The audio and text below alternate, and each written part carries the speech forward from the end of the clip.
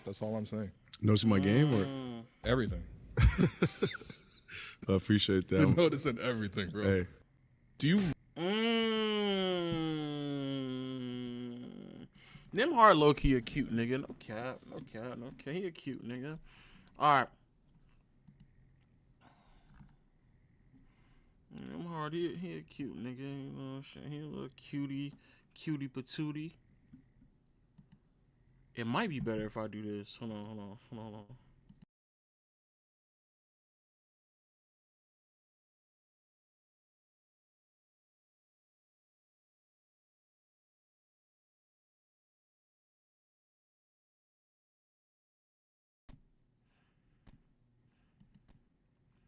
All right, bet. All right, bet. All right,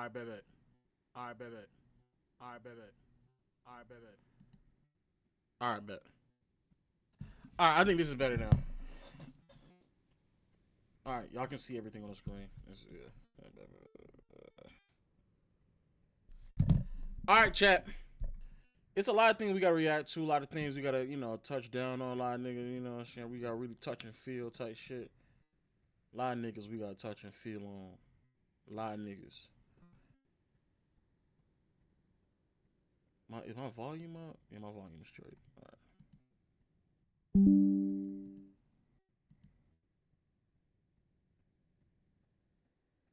All right. Pat Bev is in the right. I'm gonna be honest with y'all, bro. The Pat Bev thing is so odd to me because not only do I think this is like a no-brainer to anybody who has a brain, but like niggas who get caught up in trying to like, like, bro, respectfully, how do you function in that fashion? I just don't comprehend it at all. I genuinely don't comprehend. So I've seen the whole journey, Pat, and I'm going to go through it for the audience because it's as embarrassing as anything that happened last night. From when you got to Houston, I was there. You were thrilled to be in the league.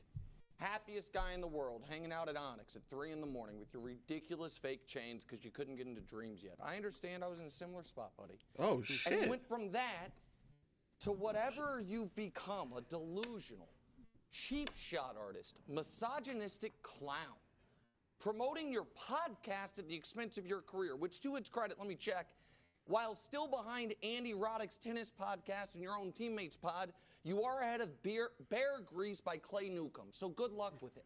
So how did you get here? And how did Pat Bev become a guy that we talk about despite the Basketball Reference page? A creation of your own delusion in Houston. One and done every year that you played. You know how they broke through to make the conference finals? I don't know, but I know you were out that year. They didn't have another playoff run till they traded you and then promptly made another conference finals. So what happened then? You went to the Clippers and you beat Kevin Durant in a basketball game and talked about it. And then he promptly dropped 50 on you and reminded everyone who he was and who you were. Oh, shit. That offseason, you then declared to anyone who would listen, the next 5 years are mine. Steph Curry's had his time. By the way, those 5 years ended literally last night. It's been 5 years since then. How did that go, those 5 years? Well, the first year, what happened in the bubble? You started the bubble by disrespecting Michelle Roberts in front of your colleagues, and they had to talk you down from it. You ended the bubble by being a key part of the biggest gag job in the last 30 years in the NBA. What did you do the next season? The next year, Ty Lue's big adjustment, the one time the Clippers are going on a playoff run. You remember what it was? Sitting your ass on the bench. That's what turned that playoff run around. How did that playoff run end? Oh, yeah. With Chris Paul having the best game of his life on you and you dealing with it by shoving a man in the back when he wasn't looking and then going on TV and calling a legend of the game a cone. What then happened after that? 2022, you won your championship. Unfortunately, it was a play-in game and you celebrated like it was. And then 2023 to 2024, you have been on the Jazz. Bro, what in the... It's a black screen? Oh. As the Lakers, the Magic, the Bulls, the Sixers, and the adjustment. The one time the Clippers are going on a playoff run. You remember what it was? Sitting your ass on the bench. That's what turned that playoff run around. How did that playoff run end? Oh, yeah. With Chris Paul having the best game of his life on you and you dealing with it by shoving a man in the back when he wasn't looking and then going on TV and calling a legend of the game a cone. What then happened after that? 2022, you won your championship. Unfortunately, it was a play-in game, and you celebrated like it was. And then 2023 to 2024, you have been on the Jazz, the Lakers, the Magic, the Bulls, the Sixers, and the Bucks, and not a single one of them wanted to keep you around. And you ended that tenure by throwing a basketball at a woman's head, getting it back, throwing it at another fan, and then yelling at another woman in the locker room because she doesn't listen to your terrible podcast. So if this was your last moment in the league, good riddance. Won't be missed, won't be memorable. I mean, congrats for creating something out of thin air like the Wizard of Oz that never should have existed, to where you're a guy that's talked about, but unnecessary from start to finish, pal. Wowzers. I forgot about this, actually. Nick Wright was on that nigga. Head top. Y'all sure already know how I feel about a lot of the stuff that Pat Bev has done. You know what's so messed up about Pat? As I like to call him, Patty LeBev. He's a player that, in all honesty, people should like. Like, he's a character in the league. Like, he's a character that people should like. He's the guy that people would want in their team, but potentially hate to go against because how much he agitates people. But he's certainly like a character. He's a hard worker. His story is amazing. He's actually a very amazing story. When he came in the league, he took a risk on himself. He bought himself out of the contract that he had overseas, living with his mom, and made his way into being one of the better defenders in the NBA over the last, 10 years, especially like a POA defender. But, it's just so odd in how in which he responds and reacts to people. And I'm going to be honest with y'all, the way in which people have decided to really, shout out to the people on YouTube. We on YouTube as well.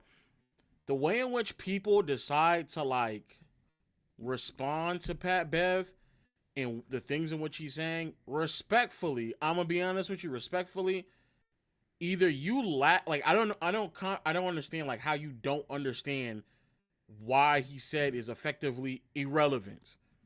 What he said is effectively irrelevant to the case. It does not. Yeah, I don't like what Jordan said. I'm so floored by how you could come to this conclusion about what he said is, oh man, this makes sense. Oh man, y'all just don't want, what the fuck does that have to do with what we're talking about? I'm actually just floored by how niggas come to these conclusions if you know the entire thing. So either people are it's either one or two things, my nigga.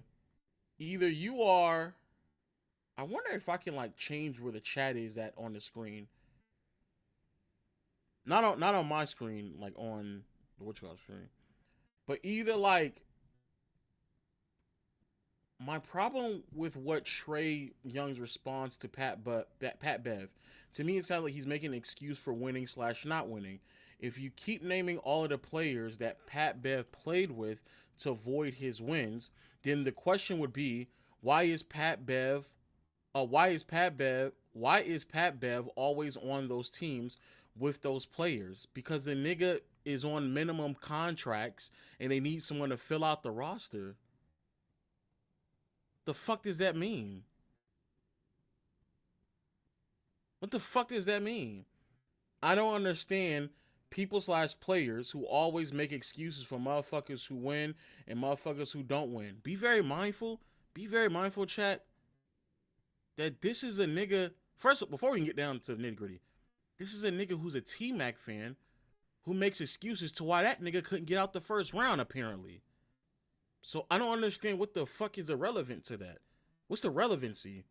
But more importantly, the reason why all the winning conversation is pointless is because that's not what the convo was about. The nigga shifted the convo to winning in the attempt to try to give himself credibility in a conversation that was about All-Stars. But the conversation was about All-Stars, not about winning, my nigga. It's not about winning. At all. So I don't understand the relevancy behind all this shit to me makes zero sense. Zero, zilch, nada. Like none of it makes any sense at all. So I don't understand what's the point. However, for those who do not know, Pat Bev saw a question on the internet pertaining to the effort that is given at the All-Star game. Pat Bev's response was a sweeping that the players don't care and they take it for granted. And then Trey Young basically said, relax, let the All-Stars respond. Pat Bev, for whatever reason, gets mad sensitive when he's reminded that he's not of that ilk. He's not of that caliber. Brandon Jennings had to remind that nigga of this earlier this year. He got upset about it then. Chris Paul reminded him about this. He got upset about it then. Russell Westbrook reminded him of this. He got upset at then. Now Trey Young reminded him of this. And his response was a medley of, I win more than you, without putting into context who you play more, despite the fact also that his teams actually get better in the postseason when he's not playing, while also sprinkling around some chatty patty bullshit, which is so odd to me because, as I said in my last video, the whole purpose of Player Podcast is so you all don't use the same tactics that we see from mainstream media members. That you will be able to provide us with some insight that media members are unable to give us, and yet here you are blindly doing the exact same thing. Nothing more but another rendition of Skip Bayless, Shannon Sharp, Stephen A. Smith, Brian Windhorst. Actually, I think it's worse than Brian Windhorst because at least some of the people would actually give context. But no. And anybody who sits here and tries to default to the winning conversation when that was not the original point that we're talking about, you're getting bamboozled. And I would assume and hope that some of you niggas are intelligent enough to not get bamboozled. But maybe I'm giving some of you all a tad bit too much credit. Because of all of this, Trey Young responded. And just like Brandon Jennings, Chris Paul, Russell Westbrook, and probably many other people, Trey Young had to remind him who he was, that we're not the same. And because we're not the same, you should probably not ignorantly make sweeping comments about All-Stars. And maybe that is a bit understandable from media members. Maybe that's a bit understandable from fans. But someone who's been in the league, you should never fall for that type of tactic. But since you are, you're a media member now. Tough. He said he's not even going to talk to you like you a ball player. Tough. That's tough. Yeah, that's tough. That's tough. That's tough. And it also reminded him that, nigga, you an OG to a bunch of people who don't even take you serious. When we got on the floor, I didn't fear you. Patrick Beverley then decided to take to YouTube and give his own response. Now, here it is. My response to Trey Young. Points and two is Bro, look at the like to dislike. Oh my word. Bro, look at the like to dislike, bro. Oh my word.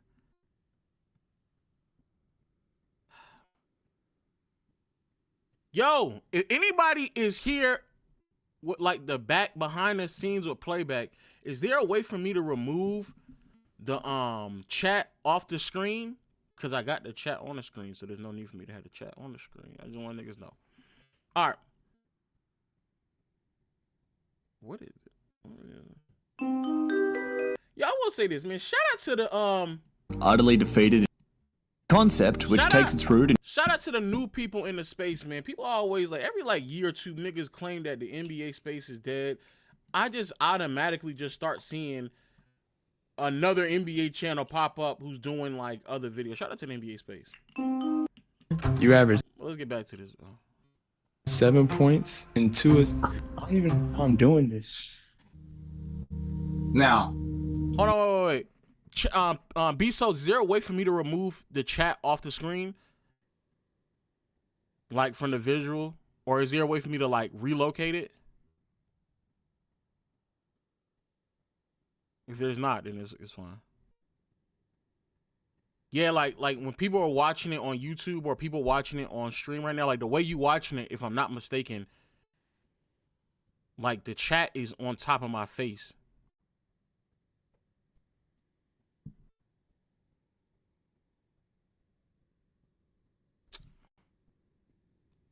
Okay, niggas is crazy. Settings simulcast, you can toggle it on and off. All right, let me go to my room.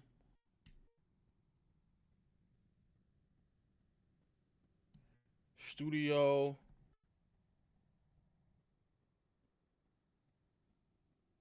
Simulcast. Chat settings.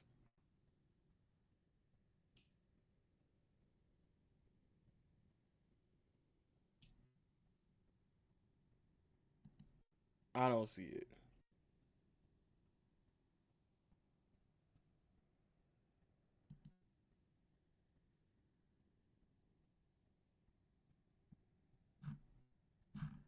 Yeah, I'm gonna just end up moving myself. All right, it is what it is. All right, I'll move myself over here.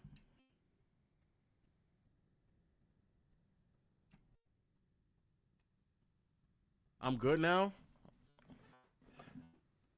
I guess we'll see in a second. All right.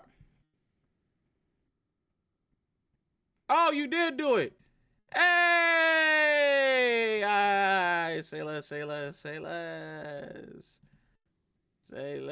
Big B Soul, W Souls in the chat. All right. Let's get into it. if any other all-star would have said something, I would have let it slide.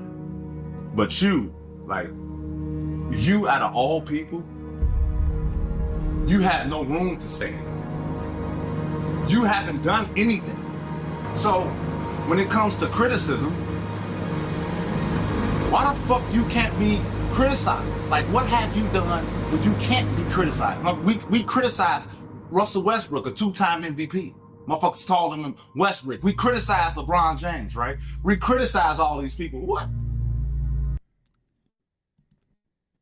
This has already started off as one of the worst videos I have ever seen in my life. Not only did you inaccurately give this nigga Westbrook another MVP, but fine. Bro, the form of criticism that we're referencing to has nothing to do with wins and losses and everything to do with the effort that's given at the All-Star game.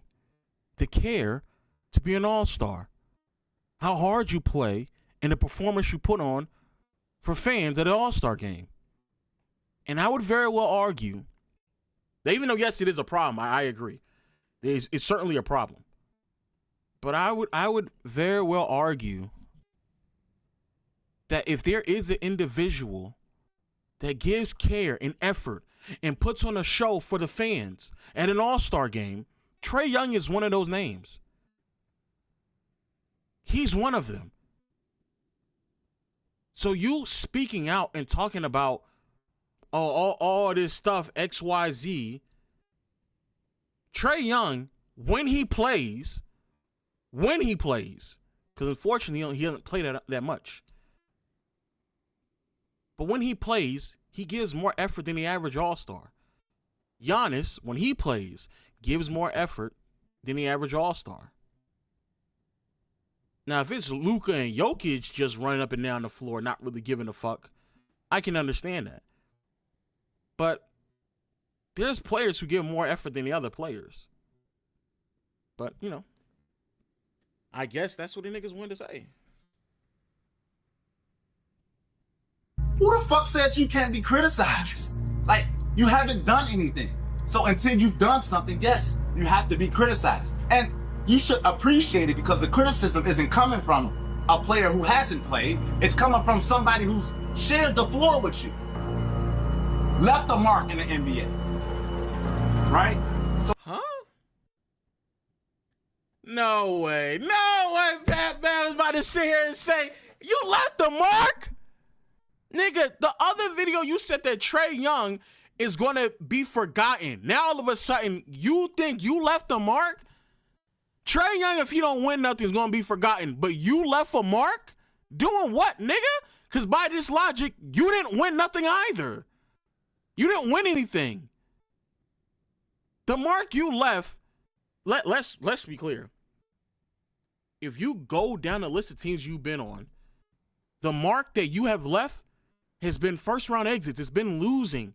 And then as soon as you don't play for them, they see more success. 2015, the Rockets made it to the conference finals without you playing. 2018, as soon as you left, they make it back to the conference finals. You go to the Clippers. The biggest mark you left there was participating in them blowing a 3-1 lead. And then Ty Lue decided to make an adjustment by putting you on a bench and giving you less minutes. And that's when they actually got to the conference finals. What mark are you leaving? Trey Young is certainly leaving a larger mark throughout NBA history than you are. What are we talking about? He won a play-in championship. Oh. Word. Playing Pat. Word. And again, no one is saying that he's not to scrutiny, to criticism. Many people do it. But is it valid? Is it justifiable? Is it relevant to the conversation that we're having? Nigga, it's not. None of it is relevant. We weren't talking about wins and losses. We were talking about all-star appearances. That's it. like, miss me with all that. Like, I'm with you. You the fastest person to 12,000 points, and you the fastest person to 4,000 assists, and you get scored on the most in the NBA. Empty stats, we call them. That's the truth. That is the hard truth, bro. Like, that's the truth. And use it as motivation. And it's gonna be motivation because you got on your platform, you said your thing, you popped your shit. I'm glad that you did. I'm glad that you did, bro. Like, I appreciate that. It make me sense. You got a sense of fire in you, but the truth is the truth, bro. You don't win. And until you start winning, it's when your word can become bigger. If this was anybody else, I'd take it. You know what? KD, you got it. I can't say nothing to you. What I'm gonna say to KD, Brian, you got it. But you, on the other hand, nah, you ain't got it. Humble yourself.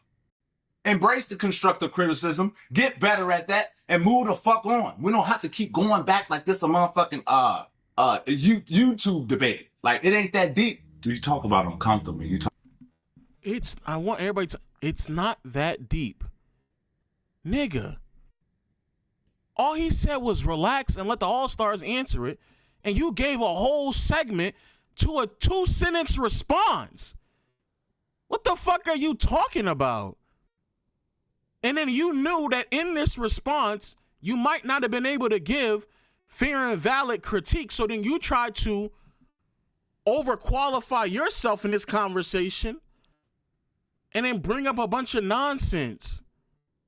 What are we talking about? If it's not that deep, why the fuck are you making this video? What the fuck are we talking about? Bro. This is a crazy stop. Talk about me coming to the league at 24. Do you know why? Like, it ain't that deep. You talk about uncomfortable. You talk about me coming to the league at 24. Do you know where I was at before you get the name and shit, right? We talk about being uncomfortable. You think you can make it out of second division Ukraine, right? You think you can go to Greece? Make a team, right? Make a team and get out of Greece and get drafted. You think you can go play in Russia for 3 years, make it out, still go to the NBA? You're talking about uncomfortable. Yeah, Pat, he can do those things because he didn't even have to do it in the first place. Because he's better than you. like that's it's and Pat Bev's story is a very remarkable one. But Pat, he was so good at the sport that he didn't have to go through that. He is so much better than you at the sport of basketball that he didn't have to go play overseas to eventually make the team. That's how much better he is. Do you know the grind that it takes to get to? He doesn't have to know that grind because he's that much better than you. If he went to Ukraine after 2 games, maybe a nigga would have picked him up. The reason why you went overseas is because you're not as good as him. That's it. That's it. The reason why he's a franchise player and you're not is because you're not as good as him. And the reason why he's an all-star and you're not is because you're not as good as him. Be very mindful. In the video, Trey Young acknowledged that you went through trials and tribulations. He literally said, I'm not trying to belittle that aspect of your career. But what he said still stands pat. You don't know what it's like to put on that nigga's shoes. You don't.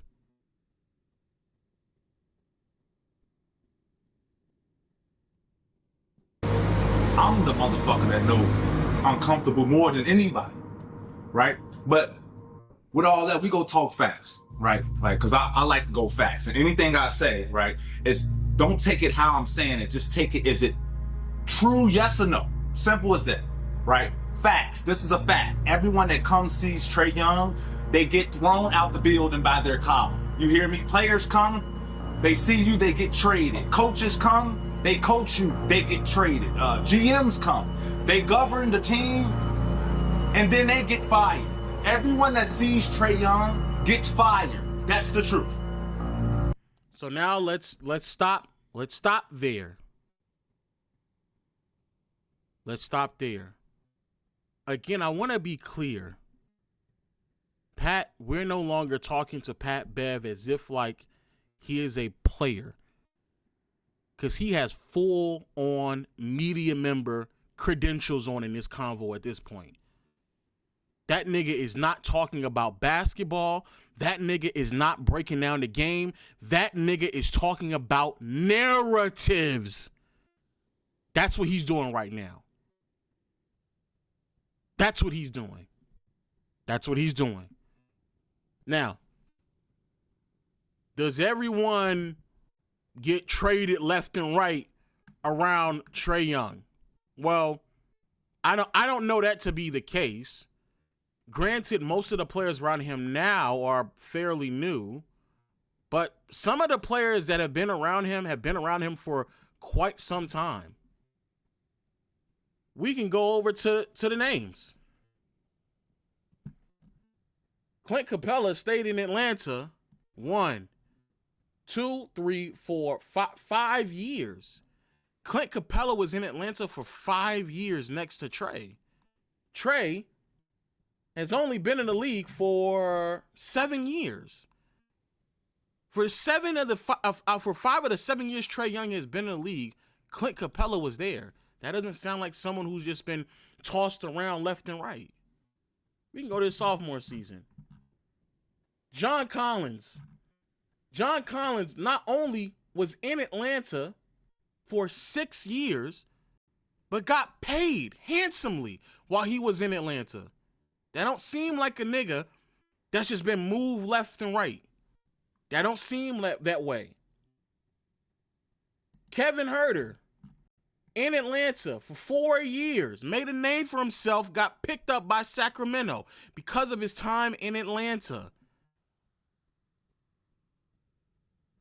Cam out of the league right now, so I don't know. I don't know if that's really, I don't know if that's. hey, I don't know. I don't know if that's on. I don't know.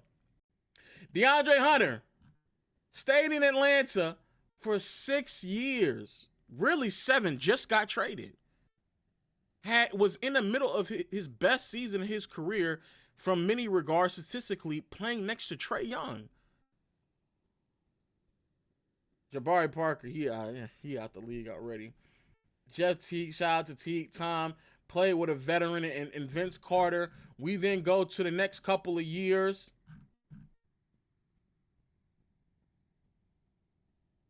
Bogey, after Sacramento, played in Atlanta for 5 years. The longest time that he's played for any team in his career was in Atlanta.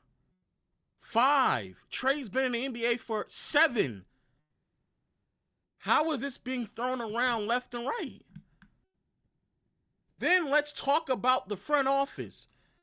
Because as someone who lives in Atlanta, and I don't even really pay that close attention to the Hawks, I know, bro, the front office in Atlanta is on some bullshit. Y'all be complaining about LeBron and Bronny, about nepotism. It's a bunch of nepotism that's been going on in the Atlanta front office for quite some time. For quite some time.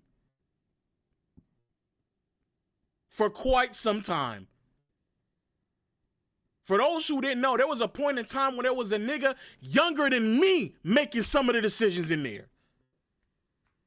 It was going on around there. The front office in Atlanta has not been a serious one.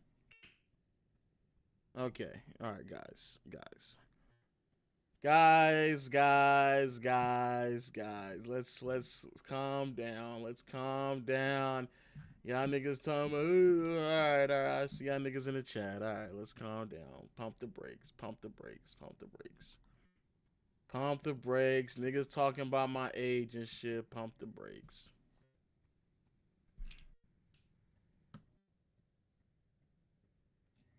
Yes, and 2 for 1 is right. Since Landry Fields has gotten into the front office, it has been much better. But when Travis was there, yeah, it was running a little dysfunctional. And that had nothing to do with Trey. Nothing to do with Trey. Now, the coaching hire has been a bit questionable. They had Mike Budenholzer. They brought in Lloyd Pierce. Lloyd Pierce got fired after 3 years and has been an assistant since. He has not had a job as a head coach in the NBA since. After Lloyd, it was then Nate McMillan. Nate McMillan, who brought them a lot of success, but Nate McMillan has had a hard time holding down a coaching job for a while now. Nate McMillan has had a hard time holding a coaching job since Portland. He was in Portland, assistant in Indiana, had Indiana, got off Indiana, went to Atlanta, was an assistant, and was inserted. He was supposed to be a temp, but then got inserted into the coaching position, did such a good job that he hung around a little bit longer, but Nate McMillan was not supposed to be the answer. Nate McMillan was just the assistant. And then we have Quinn Snyder, who I actually think is probably the best coach that he's had since then. But that's what's been going on. Anyone who says that Trey Young is the reason why Atlanta hasn't been able to keep a sustainable roster, doesn't know what they're talking about, because the roster, for a good portion of his career, Trey Young has effectively played with very similar either players or archetype of players for most of his career. For most of his career, he's played with the exact same players over and over again. It went from Kevin Huerter to Bogey, John Collins and Clint Capella. It's been the same players. He had DeJounte Murray there for a hot second. DeJounte Murray is actually the only player who was here for like a hot second and he left. But everybody else has been here for a mighty long time. A mighty long time. But the irony behind this is that, brother, you got your starts. You made a name off yourself on a team with a player that receives the exact same criticism in James Harden, who got coaches fired, who got players swung out left and right. And again, of someone who's been in the NBA, you know how narratives could not be true. So why would you then play into this narrative? Why? Be very mindful, chat, that Pat Bev is the same one who was sitting there trying to tell Russell Westbrook. I can't remember if it was Russ or Chris Paul. Who was it? It was either Russ or Chris Paul when he was like, nah, you playing on my name. You know, if people really think that I'm not really playing defense, I'm just going out there giving effort, that's messing up my money. Who did he say that to? He said it to one of them. It was Chris Paul? That's what I thought it was Chris Paul. Oh, now another nigga saying Russ. I think it was Chris Paul. I think it was Chris. Oh, it was Russ. Okay. All right, y'all saying it's Russ. Regardless, though. After Russ had said that about you, then you went out and said, why would you put that on my name? Because you know how people, they run off of narratives. These GMs go off of narratives. If you sitting there downplaying that I play defense, and that's the only reason why I'm really in the league is off of defense, it's going to be hard for me to find a job. Here you are doing the same nasty shit. And again, this is something that is irrelevant. It's irrelevant to the matter. And before we get back to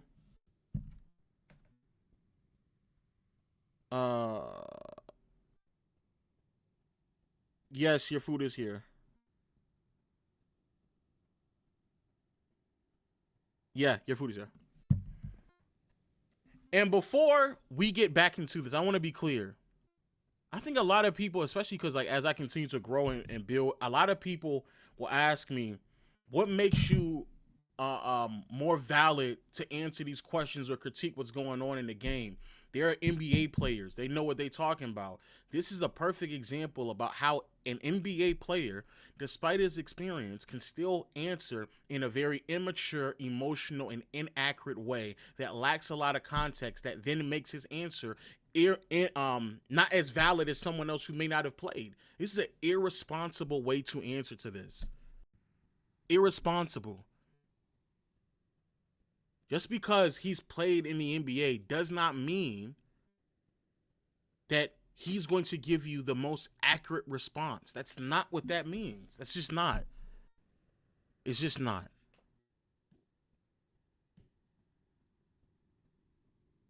That is the truth, right? No one has coach killer. Like, no one has. People are scared to play in Atlanta. This is the truth. I don't know if you know or not. Feel me? I really don't know if you know or not, right? Players don't want to come play in Atlanta. Coaches don't want to come coach in Atlanta. Lloyd Pierce, great young coach.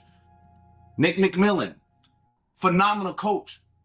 Cooked when they came and saw you. Cooked. We're talking about coaches who had bright futures, right? People come see you after they leave you, they're cooked.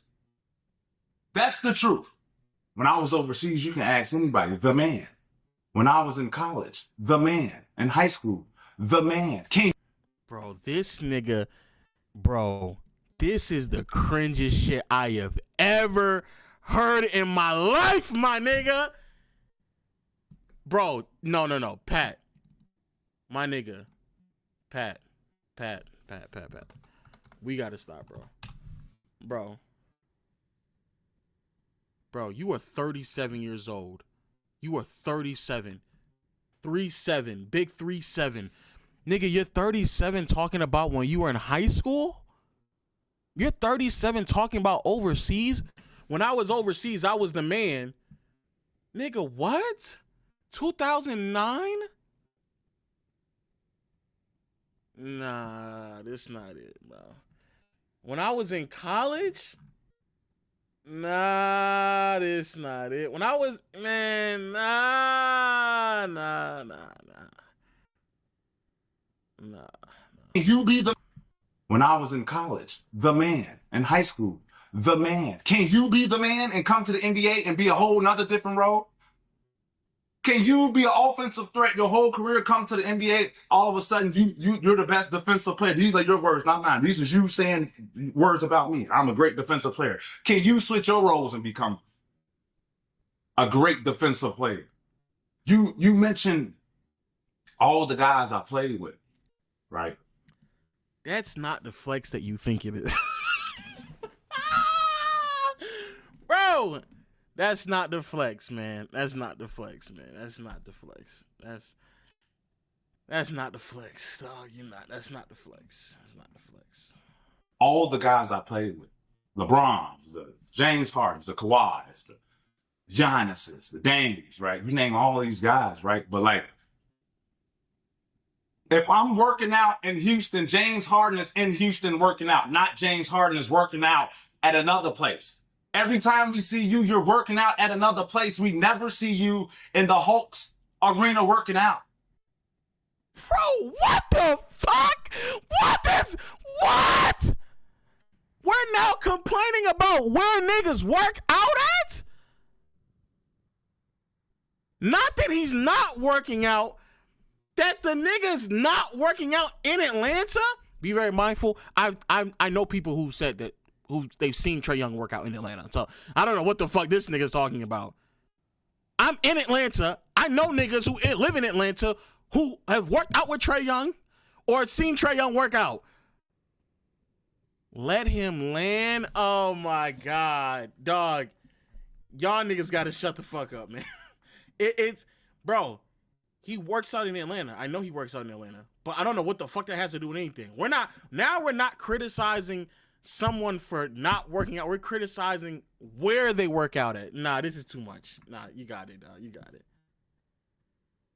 What teammate? What leader? Like, I come to the Lakers facility, LeBron is there at 5 o'clock in the morning. I come to Milwaukee Bucks facility to get my work in. Greek is there already. James Harden has been there, practices, and he gonna come back that night. You're the only person we see on the internet never at your practice facility. It's wild. It's wild. Like we gonna be real, let's be real. That's real. You're not a great leader. Can you be a great leader? Yes. Yes, you can. Right? Right? Will it take this? Probably so. Regardless how it goes, it's gonna be good that comes. This is so nasty because now he's gonna try to take credit. If Trey Young comes out and has a really great season, which he's already positioned to do so. He's already positioned to do so. He's now going to try to take credit of another man's work. That it took, it's because of me. I came out and I did what I had to say. And that's why you came out and you looked as well as you did. Out of this, regardless, right? I hope this is motivating, right? I hope that you get to the end of the year and you fighting for a motherfucking a playoff spot. I hope that this is so fucking motivating that this takes you to the Eastern Conference. I hope. Trust me, I like to see you at half court shivering them little ass shoulders, right? But don't get it twisted, Trey. Like, don't get it twisted. When you talk about facts and basketball, these are facts. You don't win. People get fired. Simple as that. And we talk about like roles, right? We talk about, what you say, 7 points, right? Like that was my role, right? To make motherfuckers like you look good, right? To make motherfuckers who don't play defense, who are liabilities in the fourth quarter. If it's a tie game and the other team has the ball, you cannot be on the court. This is the truth. Everybody used to come want to play in Atlanta. Every coach used to come want to coach in Atlanta. What? What? What every coach wanted to, what players and where's this laundry list of players and nigga, I have been in Atlanta my entire life. I have never ever seen a major free agent want to come play in Atlanta. What major free agent came to play in Atlanta? What major coach came to come in Atlanta? What the fuck are you talking about? ISO Joe wasn't a free agent. He got traded. And this is before he was ISO Joe. And then the nigga left. Once the nigga, he got paid and then the nigga wanted to be gone. Josh Smith, another big name, ended up leaving. Al Horford ended up leaving.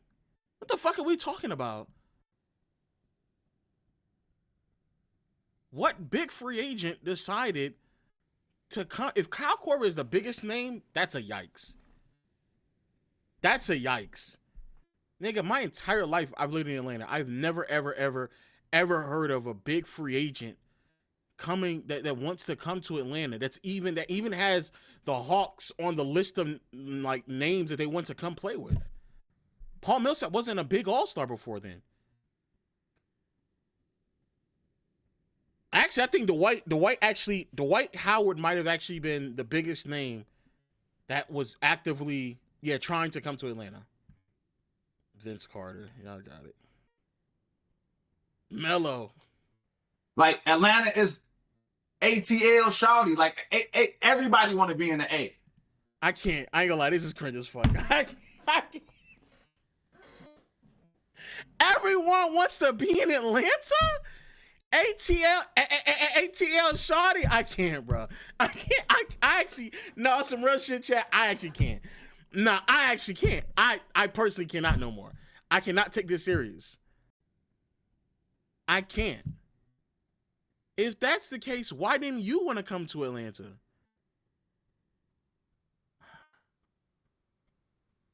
You got there, they've been awful. They've been god awful. The last. Literally, Trey Young has been a part of one of the most successful seasons in franchise history. I want y'all to understand something. Trey Young leading that team to the conference finals. Before then, the Hawks in 2015 making the conference finals. And then after that, I think you got to go all the way to like the fucking maybe. Hold on, let's see something. Hold on. Because I know I almost believe 1957. I was going to say the 70s, but I think it's further. Conference finals in 2021. Conference finals in 2015.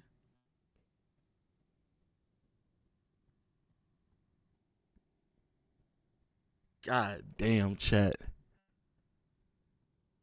Is this it? Division finals?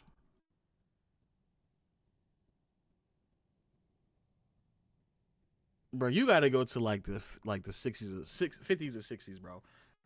So to sit here and to say that Trey Young being able to lead them to the playoffs for 3 straight years for a team that before this section of years, before 2008 and 2017, the Hawks did not make the playoffs again until the 90s. The 90s, bro. The Hawks are not like this storied franchise. He has been easily he's been a part of one of the most successful stretches that the franchise has seen since you've been alive. Boy, this is, and what's crazy is they're more than likely going to make the playoffs this year.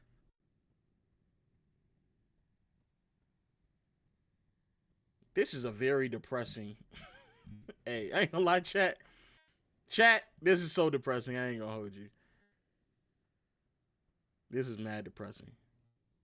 Mad depressing. Yeah, you gotta go back to the 50s. Jeez. Last point guard who held it down was Jeff T. You just on a power with him. Was Jeff T. All-star. Also. Want the main player. Got farther than you. He didn't, though. He actually didn't. You're lying. Now you're lying. Now you have there's nothing that you're saying is factual. You are lying. You're lying. That's just factually not true. You're lying now. You're lying.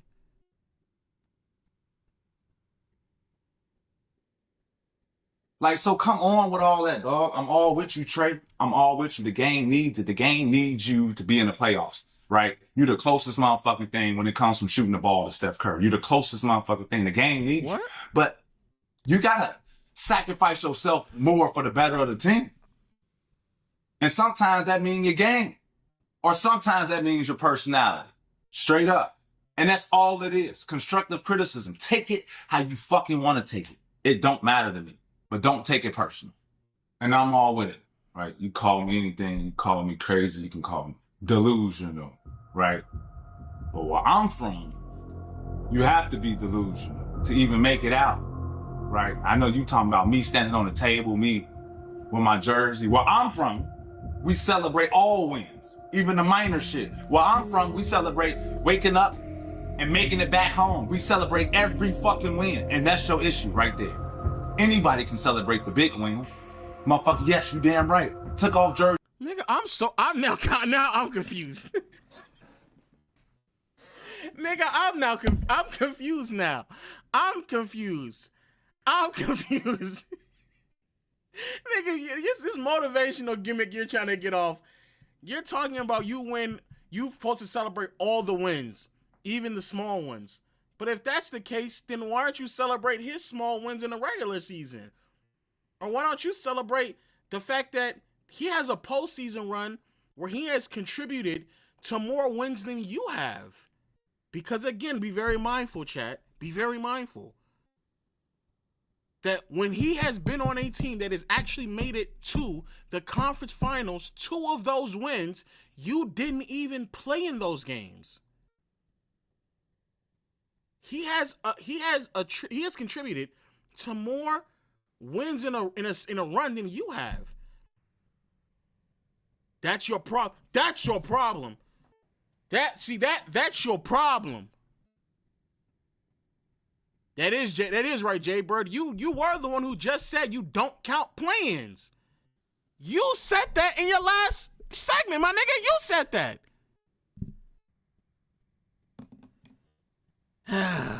This nigga cannot be. This is the most unserious video I have seen in quite some time. You stood on the motherfucking table, swung it in the air like this. You damn right I did. Do it again. We celebrate all wins. For real. Get out your feelings. Stop acting like a little boy. And when you talk, peep your motherfucking chest up and say it with heart. What are you talking about? Small wins. Yes, you celebrate everything. Every single thing. What are we talking about?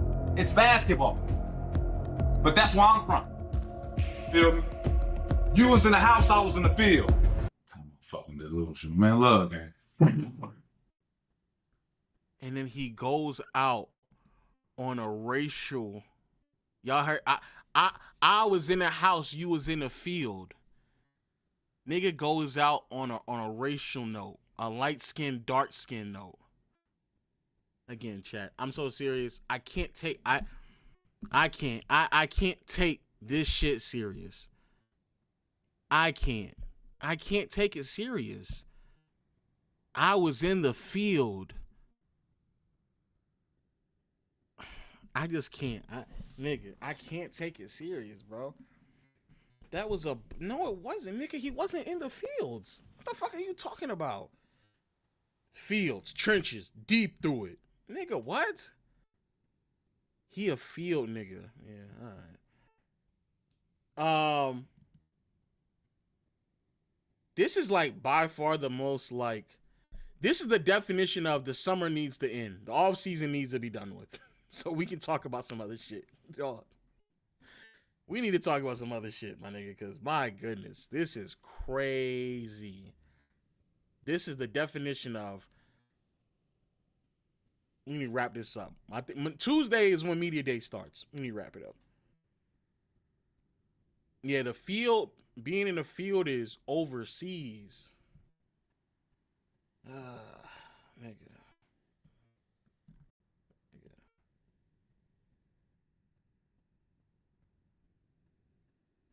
Now, real talk is the most nastiest nigga I think I've ever seen in my life.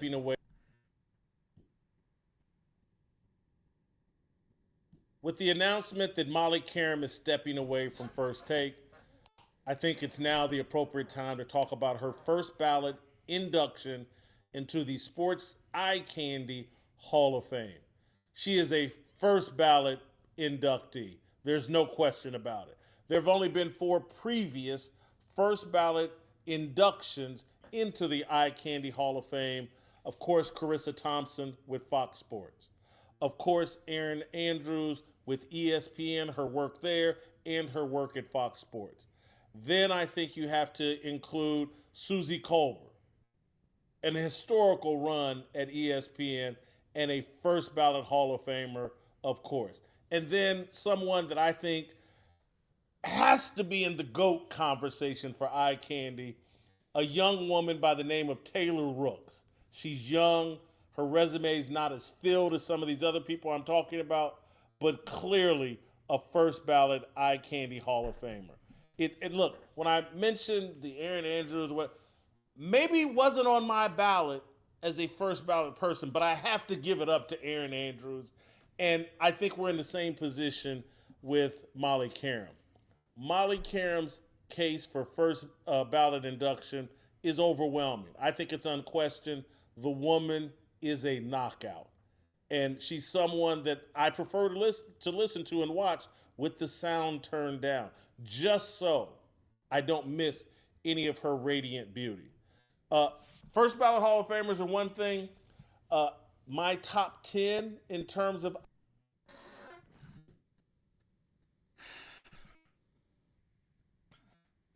Jason Woodlock is a grown man. A grown man. A grown man.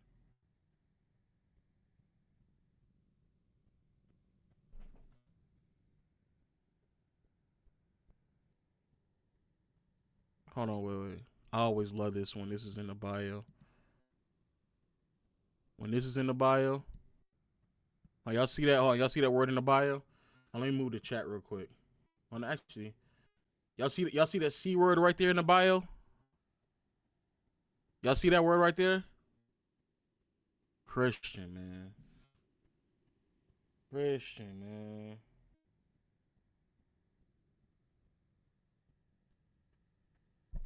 I love it when, I ain't gonna lie, I'm not even like really faith-based. I'm not really faith-based as much as I probably should be, but it's just so odd that niggas just throw around being a Christian to the way in which they do. I don't know, bro. Like, just completely disrespecting people like this is ridiculous. But yeah, it's kind of crazy. Anyway, this is the nasty nigga. Like, he's like mad old, sitting here trying to do the gimmick. This nigga is trying to do the gimmick of the other nigga who does the gimmick of like porn stars and shit like that. This is what he's doing right now. Hall of Famer, GOAT case. The case is overwhelming. Most nastiest nigga I've ever seen in my life, bro. Such a need a job. Gotta get the job, bro. You gotta get a job. Gotta get one.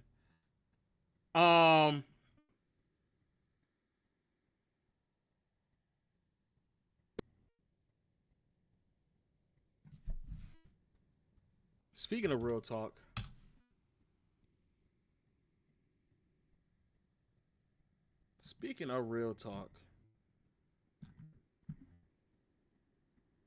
so apparently there's a tweet going around that's gaining some traction.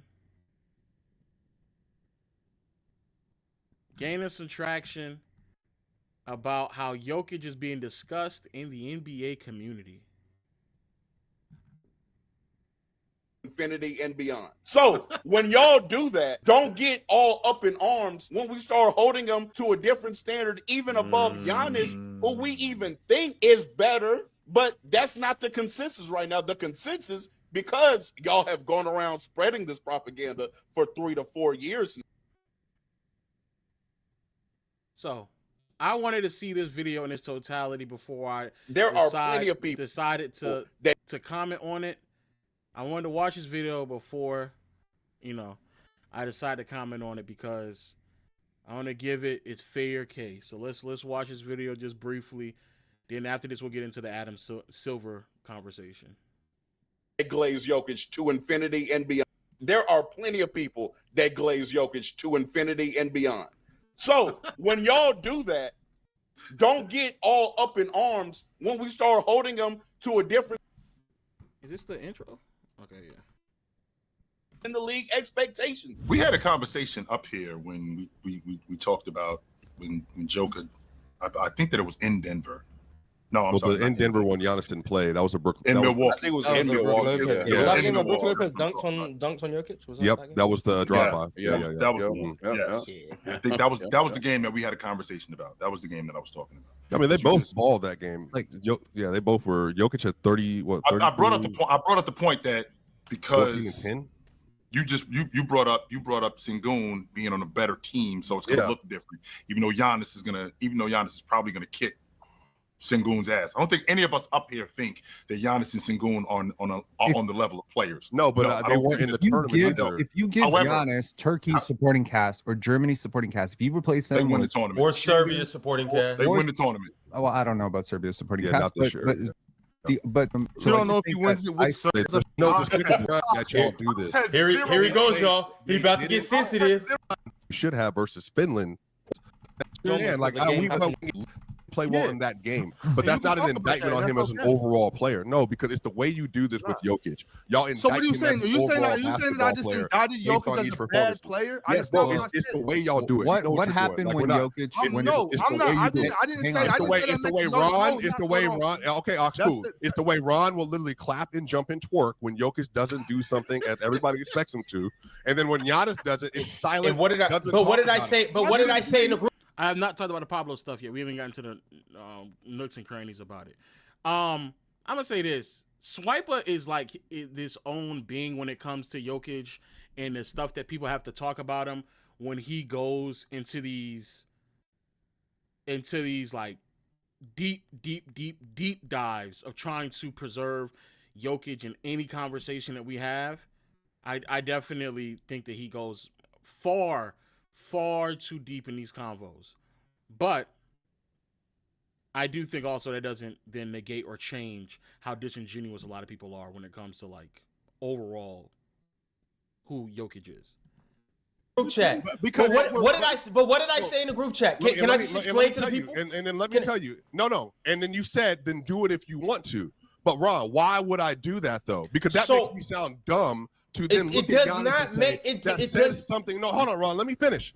That makes me look dumb for Giannis to have an incredible tournament, to have the worst performance of any superstar in the tournament, and then some. Hold on, let me stop. Let me say this real quick. Yo, if you are on playback and the app crashes, let me repeat that again. If you are on playback and the app crashes or something happens with the app, we're gonna now keep tally of it for like the devs and stuff like that.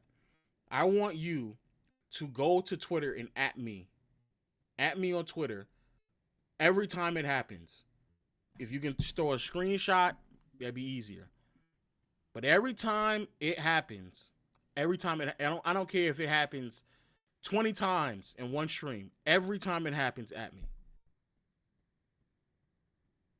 Somehow say that's an indictment on him as a player because the very next it's game not as a player. Swiper. No. As a matter of fact,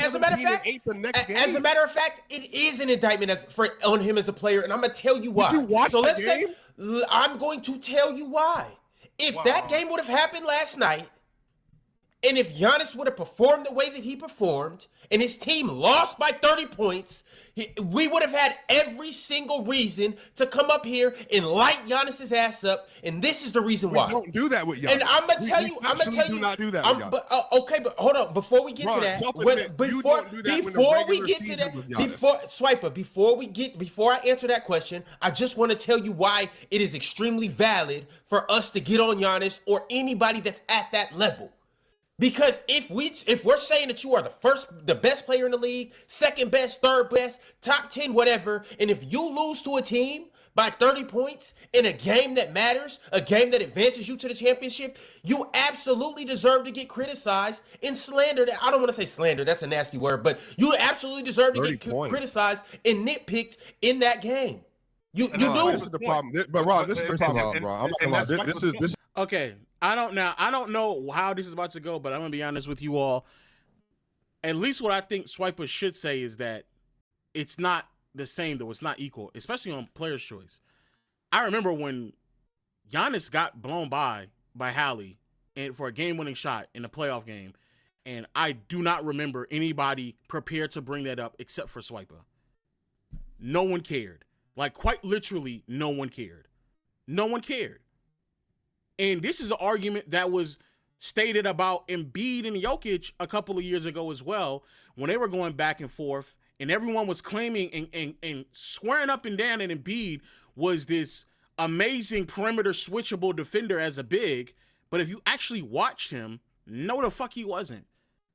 And in pick and roll actions, Embiid was giving very inconsistent effort to the point in which it was borderline comparable to Jokic in those situations. Now, rim protection, roaming and helping, all those things Embiid was better than. But specifically getting taxed for what he was as a pick and roll defender, he was nowhere near as good as people were making him out to be. But the problem is that people don't harp on it as much. But we'll see. Because Hallie's dad stole the show. Okay. This is one of the big Swiper's point. Go ahead, Joe. And that's Swiper's point that we kind of just glossed over it. Like it just went away. It was on, and so to Mars's point, it was on a Friday. If that episode would have been on a Saturday, if that episode was last night. Mars is correct about that point. The problem, Ron, with this is, which is, by the way, no, he's not, Swiper. No. Hold on, chill. My point with this is, if that was the only scenario in which we didn't talk about Giannis playing bad or getting duped defensively in games, that will be a whole situation. The fact is, especially Ron, not real talk here all day, every day. Ron, you will deflect off of Giannis's bad performances on either end, no matter the situation, because you like him. What I'm saying is, when Jokic doesn't play up to expectation, mind you, when he has games where he has 27 and 13, but shoots 8 of 25 from the field, has 6 turnovers in a very competitive playoff game in the second round, yet again, you will then bring up some of the craziest narratives about Jokic for the sake of content. I get it. This is what PC is. And I even tried to say it's deeper than that, though, Swiper. Swiper, it's deeper than that, though. I'm going to let you finish. Ben, you notice that I didn't bring up the Giannis stuff, even the sensitivity stuff. But you should have though, Swiper. You should have though. No, what? I just outlined why it should be brought up. Giannis is facing 4 people in the paint, and he's already not this otherworldly playmaker passer, and he gets caught underneath the rim, and he can't finish over Şengün and his other partner who's 7 feet tall, and then he can't get the rebound, and they're running. And Giannis in that game was so worried about what his teammates were doing that he was getting beat off ball defensively the whole second half. Okay, then. Why are you doing this? Why engage in this? Why do this crazy shit? What did I say? What did I say in the chat? I said we're not going to do this, and I don't. I'm not talking about that. I'm talking to Ron about his point, though. I understand what you're saying, but here's the thing. Nikola Jokic had 33 points in that elimination game. Alexa Abramovich was hurt. Okay, Bogey was out, and they lost to a team that nobody had winning a single game. It is rightfully said to be the greatest upset in Eurobasket history. That is the truth. That's the truth. Serbia underperformed. Jokic didn't play his best game, and he got absolutely annihilated defensively. That's the truth. The truth will set you free. It's also the truth. 2 things can be true, right? It is also the truth that Giannis probably had a really bad game with a lot of pressure on him, that he didn't deal well with double teams and triple teams. He had 12 points. It is also true to say that was the first time that Giannis has lost, that Greece has lost to Turkey, literally in your lifetime. By the way, it's the second time I think it's the first time in Chill's lifetime. 1973, bro. 1972, 1973 is the last time that happened. That's insane. It is also true that is the second biggest loss. Look at Mark. Now I want to say this. I'm gonna try to be as favorable as possible. I'm gonna be as favorable as I possibly can, and I'm gonna try to have a very genuine convo. Very genuine. Shout out to the 700 plus people on YouTube. Shout out to y'all. I'm gonna keep it a beam, all the way a beam. Part of the reason why, and I'll even take credit for this or blame for this. Part of the reason why many of us in this space now argue so disingenuously is because people are more afraid of being deemed wrong or being shown up in an argument rather than gaining and learning some information. I think the showmanship of being a debater is taking over just having genuine dialogue in the space. And so instead of us sitting here and just acknowledging a bad game, a bad moment, you know that you then don't want to face the showmanship or the audience then sitting there saying, oh, I told you. Which, in all honesty, is fucked, because there's also moments where a player or a team may lose, and it's not because of what someone predicted. It's just because something else may have occurred, but because someone lost, we then strip away context just to have an I told you so moment, which I think at that point in time, we have now lost the plot. We've lost the plot. We've lost it. If I believe the reason why Team A is going to win is because how great they are offensively, and then someone else believes that the reason why Team B is going to win because they just had a better player, if Team B loses and the best player on Team B still performed well, and the reason why Team A won is because of their defense, neither one of us, well, I was still wrong, even though my prediction came out to be correct. I was still wrong because I didn't predict for the reason why they were going to win is because of their defense. I thought because of their offense, and they won off their defense.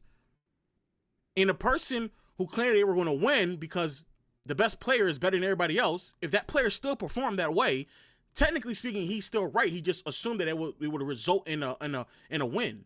But it doesn't mean that the sentiment of what he believed was wrong. But unfortunately, we get too deep in the weaves to sit there and try to have genuine conversations because people are more concerned about being right or wrong rather than trying to gain new information. And I think that's like a problem that even I would acknowledge that I have participated in, something I'm trying to go away from, but like people have to like stop doing that dumb shit. A victory in semifinals history. All of these things are true. And yet at the same time, I will still say that Jokic and Giannis are two of the 3-4 best players in the world. But that's not the conversation. So, yeah, we all agree with that, Pin. Like, what's the point you're trying to make? The point we like those are known facts. The point here is be the change you want to see, right? I was hoping that we could slide past this Giannis thing because it is really just reducing basketball to this. It's not reducing basketball to talk about what happened and to say if a player played bad, you played like shit. It's not. It is not. When Jokic has, it's not an indictment on Giannis on his greatness. It's not. As a matter of fact, it's actually bigging up Giannis even more. If you really look at it, it's like Giannis. We expect you to be 30 a night. And you didn't give us the 30 that we expected. Why didn't you do it, Giannis? What happened? Okay, so then let's talk about that. If that's the case, but we still have to acknowledge that he played bad, though. There's a lot. It doesn't matter if it's right or wrong. We can deal with nuance. We can deal with nuance, right? We can say this is a strategy that the Oklahoma City Thunder employed to shut down Nikola. But the problem is that y'all don't actually deal with nuance. Giannis played bad partially because the type of defense that he was saying. Same thing with even like Jokic to an extent. But if y'all go back and watch the game, when I watched that game, because I dropped the video about Giannis, and then everybody in my comment section is like, "Ooh, this is a bad time to really drop that video." I mean, they end up losing, to be fair. But that doesn't take away from anything that I said in the video. In the video, I was talking about how Giannis has improved as a mid-range shooter and how you can see it continuously developing throughout this tournament and also as a post player. To sit there and to then take away, well, he just lost, so what the fuck that even matter? That's fucking dumb. That's an unintelligent conversation. Wins and loss has nothing to do with this nigga developing as a post player and as a shooter. It has nothing to do with that. Like, literally nothing to do with that. Literally nothing. But if a nigga's getting doubled and triple teamed and he has no shooters around him, and then you conclude, oh, he lost, and you don't want to talk about why he lost, then what the fuck are we talking about? Jokic's post-ups. Or we can reduce it to the lowest common denominator so that a 2-year-old can understand us and be like, oh, 6'3" Alex Caruso shut down Nikola Jokic. When you damn well know that's not true. You damn well know that's not true, and that's not what happened. But no, it's not. But this is I understand. Now he's just diminishing Alex Caruso's greatness. I guess. Alex Caruso is arguably the best defender, or one of the top 3 defenders in the NBA. So I mean, no slight. Okay? He's one of the top what? He's one of the top 3. I'd say he's one of the top 3 defenders in the league. And by the way, if you believe in defensive EPM, he was the best defender in the league last year. Okay, so what I'm saying is, there's nothing wrong with that, but to say Alex Caruso shut down Nikola Jokic is so disgusting and so gross. And for the people who don't actually watch the game, they might actually believe you. They might repeat what you're saying, because there are people in this chat who really believe that everyone up here is making good faith arguments and knows what the fuck they're talking about. And when you say that Alex Caruso shut down Nikola Jokic, or that Jokic is underperforming, Ron, you came up here and like roasted Jokic for having less than 20 games. So less than 20 points in a major playoff game. Yes, and I'm gonna do it again. You were as quiet if he does it, when he has 35. When he has 35, you're like, oh, he just did what he's supposed to do. Don't do that. I show Jokic. Or he's quiet when Halliburton has a bad game where he's not putting up points, or where Trey Young isn't putting up points. Ron is the same nigga that was running around saying that Luka and Trey are on the same level. And then Luka made it to the finals, and all of a sudden his whole argument crumbles, and now he doesn't want to say anything anymore. That's the shit I be talking about. Like, it shouldn't be a case of I'm right, you're wrong. It should be a case of let's come together and let's speak about the information that we're watching. Unfortunately, though, what I've quickly learned is that not too many people watch as much basketball as me or some other people. And so when we come to the table with information, I can clearly tell off of like the first 20 minutes of us speaking that someone is speaking with a level of ignorance, and they probably shouldn't be making such definitive statements. That's really what the truth of the matter is. But then people don't want to sit here and say that maybe they're not as informed as someone else, or they then want to just sit here and They may not want to sit here and acknowledge that they're as informed as someone else, and then they want to lean on, oh well, I play basketball and you didn't, so I should know what's going on. And then we dwindle it down to a dick contest between who has bigger balls and who's has a bigger dick, and then the showmanship comes. But the truth of the matter is, bro, we trying to have a dialogue about what actually occurred. But we can't have one because now you get offended because now we starting to realize that maybe you actually don't watch as much basketball as you're putting on to, which is a sidebar. That should be your whole fucking job in the first place. But the real correction point here is beyond the Jokic stuff, which is what I think we were trying to do today, which we did until it got nasty because of Ron going off screen and doing that clapping and all that stuff in the black. What happened is that, Ron, the energy for someone who believes Giannis is the best in the world, no, and this is true, Ron. I'm going to tell you the truth. Go ahead, say what you got to say, and I'm going to give you the reason why this is why it is. As the PC chat as my witness, you hold Jokic to a higher standard with your negativity, criticism, and ridicule than any other time you do with Giannis. Now, I'm talking to Ron. Now, I know this because I have talked to you about this multiple times. You do not give the same level of criticism and energy. Now, you're probably going to say has something to do with me and my perspective and the heights I hold Jokic to, which is, again, me, as opposed to you. You believe Giannis is the best. But yet when it comes to living up to that performance, it's just nowhere to be seen. And especially given you think he's a two-way demon. Okay, I mean, so let me answer that. That is fair. Let me answer that. And I have two answers. Let me answer both of these fully and clearly. Let's hear it. As one of the Giannis guys, We don't have a name for his fan club, but we'll come up with something good. Giannis but as a FC? leader of as one of the leaders of Giannis FC, the freaks, freak offs. Cool, yeah. As the leader of the freak offs, what I will say though, in all seriousness, it's not my job to slander Giannis, and you can feel how you want to feel about that. It is not my job. So just like that, we now have a disingenuous conversation. That's it. And look at this nigga on the bottom left. Facts. So now we're gonna have a disingenuous conversation. Now we're having a disingenuous conversation about basketball because whoever decides to be the loudest and be the greater showman and be the person who decides to do the due diligence to be petty enough to write down every single time a nigga has a bad play and the other one may not deem it necessary because that person may actually want to talk about basketball, then now that can warp the perception of what actually is occurring. It's not my job to know what it should be. I would hope your job should be to talk basketball in an unbiased way. You can do it in a way that's funny. You can do it in a way that's entertaining, but to believe that it's not your job to speak ill will on a player because he had a bad game, that means you're not doing your job. That means you're not doing your job. That's why I said, when Giannis had that 12-point game, you and Penn, that's your job to come up here and get on the timeline and go crazy. Damn, this Real Talk sound like he Ron FC. Damn, Real Talk is Ron FC, man. And that's tough, man. That's tough, bro. You Ron FC, boy. Golly, boy. Sheesh. Ron FC. That's tough. That's tough right there, bro. Sheesh. Is the stream still up? Okay, cool.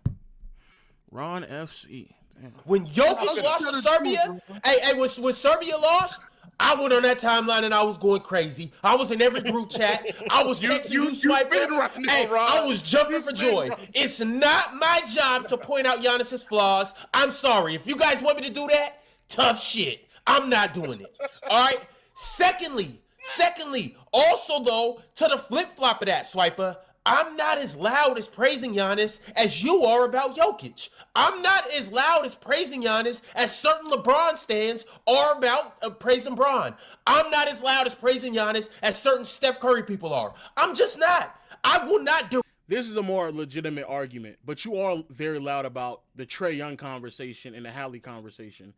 So there's that. But about Giannis, yeah, he's right. He's right. Rail a whole episode jacking Giannis. Swiper, you have literally came up here, grabbed the wheel, threw me off the bus. Not put me in the back seat, threw me off the bus and steered us directly to Jokic land. You've done that. Penn has done that about Jokic. Luka Glazers have done that about Luka. When have I ever just took an episode and said, we're talking about Giannis and just made it a whole episode, a whole week, a whole thing? I've never done that.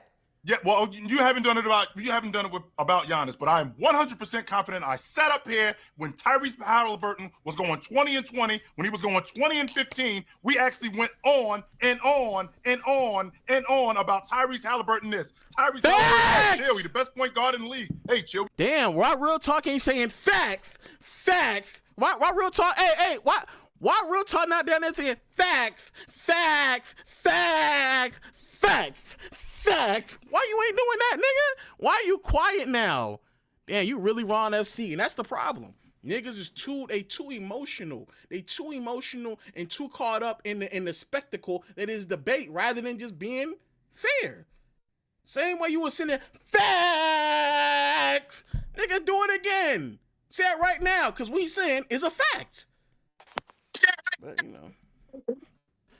Hello? No, there goes. We can have a conversation about it, and it completely went away from anything else that we were talking about, bro. Nah, sit there and say that when you got your guys, that you don't go off the deep end. I can't get nasty. And by the way, I'll do it for Trey too. I can't get nasty, but I do. When we go on these hour-long Jokic segments, you realize, especially when we got to March and beyond, they start due to criticism. You do realize that, right? Like you would start these segments based on criticisms. But Swiper, do you understand why we do this, right?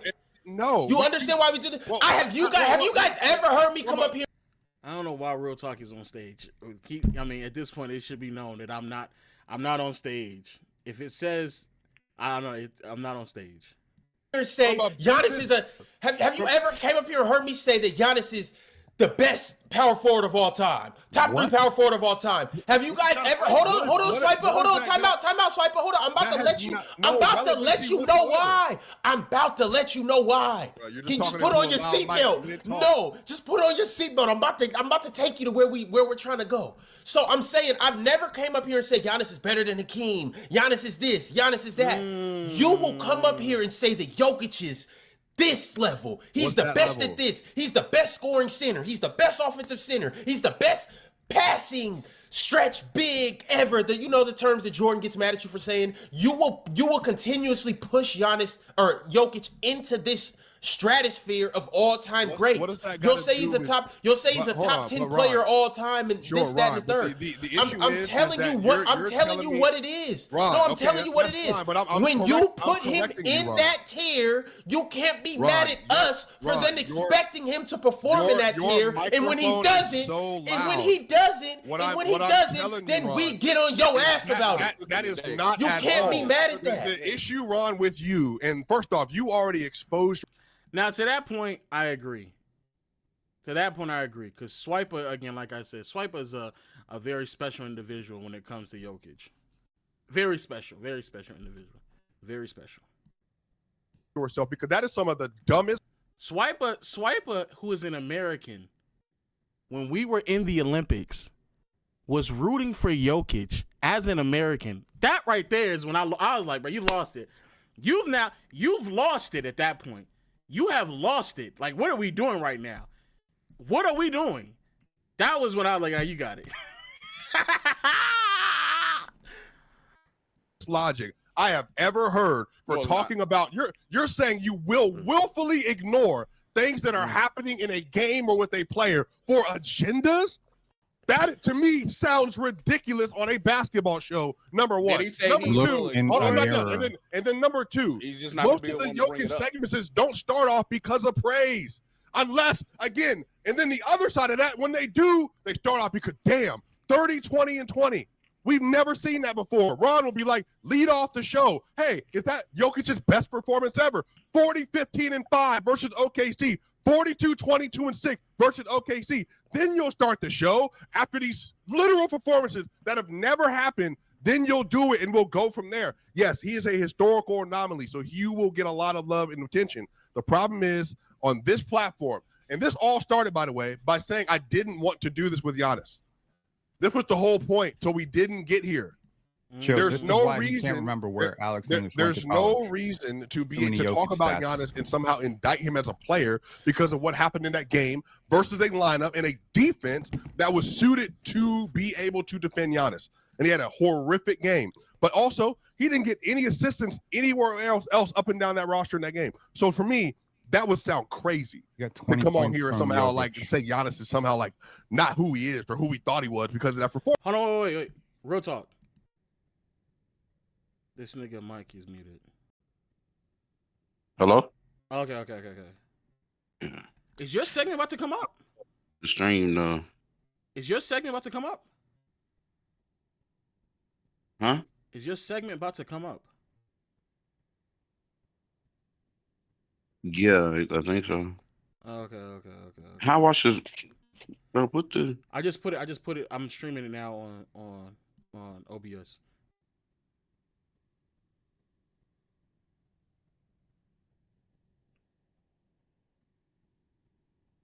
Nah, I ain't gonna lie, real talk. If you don't know how to use Discord, it's done. Yeah, hold on, because I'm typing. Oh, okay. All right, while you doing that, I'm gonna keep playing it. Yeah, just play the video. Nobody's saying that. Like, nobody's moving him from wherever you have him ranked down 4 spots because he lost to Turkey. My thing is, Giannis, I don't believe you should have lost to Turkey, and I believe you should have performed better. But here's the thing, and I will say that. But I'm also not finna go on my timeline and go crazy. I'm just not going to. You know what the craziest thing is, and I'm gonna tell you why some of your Jokic stuff bothers me, Swiper, and why sometimes we'll push back on you, even though he's like one of my favorite players and has been one of my favorite players for so long is because I really believe that Jokic is such a selfless basketball player. I don't think he would slander his teammates for not showing up in that game. I don't think he himself would ever try to talk about him being a top 10 player, top 15 player. I don't think he even thinks about that kind of stuff. And he's never really talked about that kind of stuff. You talk about a lot of that kind of stuff. And I think it makes other people associate your takes with him. And then he ends up getting... Okay, real talk is talking. Okay. Holy fuck. No. So shut down. What happened was... It's holy fuck. I'm not trying to hear Pin yap. My thing is...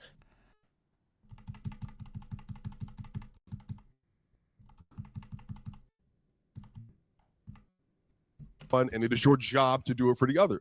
But for the course of an 8, I acknowledged it. But no, Ron, you literally will not, which was the whole point that I started this now dribble, because you will not acknowledge those things over the course of an 82-game sample size. You don't. Not the way I have, and not in the past I have, and not the way I've done that plenty of times. From one Jokic Glazer to another. So now we have no edge between us. Can we just have a very, very Machiavelli? Yeah. Okay, right, and in America probably. You are the internet's foremost Jokic fan in America, probably. Like, you've done a great job of this, and that's not a slight to you. Yo, Mars. Okay, I don't want to hear this. Dude, when I've never seen a king yell. Respectfully, okay?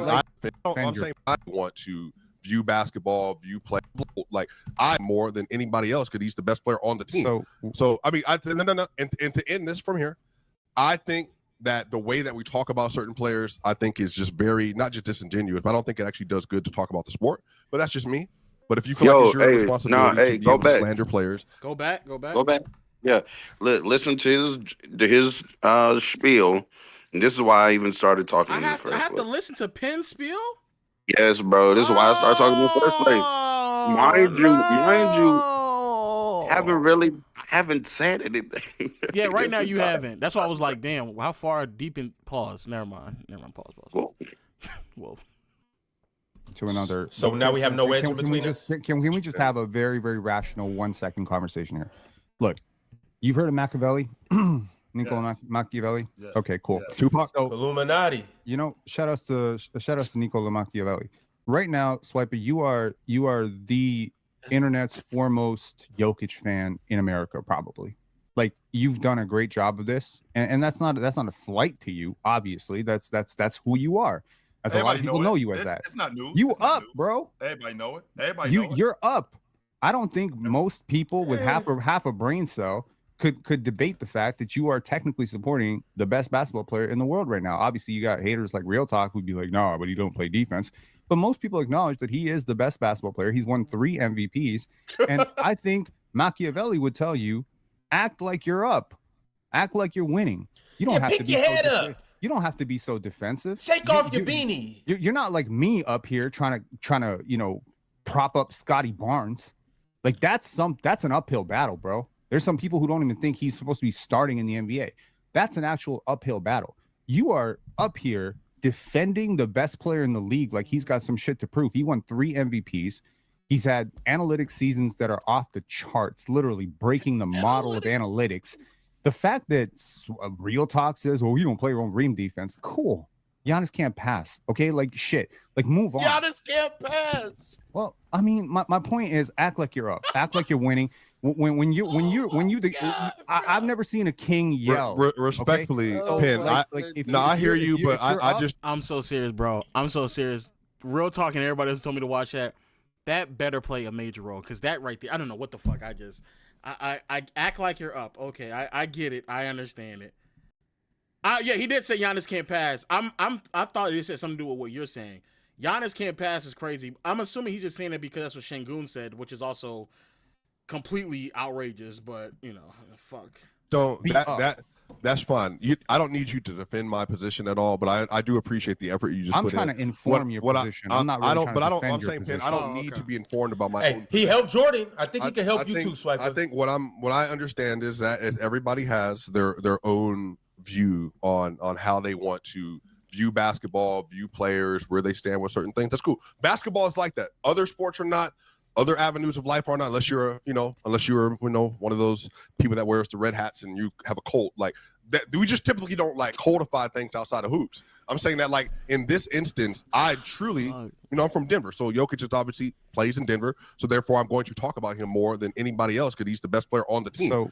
So I mean, and to end this from here, I think that the way that we talk about certain players, I think is just very not just disingenuous, but I don't think it actually does good to talk about the sport. But that's just me. But if you feel like it's your responsibility to be able to slander players because they're not your guy, and to that degree, then cool. We could just move on. That's just a perspective. Ron, I would like to say something very quickly because I haven't said anything in a while. Yes, Mr. Talk. I got brought up for whatever reason when Swipe and Ron are going back and forth. But you a Joker hater? That you a Joker hater? Yeah. So my problem, and I just think that the conversation about Jokic, I think from Jokic fans is very disingenuous. Like you can't on one end go, and it's not just Swiper either. There are a lot of people that have been a cause to where we've gotten right now with the Jokic conversation. The Jokic conversation is best offensive player ever. Ron in a tier by himself. As far as players today, like not even close. Another big content creator that Swiper, who's been doing a listing, just came out with a video not too long ago talking about how Jokic is by far and away, that's in the title, the best player in the league.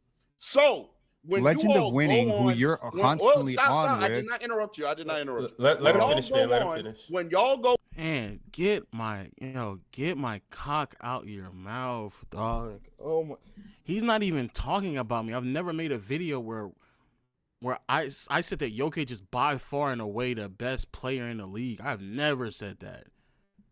Never said that. God damn, get my cock out your mouth, bro. Matter of fact, we have gone, actually, Real Talk and I have had multiple conversations about how if Jokic is, Real Talk is talking about Jason Timps. If Jokic is the best player in the league, he might arguably be the worst player to be the best player in the league, like to hold that title. Comparing him to Michael, to Shaq, to Qerim, like he is towards the bottom of the LeBron, like he's towards the bottom of the list of players to hold that title. So I've never ever gassed up the fact that he's the best player in the league. No, I've said that several different times. But niggas is penis out my mouth. On saying stuff like this, he is obviously, and again, this is a good net of the basketball community. This isn't just Swiper doing this. I don't even just put this on Swiper. Swiper is the face of it up here, but there are plenty of people that glaze Jokic to infinity and beyond. So when y'all do that, don't get all up in arms when we start holding them to a different standard, even above Giannis, who we even think is better. But that's not the consensus right now. The consensus, because y'all have gone around spreading this propaganda for 3 to 4 years now, is that Jokic is hands down the best player in the league. So he's going to have hands down best player in the league expectations. Stop bitching and moaning about that when y'all are the reason why it's like that in the first place. If y'all were at where I am, which is, I think since 2020, there's been a tier of player that has an argument of best in the league, which is a combination of Jokic, Giannis, Luka, Embiid. Since 2020, 2020, LeBron was that 1 year, and then he got hurt in 21. But basically, since then, that's been the conversation for me, at least, right? So, if you have Jokic as the best player in the league, that's not ever what I'm arguing against. That's not ever what I'm arguing against. If you honestly believe Jokic is the best in the league, cool. He definitely has an argument for being the best in the league. My problem with the Jokic conversation has always been how y'all try to convince me and others that he's way better than these other niggas who are having. Giannis is having a historic prime peak right now. Historic prime peak. He just had his second or third straight year averaging 30 points on 60% from the field, 60 plus true shooting, 12 rebounds, 6. He's doing this consistently now. Nobody else in the history of the game has done that. For 1 year, he's on his second or third year straight doing it. And it's just like, oh, I'm supposed to believe that there's somebody in the league just way better than him. No, I don't agree with that. I will never agree with that. Again, if you want to think Jokic is better, sure.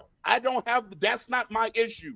It's the far and away, the clear, the supreme gap. That shit, y'all be overblowing that shit 24/7. And no, anybody with a real basketball brain knows that is not true. Y'all try to put him in these LeBron, Michael Jordan categories, which I've even heard Swipe try to do. He's the LeBron MJ of the league where he's the clear best player. No, he's not that level of player. I will forever disagree.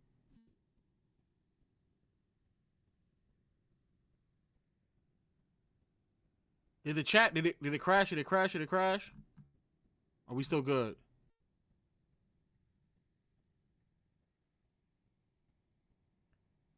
Put a 1 if we're good. Put a 1 if we good. Put a 1 if we good. Yo, can you hear me? Yeah. Okay, because I got a call. Okay, after this though, I do because.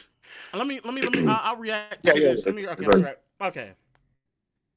I'm gonna say this straight first. I agree with the sentiment that is being said that anybody who gasses Jokic to the extent of, oh, the nigga is far and ahead, better than everybody else, is OD. Y'all already know I've already crashed out on Swiper because the nigga runs around and avoids real topics and dialogue about Jokic and the things he does or does not do. I literally said on the timeline, just make Jokic shoot. And then they got all in a tizzy about the idea of making Jokic shoot, knowing that he has been up and down on a series basis in the postseason since 2023. Like, those are real things. And even if he's having a really good shooting night, it would behoove you from an efficiency standpoint to still make him shoot tough middies and tough threes than getting in the floater area or getting underneath the paint. Like, that's just obvious where that shit is borderline automatic for that nigga. So yeah, that's obvious. That's obvious. And I do think that if anybody gasses Jokic to the point where he is, because I don't think that Jokic is peaking as high as fucking LeBron or as Jordan or even fucking Shaq or Qerim. Like, I think there are several players who are having higher peaks than what we're witnessing right now, in large part because they can provide similar, if not same value offensively while actually being impactful on the defensive side of the floor, which Jokic throughout stretches or throughout this time period has either been at best a slight positive to neutral or just flat out negative. While the other niggas that we're referring to have been elite level defenders as well. So it's just irrefutably hard to compare Jokic's impact at his best to someone like Shaq, to someone like LeBron, to someone like Jordan, to someone like Qerim. That's just very difficult to do. However, I also believe that it's a bit odd that now niggas are starting to complain in this fashion when the beginning of this 5-year stretch that Real Talk is talking about, most people weren't really saying much of anything. Part of the reason why we're here, yes, is because of the hyperbolic statements that have been said positively about Jokic. But also, part of the reason why we're here, and I would definitely argue a much larger portion of the reason why we're here, is because for whatever reason, for the first 2 to 3 years of this 5-year stretch, niggas was not only ignoring what Jokic was doing, they were quite literally finding reasons to disprove his impact, his value, sit there and denigrate every single last thing this nigga did, to the point in which you would have someone like Nick Wright go on TV and claim that he was the worst MVP in NBA history. You had niggas comparing him to Jimmy Butler and Devin Booker. Niggas claiming, what's his name? What's the boxer dude name? Max Kellerman claiming that he was floating in and out of his top 5 to 7 When anybody would sit here and talk about how he was as a passer, we had to fucking hear Wilt Chamberlain's a better passer than him. Stockton is a better... Half of the arguments that I make right now was me testing this theory to figure out how much were you actually consuming of fucking Jokic. The reason why we got to the Stockton debate in passing is because I'm sitting there looking at Jokic make passes, and I'm like, oh, that nigga's by far one of the best passes I've ever seen in my lifetime. Pushback was, oh, he's no Stockton. I go watch Stockton, and I'm like, that nigga's not doing better passes than him. He's not a better passer than Jokic. Jokic's a better passer than him.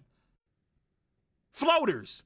Niggas are sitting there talking about, oh man, Trey Young got a better. No! Trey Young has a really great floater. But if I sit here and say that Jokic has one of the best, if not the best floater in the league, y'all sitting here losing your mind like, oh my God, how did you even say that? Like, that's just what it is. That's just what it is. That's genuinely what it is. But the fact that we get to, which I know Real Talk doesn't believe this, so I'm not talking about Real Talk, but the fact that we were literally having to keep checking the temperature on Jokic, and this goes back to the original point I'm making about niggas are more afraid about being wrong than just gaining information and having genuine dialogue. I had to keep coming up to PC every single series that Jokic was winning to continue to test the temperature about like, hey, I know you're watching it now, so what do you think about Jokic? And somehow Jokic went from not being anything whatsoever to now all of a sudden being one of the better passers just like that because he made it to the finals when the passing series that he had to get him to the finals was not one of his better series. The problem with the winning bias argument came from the Jokic conversation. Well, we're sitting here trying to figure out, like, are y'all fucking serious about Jokic not being this good? Oh, well, he didn't win. That's fucking stupid. That's dumb. We're not talking about if the nigga won or lost. And even in the process of winning and losing, you're stripping all context of the nigga not playing with Jamal Murray and then Jamal Murray and MPJ. That was a part of the problem. That was the problem.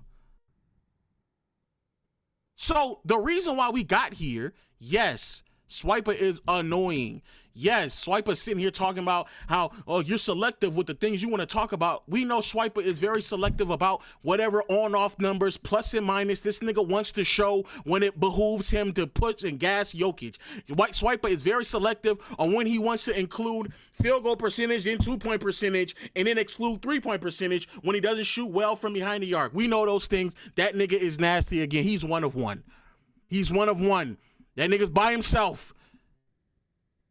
But the truth of the matter is, for most of the last 4 to 5 years, it has been way more niggas trying to slander, belittle, not give enough credit to what Jokic has provided to people to the point in which niggas have to then overcorrect. Now, the overcorrection has been nasty, but the shit that niggas was doing in 2020, 2021, 2022, and even leading up through 2023, that shit was much nastier.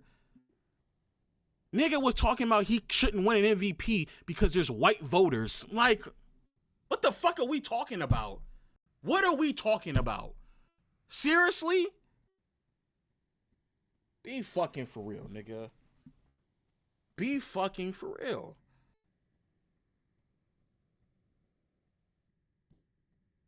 Real talk. What's the rebuttal? Or do you agree with what I said? Because it might not be a rebuttal. I mean, no, I agree with most of what you said, but I'm just want to address some of the characters in the video. In this video? Number one. Yeah, in this video. Oh. So, the brother that, y'all may say this is ironic, but a few of you have, in fact, seen me with a haircut, with a hairline, good hairline, and good waves. But the brother that hides under a hat frequently, he's very mischievous, right? He's very mischievous. He'll say things about, I remember last year, last year there was a game where Giannis scored, he scored like 55 points or something against the Pistons. The following episode, 59, Swiper turned that segment into a, well, these are all the things that he can't do segment for like 30, 40 minutes. So when they're up there, when these Jokic fans are being nasty, I remember. But they want to play victim like, oh my God, why are y'all so concerned about Jokic? Bro, when the man after a game went on a screen publicly and called Jokic the Wayne Gretzky of basketball. That was crazy. That's just crazy. I was there. That was crazy. Okay? That's crazy. When all of the 23-24 season, all Jokic fans did to Luka was, oh my goodness, PRA. It's all y'all ever wonder about. PRA. Funny enough, 24-25 happens. Jokic starts having these unbelievable PRA games, and that's all these niggas lead with nowadays. That's all they want to lead with. So again, they're nasty. They're nasty people. They want to throw stones and hide their hands. No, nigga, I saw you. When we talk about Giannis, and the first thing somebody wants to bring up is the lack of playoff success lately. As if Giannis not hooping or has been hurt or his team has been hurt. I remember. So all I'm saying is and you know what, to be honest, after this clip, I'm really fine. I don't really like the following episode. They tried to get me to talk about you. I'm not really talking about that. I'm good, bro. I done got my point across. Either you agree or disagree. It is what it is. You know what I'm saying? I believe Jokic is a phenomenal basketball player. He is, in fact, one of the greatest offensive players ever. He's having a historic, great peak right now. And he has a great case to be the best player in the league. None of these things I'm saying I don't disagree with. You know what I'm saying? That's never the problem. But I do think it does a disservice to the discourse about these players in this era when we try to frame it as he's because really, Lo, what are you really saying? Because I don't even know. How many people in basketball history, like in all honesty, can we say would be way better than this version of Giannis? Not just better, way better. How many? Way better. I don't know. 5, maybe 6. Way better. Way better. I'm gonna be honest with you. I'm gonna keep it a being with y'all. I don't even know the number that high. I'm about to say I'm gonna keep it a being with y'all. I don't really think that there's you like on some real shit. You have to get to like the 20 mark of all time players before we start arguing way better, especially at their absolute best. Like I don't think Jordan is way better than Hakeem. Like I think he's better. But when you say way better, I'm thinking like the nigga just like irrefutably hands down, just like these niggas are not even comparable. Like they can't even keep up with each other when they're playing at their absolute best. Like I don't think like I don't know. Maybe I need to understand what way better means. To me, way better means like Trey Young and Curry. That is way better. Curry is way better than Trey Young. Mm-hmm. Yeah. Kobe and Wade at their best. Kobe is not. Kobe's not way better. He's not way better. No, he's not way better. He can be better. That's fine. I agree with you. He's better. But if you say he's way better, like no, he's not. He's not way better. Yeah, I don't think KD and Kawhi, neither one of them are way better than one another. I think one of them. I think argue certainly KD's better, especially taking into consideration consistency and availability. But like neither one of them are way better than one another. Like I don't comprehend like even to Tracy McGrady's credit, like Kobe is not way better than Tracy McGrady. He's just not. He's not way better. No. Shaq is not way better than Hakeem. No. So that's really my only grievance, man. It's like, and the fact that they don't even like really see that. Oh my God, Real Talk's a hater because he only says Jokic is probably the best player in the world, or Real Talk's a hater because he says Giannis is close. Like, do y'all hear yourself in the grand scheme of things? Do you hear yourself? I'm a hater because I say Giannis is close. That makes me, I hate. If that's hate, damn it, I'll be a hater for life, dude. I guess I am, dude. If that's the hate, then yes, I'm a hater. So it is what it is, my guy. But I agree. Yeah, I agree with you though. If that's how you set the bar, but Swiper is the nigga that sets the bar like that. If you set the bar to that degree, then it's like, bro, like then that's how niggas are gonna just view him. Saying he's way better, that is kind of crazy. Legend of Diddy said, "Tell this bald old ass nigga Real Talk to change his smoke detector battery before his apartment burns down." So nothing's on fire, but you're well, actually, I'm gonna leave that alone. Before we go, we gotta talk about what's on the screen right now. What's on the screen? Paul, let me change the stream in chat. Mm-hmm. What's up with the beef with you and Jordan, dog? What's up with the Jordan beef? I mean, I don't really know. What's going on? I don't know. One day on a Penn episode, I brought up a take that he said. He got all up in arms, hit me in the DM. We exchanged some addresses and nothing's happened. So y'all exchange addresses? Nah, chat. Y'all need to link me to that episode. Nerds don't make the rules ever. Make the rules for what exactly?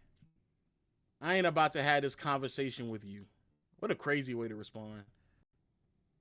Wasn't really a convo. I was asking a simple answer because I don't even know what you're talking about for real. Yeah, but I don't fuck with you, nigga. Oh, you still bothered because I disagree with a basketball take you had? That's unfortunate. What the hell did I miss? Mars is the most boredest nigga on the timeline, bro. LOL. Not a damn thing. A sensitive nigga being sensitive. No, nigga. I just think you a bitch. And I don't fuck with you. I don't fuck with bitch niggas. Leave it at that. Wow. Unless you really want to do something else. Unless you really want to do something else. I've never really seen that reply, but he loves to talk tough on the internet. I've given him an address to pull up. He didn't pull up. It ain't over basketball, but I'll let y'all do the pondering. I don't care.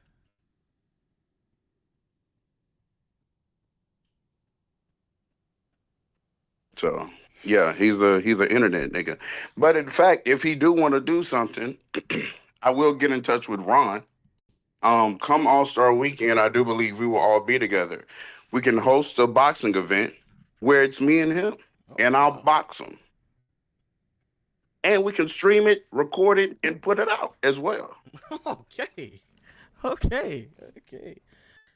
wow. Because I really want, because it's niggas like that are, really kind of bother me more than, he's not a nigga to be scared of. You get what I'm saying? He talks from this intimidating point of view, I guess. I don't know, but you're not a nigga to be scared of.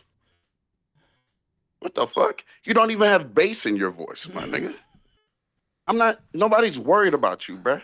So if he wants to do something, I will let Ron know and stream it, record anything he wants to do. It's cool. He's asking for, do I want to do something else on the internet? I've already sent him an address. But you want to talk tough on a timeline. So I'm going to leave it alone. He knows if he want to do something, he can get at me and pull up to the address. Man, that's it, bro. I don't know how we got to this point, chat. I don't know how we got to this point. I don't know the episode. I don't know what's going on. I don't know. I just don't know, man. I don't know. He a fake bully, bro. That is a crazy That's what he response, want to do. though. I ain't gonna lie. That's a crazy He want to be a fake bully, bro, but he got the right one now. He got the right one. That's a crazy response. Calling somebody a bitch and I don't fuck with bitch niggas. I don't know.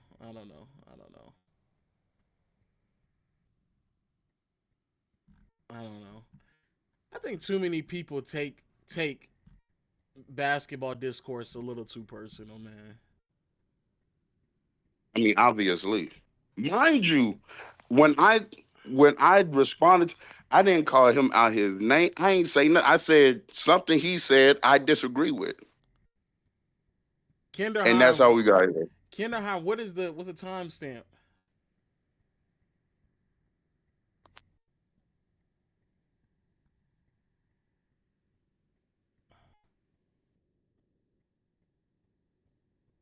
$7 seconds, huh? Yeah, I need to understand the timestamp, man. You were on the stage, so I can probably just go to when. Are you on the stage? Was he on the stage with you?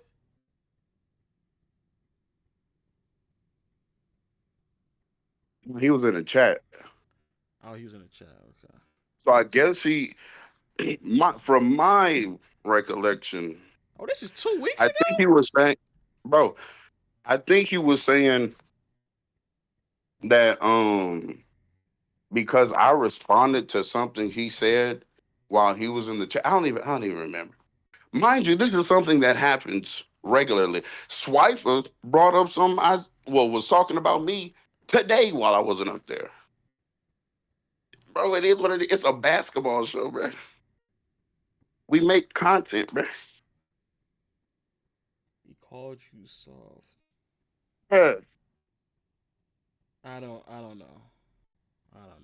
And it's funny how he's the main one calling people nerds, soft, and all of that, yet he's the most bitch made on the platform. Okay, somebody gave us a timestamp. Let's see. I never said L numbers. I said L basketball. That's what I said. Basketball. Basketball is when you manipulate numbers for the sake of not understanding basketball. That's it. So don't stop trying to draw that shit like, oh, Ox can't do math. Ox doesn't know 2 + 2 is. Ox doesn't like numbers. No. No. That's not me talking. That's your conscience talking. There was a time and place. There was a time and place for everything. There's a time and place for everything. Okay. Yeah. I don't even know how we got to this part of the conversation. Look at the chat. Okay, I got the chat up too. Stats are important. Numbers are important. But telling somebody that you can't win a basketball game if you don't shoot this many threes because 3 points is more than 2 points. That's basketball. We can play ball. We can get to the rim. We can play ball. That's just straight math. You think you invented 3 is more than 2? Even what you just said. Yes, thanks, man. I think I did 3 is more than 2. This is the reality of the situation, because we can't look at 3-point attempts and be like, oh, because everybody's shooting a lot of threes, they're doing it the same way. I don't think they are. Real talk. I didn't say right. Okay, so this is what I'm saying, Ox. The fact of the matter is that you want to have more, and this is just the truth.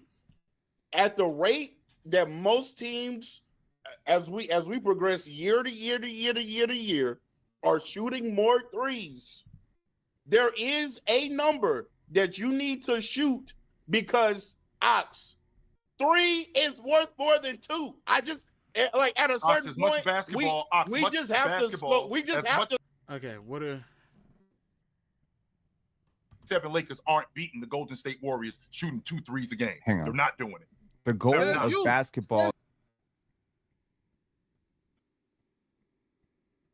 I don't know. Like quite literally, you can't. Someone did send a timestamp, but we They saw do have Shaq. But okay, if you have arguably, that's not enough.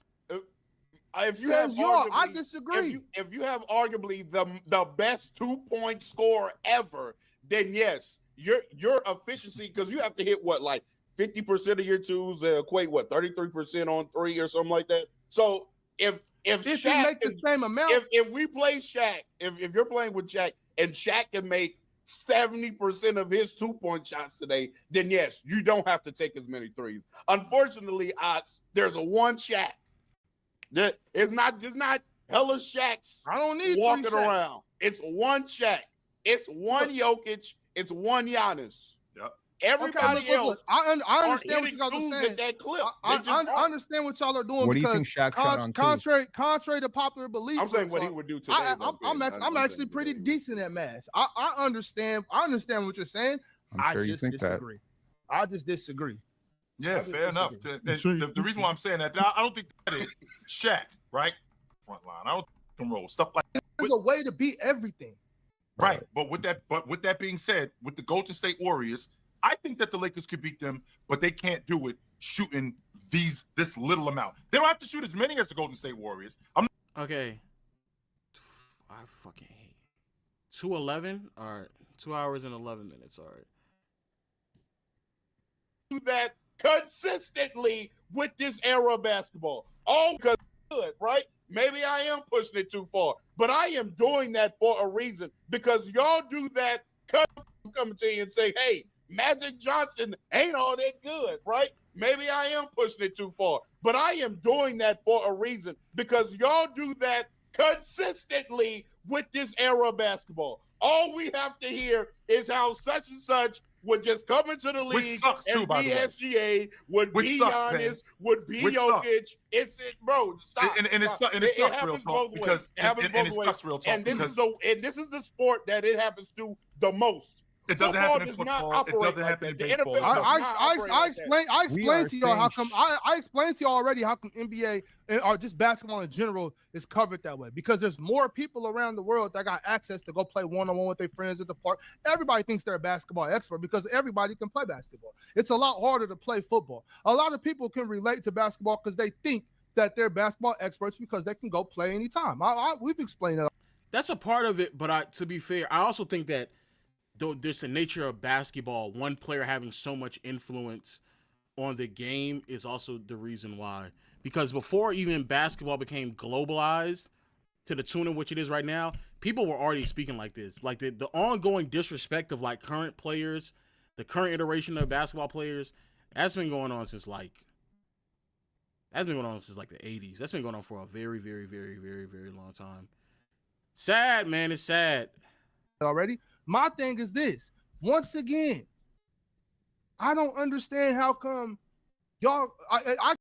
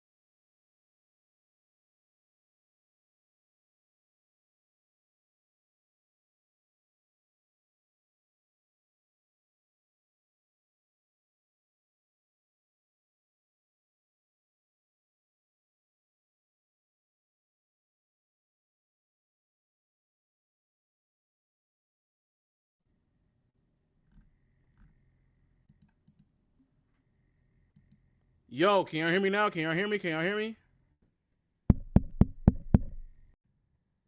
Y'all can hear me? All right, bet. All right. You're back. All right, bet. Say this. I'm sorry. That's me. The people out. Oh, as a sidebar, yeah, okay. So I see over to the side. There, your opinion, and I'm not saying that's what you're doing. I mean, Jordan, that doesn't mean that you agree with. Don't mean Jordan and Real Talk are having like a dialogue. I don't know what's going on. Nigga, Real Talk. You sound soft, SMH. I don't know.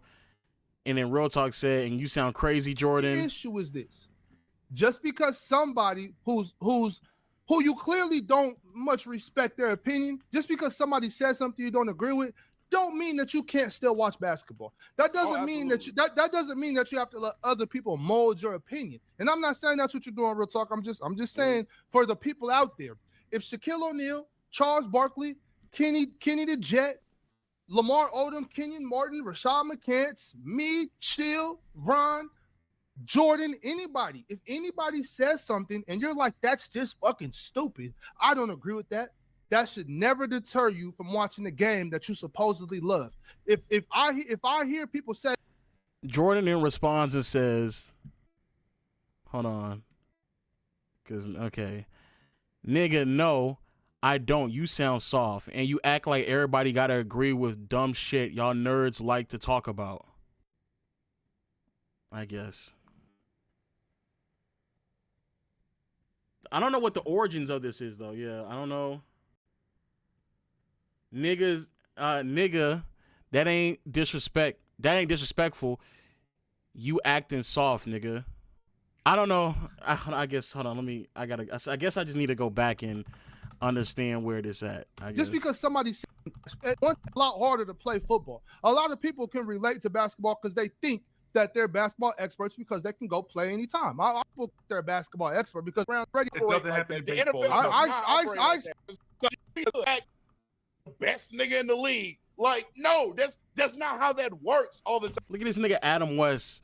Damn, Jordan with a microphone. Y'all niggas be in the chat. Y'all niggas be in the chat chatting, dog.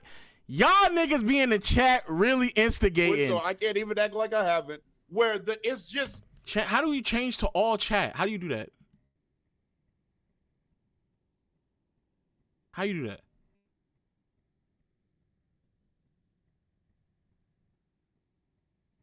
Top left. Try that. Yeah, right there. Wait, what? Yeah. Nigga, it was already such generational divide. And you want to know why? Because every old head or wannabe old head like Jordan Dritchman comes up here and tells you how fucking Paul Pierce would be better than SGA if he played today or just as good. That's disrespectful to SGA. I don't give a damn how y'all try to flip it. You can look crazy in the goddamn screen and all of that. Because every time, it's, oh my goodness, this player would just come up here and just be the best nigga in the league. Like, no, that's not how that works all the time. And so in vice versa, it happens as well. So the newer generation looks back, chill. I'm coming to you and say, hey, Magic Johnson ain't all that good, right? Maybe I am pushing it too far, but I am doing that for a reason because y'all do that consistently with this era of basketball. Well, so now Real Talk is basically doing the same thing I said that niggas do about Jokic back and forth as a sidebar. Also as a sidebar, Real Talk is right. It's like I said before, that's been an ongoing issue in NBA discourse for decades. That's been a problem for decades. Decades. Every time we're in an era of basketball, people swear up and down that the previous era can somehow play, and not just play, but dominate to the tunes in which nobody in today's era can play in without acknowledging any benefits that they may have received in their era that they don't receive right now. That's literally, that's you know, that's how I go. All we have to hear is how such and such would just come into the league and be SGA, would be Giannis, would be Jokic. Bro, stop. And it sucks real talk because it sucks real talk. And this is the So then Jordan then responds again and says, "Nigga, that ain't disrespectful. You acting soft, nigga." So okay. Sport that it happens to the most. It doesn't happen in football. It doesn't happen in baseball. I explained to y'all how come I explained to y'all already how come NBA or just basketball in general is covered that way, because there's more people around the world that got access to go play one-on-one with their friends at the park. Everybody thinks they're a basketball expert because everybody can play basketball. It's a lot harder. Then a nigga in the chat, hold on. Wait. A lot of people can relate to basketball because they think that they're basketball experts because they can go play anytime. We've explained that already. Then a nigga in the chat says, "Drenchman to Jordan, stop crying because he's cooking." He responds, "Yes, they do, nigga. They said running QBs can't win a Super Bowl." That's not.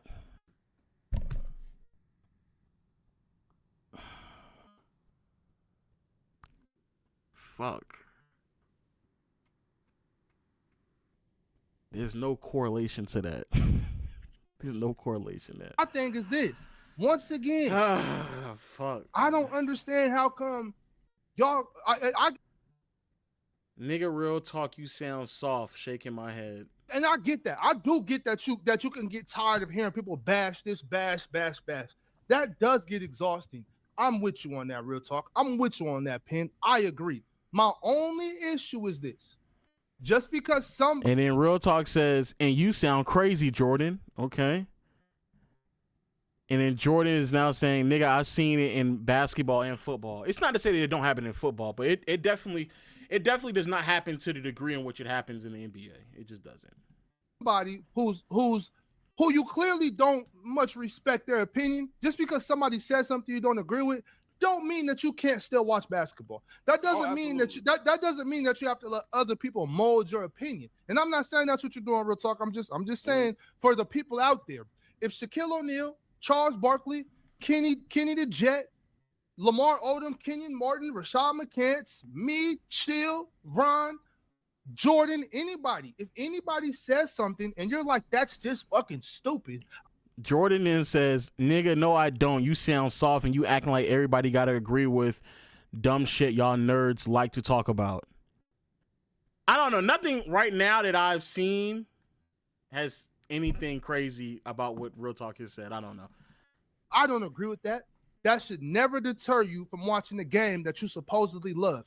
If I hear people say, "I'm not watching the NBA no more because Charles Barkley and Shaq really pissed me off," that makes me think you probably don't really like basketball. You just want to get entertained some way, somehow. You know what I'm saying? So just don't. This is just my call. This is just my call to action to y'all. This is just my call to action to y'all. My call to action is keep watching basketball, no matter what you hear, no matter what anybody says to you about the style of play. No. True. I wish people would just watch basketball, but unfortunately, most people are casual, so they do allow other people's opinion to formulate what they have to say. Jordan comes back again and says, "Nerd niggas should stay in the lane, and we stay in our lane. There is a disconnect, nigga. There's a disconnect, nigga, because you niggas nerds and soft." I don't know.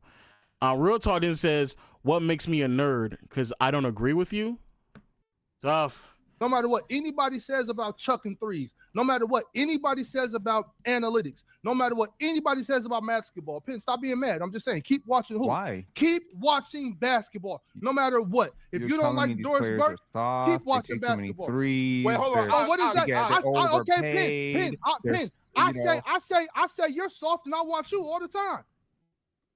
See how that works? All right, y'all. I do got to get to the super. Jordan again says, "No, nigga, because you think my opinion of basketball is disrespectful. That's nerd and soft shit, nigga." I guess. Real talk. I get.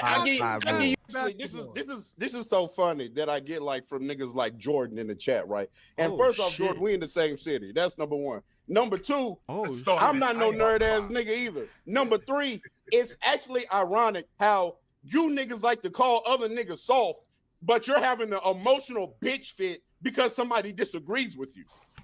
That's soft. I can live with you disagreeing with me. That's fine. You can come up here and disagree with me right now. I don't care. But you're not finna resort to name calling because I disagree with you. That's in fact emotional. So again, you can come up here. We can meet up. You can DM me. Whatever you want to do. Fellas. We can. Okay. That nigga said that.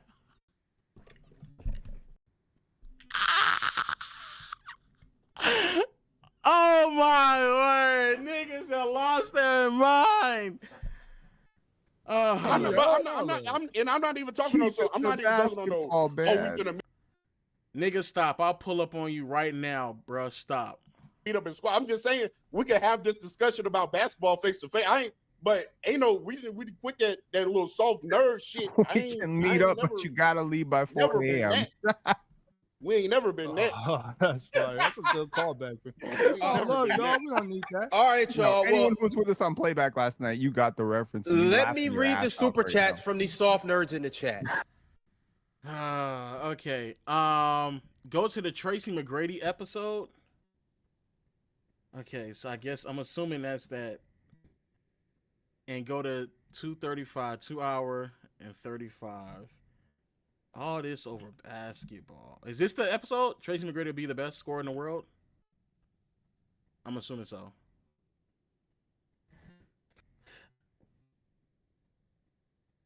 Jeez, this at the end of the video? Oh my God. So top 5 comments of the week. Let's see here. So you can get everybody else on the screen. Cool. So we don't need this? First comment of the week is we got... See 21 Savage. Are you trying to figure out how to? What's going on? Trying to figure out how to move, like, see. Yeah, trying to move it to the side. Yeah, it doesn't matter. I don't have control, so I can't help you. So. Mars, you want to read this one? We break these up. Oh my God. I can read it. Praise Kai said, only on Earth will people get criticized and disrespected for intellectualization. We're actually being told that breaking down the game of basketball to a level that can be digested in simpler form is stupid and that the nerds are bullying the real ball knowers. At this point, we're just advocating for ignorance, having 60-minute conversations about a man's mentality when you don't know that man, calling him soft and even going as far to make an analogy about him asking another man to F his girl is perfectly fine basketball discourse for the real ball knowers. But people like Penn, who enjoy the nuance and exploring the complexities of the sport, which do exist, are somehow the ones destroying basketball culture. Funny how that This was directed at me, so guess what I'm gonna say? Once again, we got the nerds trying to bully the motherfuckers that know about ball with this bullshit ass, empathy ass speech he rewriting about. Empathy speech. Bullshit ass speech. Man, I don't give a shit. I said what I said. It is what it is. I can talk the ball you want to talk. We can talk X's and O's. No, you know what the problem is? When we start talking X's and O's, that's when motherfuckers like you stop talking. That's when you be quiet because you don't know that. You just know, well, the numbers say this. Well, the numbers say that. Well, the numbers say this. Here's the thing. Whatever. Yeah, I said what I said, and I'm when did this happen, Penn? What did I? Also, when did y'all ever talk about X's and O's on Player's Choice? Player's Choice is not an X's and O's. When we talk about X's and O's, everybody shut up. No one talks about X's and O's on Player's Choice. And I'm pretty sure if I go back and I rewatch this episode, I'm pretty sure niggas will be talking about mentality and numbers. Miss, when did I wasn't on this happened on the LeBron episode. It doesn't matter. It I was talking about when I really said doesn't matter. When I so he said something about really good point. Homeboy can. That's what that's what he's referring to. Like, here's the thing. Jordan made an advocation that LeBron quit, in the finals in 2007. Then he furthered that up by saying Kyrie basically finished the job for him in 2017. And look, I get what you're saying. And the crazy thing is, this comment is attempting to say that I have a point in wanting to know about the nuance and exploring the complexities of the sport. So I'll smooth this over by telling you, if you want to learn more. He quit in the finals because he didn't get enough rebounds. The problem is when we go down. The problem is that when you go down this path of trying to validate the arguments that you're making based off of how much basketball you played or how good you are at the sport of basketball, that means nobody could ever say anything about LeBron because that nigga just is 10 times, 1,000 times better than you. So to then sit there and to then say that we talk about X's and O's, and actually, because What's crazy is there's a lot of X's and O's you could talk about that 2007 finals. But if you then boil it down to he quit on his team because he didn't grab enough rebounds, nigga, that don't sound like X's and O's. The game is crazy? Or hold on. Wait. If the game is crazy, hold on, chat. Live TV.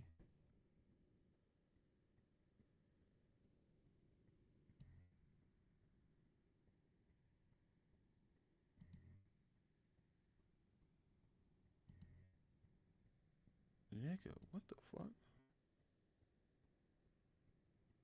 Hold on.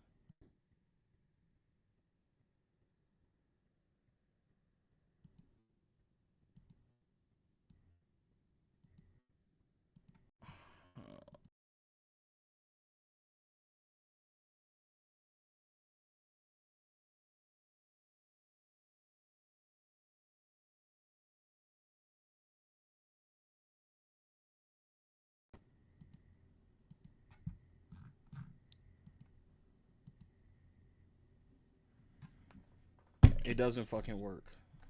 Holy fuck. It doesn't fucking work.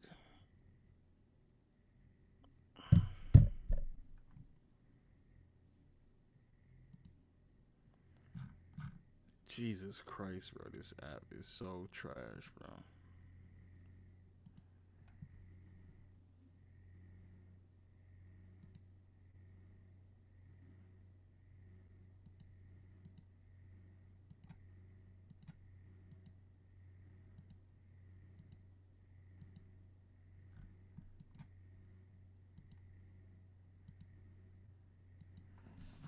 Oh, bro.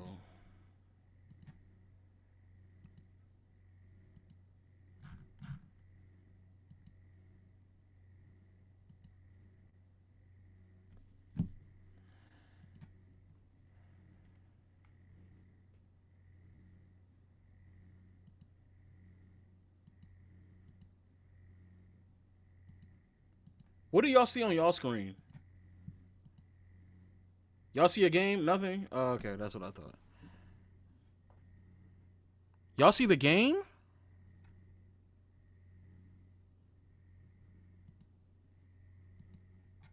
I don't see nothing on my screen.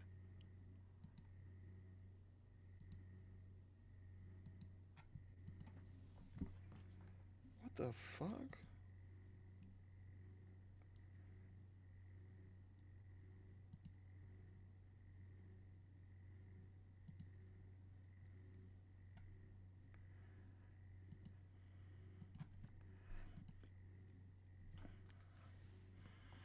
Okay, I got it.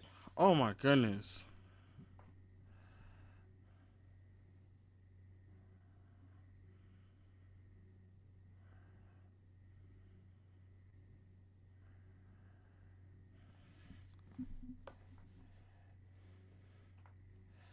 Sorry to the people on YouTube. On YouTube, we are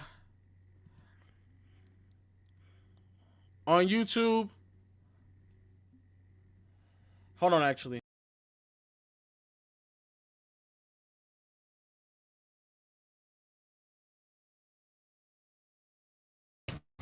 You don't have to be completely still. You just have to own the real estate. I feel like Serena is there.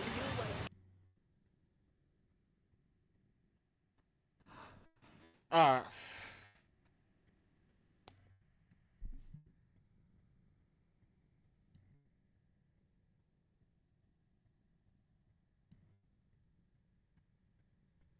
Yo.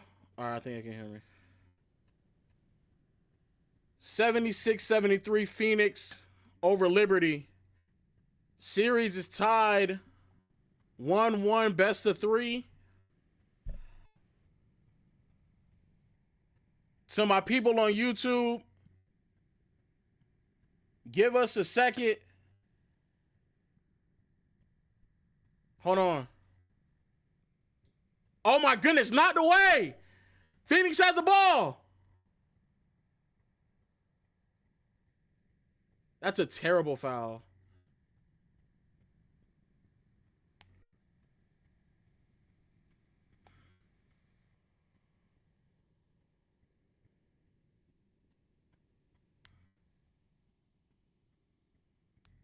Damn.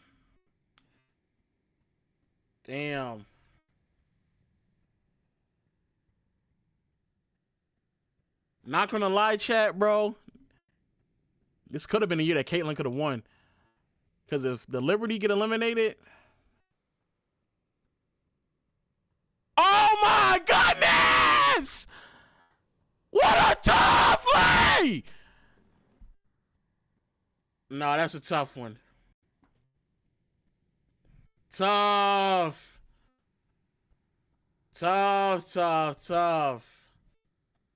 The links are still, yeah. I know the links are still in here, yeah. Oh, yeah. Oh.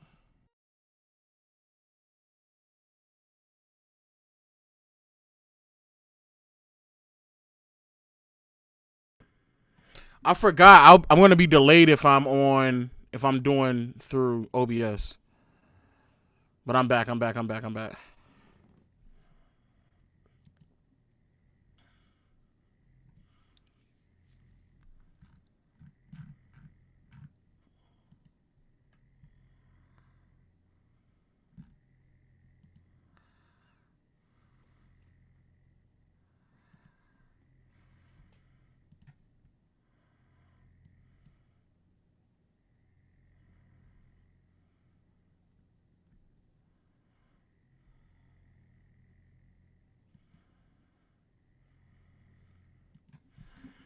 All right, let's see. Okay,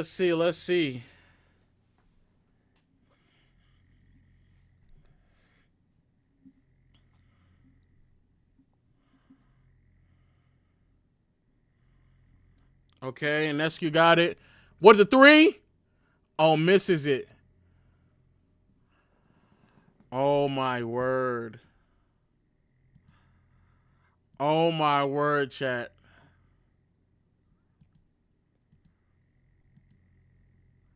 Oh, he misses it. Oh, no. That's game, bro. That's game. GG's,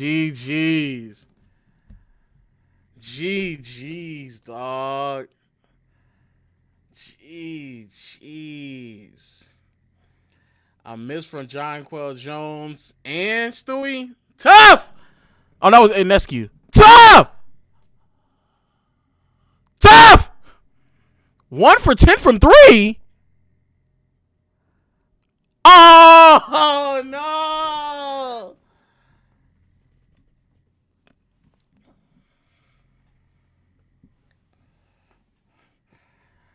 Damn.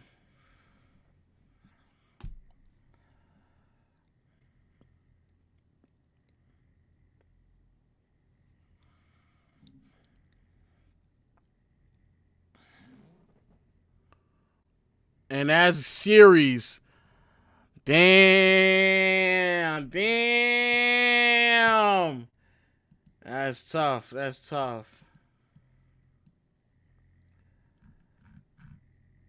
All right. So the Liberty just lost. Tough. All right, get back to the beef. All right. About the nuances and complexities of the sport, you should go check out Drenchman Sports. That's exactly what I'm saying. That people just like to just talk because you assume because I talk basketball. This is why I say what I said. Because you assume because I talk basketball in a different language that don't nerdify the game, you assume I'm ignorant about the game. But I'm gonna let you keep assuming that and tell you I don't give a shit about this bullshit ass paragraph you wrote about. Oh, you talk about a man's mentality. Mentality has a lot to do with basketball. So. Take this bullshit ass comment. It ain't no comment of the week. And by the way, Jordan. And by the way, Jordan, if I'm not mistaken, if you watch basketball, to this guy's point, can't you see if a guy is with the drama and if he ain't with it? Come on, that's the part they don't factor in. I don't need to know you personally to see Chris Webber didn't want nothing to do with that Game 7. I don't even know him personally. That Chris Webber took $250,000 that he owed. I can see that. He didn't want to be there. I can see that John Starks when he was on the free throw line when they was playing against. Man, it's a very slippery slope. It's a It's a very slippery slope, bro. This is a very, very. Wait, what? I think there's a difference between talking about mentality and saying Braun needs someone to fuck his girl for him. What? Huh?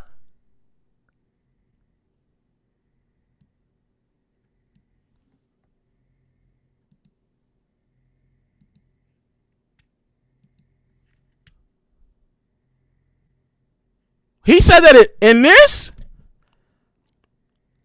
He said that in this one, in this episode, a different show. Okay. Huh.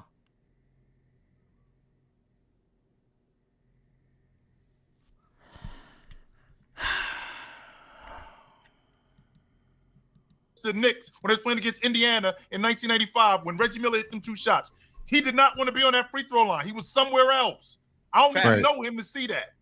Right. So I would like to just kind of more so address directly the comment though.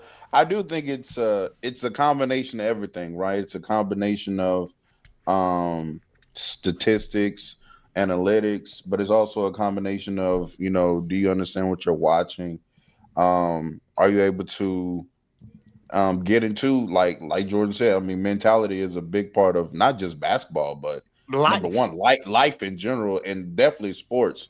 So I don't know. It's a combination of everything. I think all POVs are valuable to an extent. Now, I do think that you can lean too hard in one direction. I do think some people are too analytically driven, and they think that they're right because data says that they're right. So when numbers and math do say you're right, you know, I get the leg you're standing on, but all stats do. You have to apply context to them as always. But I do think if you don't use them at all and everything you do is just all feel and, you know, you don't have any tangible evidence behind it, then, I mean, I think that's inaccurate as well. So I think it's just a combination of the two. But I do think you can lean too far either. Yeah, and I also think you should judge somebody based on the way that they speak of the game. This is where this is what I'm talking about. Like, this is, I don't know, people keep saying you're not addressing the super chat. Yeah, because I am addressing the super chat, how I ordered the comment of the week, how I want to address it. This is exactly my point. You think I'm ignorant about basketball because I don't talk the nerd shit you talk about. That's it. That's what you are mad about. But I promise you, I guarantee you, if me and you had a debate about basketball, I can take it any category you want to take it to. I just choose to say what I want to say because this is how I talk about basketball. Basketball players don't talk about basketball the way nerds talk about the game. They don't do that. Jordan, so that's the way I address the game. Jordan, big dogs don't need to bark, bro. Big dogs don't need to bark. This has turned into a Glaze section. All right, next comment. I ain't gonna lie. Yeah, Penn. Oh fuck, bro. Penn. Jesus. Yeah. Want to read this one, bro? Chihuahua. Penn. Early favorite episode. What episode was this? Yeah, I don't know. I don't know what to gather from this, but you know. Yeah, it's done. At the end of the day, bro, a lot of people, y'all can feel how y'all want to feel. Oh, okay. We're getting confirmation from Real Talk to add him again. All right, let's. Oh, Real Talk, I'm on the stage. Oh, let me. Yo.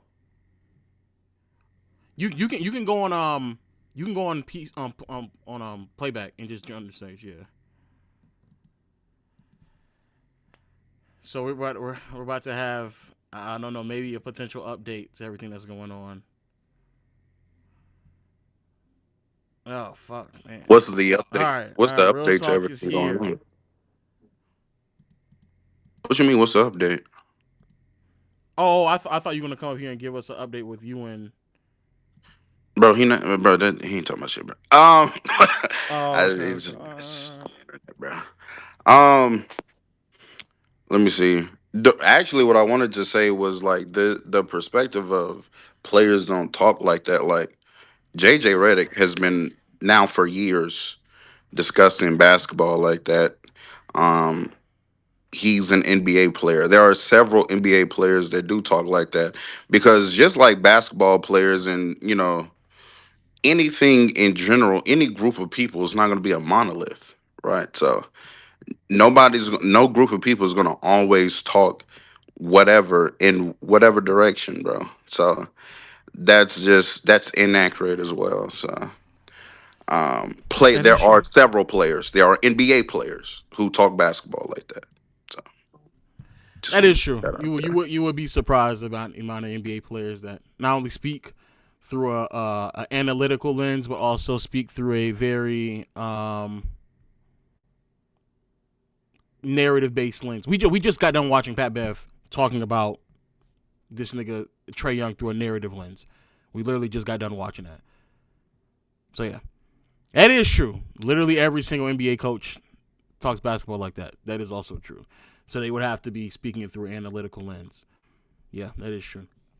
The only thing I just don't understand this idea of like you get thrown into this world of like, oh well, if you speak anything, and as soon as you start speaking numbers, it's like it's a negative thing. I do think that's something that's like wrong, in particular with like black men. I don't know why like some black men are just afraid of just facts and numbers. Like I don't understand that.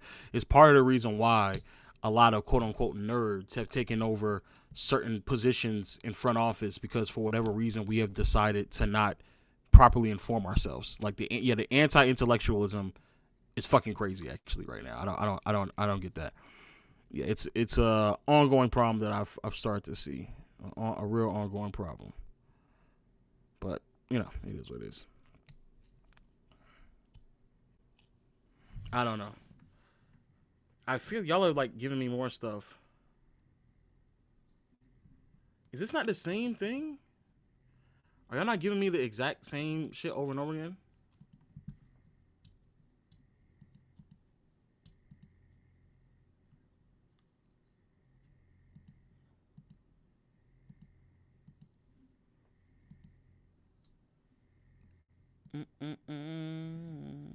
Yeah. It's not the same thing?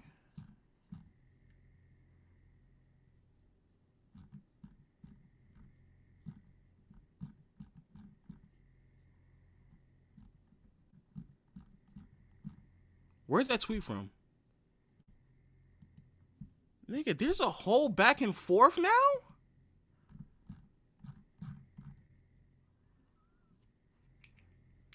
The fuck wrong with you niggas? We supposed to be getting money together with basketball shit, not beefing over nothing, shaking my head.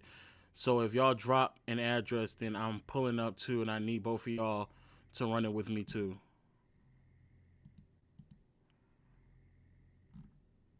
I'm dead ass too. Let me know where to catch an Uber when I get to H-Town. I guess a 3-man. Y'all niggas is crazy. Whoa, what is this?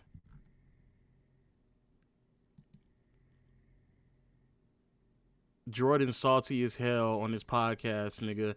Was talking all that Rockets and 6. Shut up, nigga. And realize the Warriors clear y'all scrubs. Okay, bitch. Whole ass nigga. Yo, brother. Wait! I just don't understand how we got. I don't know, bro. I just don't understand. I just don't understand. I honestly think basketball discourse has been ruined by nerds, to be honest. And they all gang up on their cell phones and spew enough nonsense to try to bully all true hoopers into thinking that they're the ones who ruined it. I'm gonna keep it all right. I'm gonna just say this. I'm gonna say this. I'm gonna keep it a bean. I'm gonna just keep it a bean. And I even thought about this today.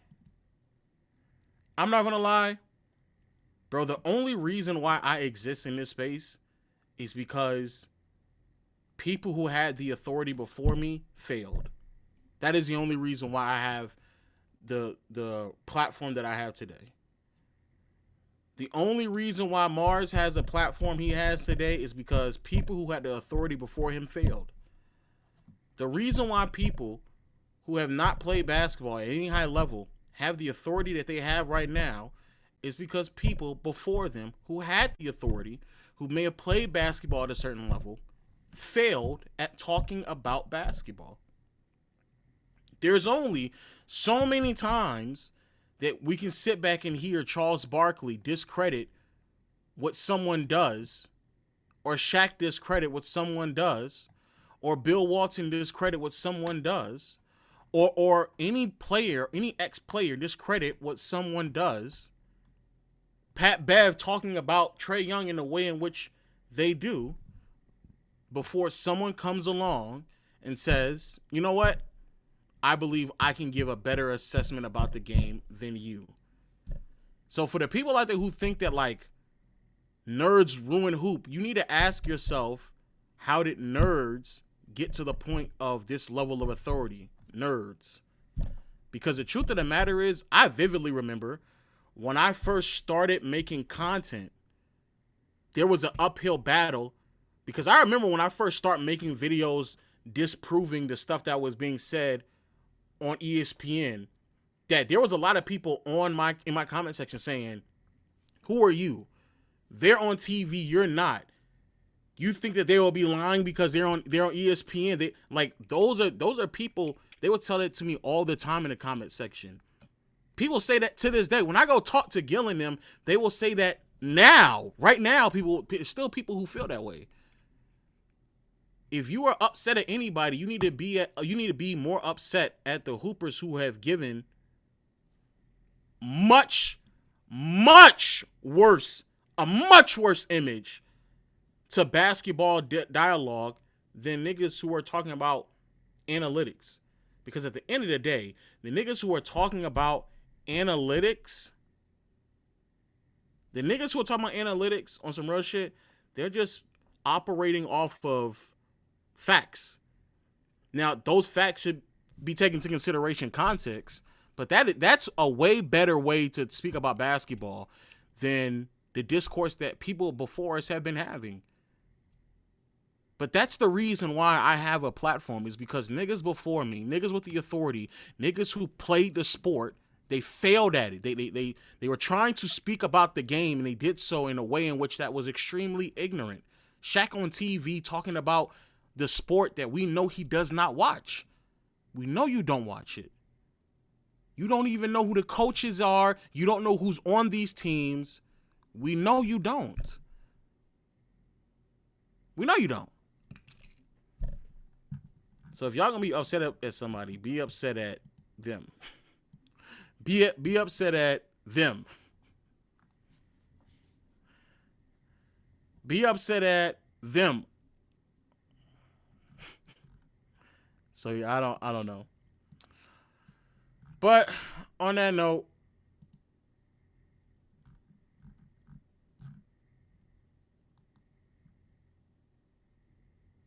Jesus.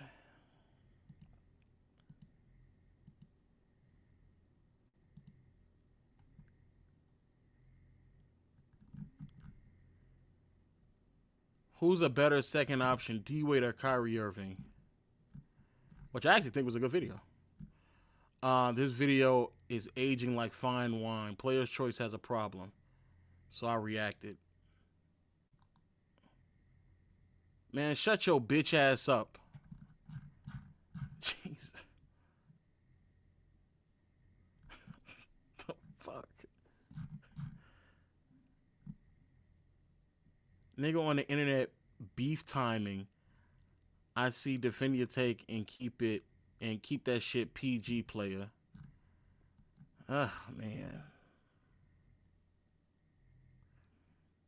He just calls Jordan an idiot for 20 minutes. That's tough. Oh my goodness. What is going on? Nigga, if you in Houston, I'll pull up on you and go live too. Play if you want to. I bet you won't. Do it. And I'm going to demonstrate, nigga. Oh, man.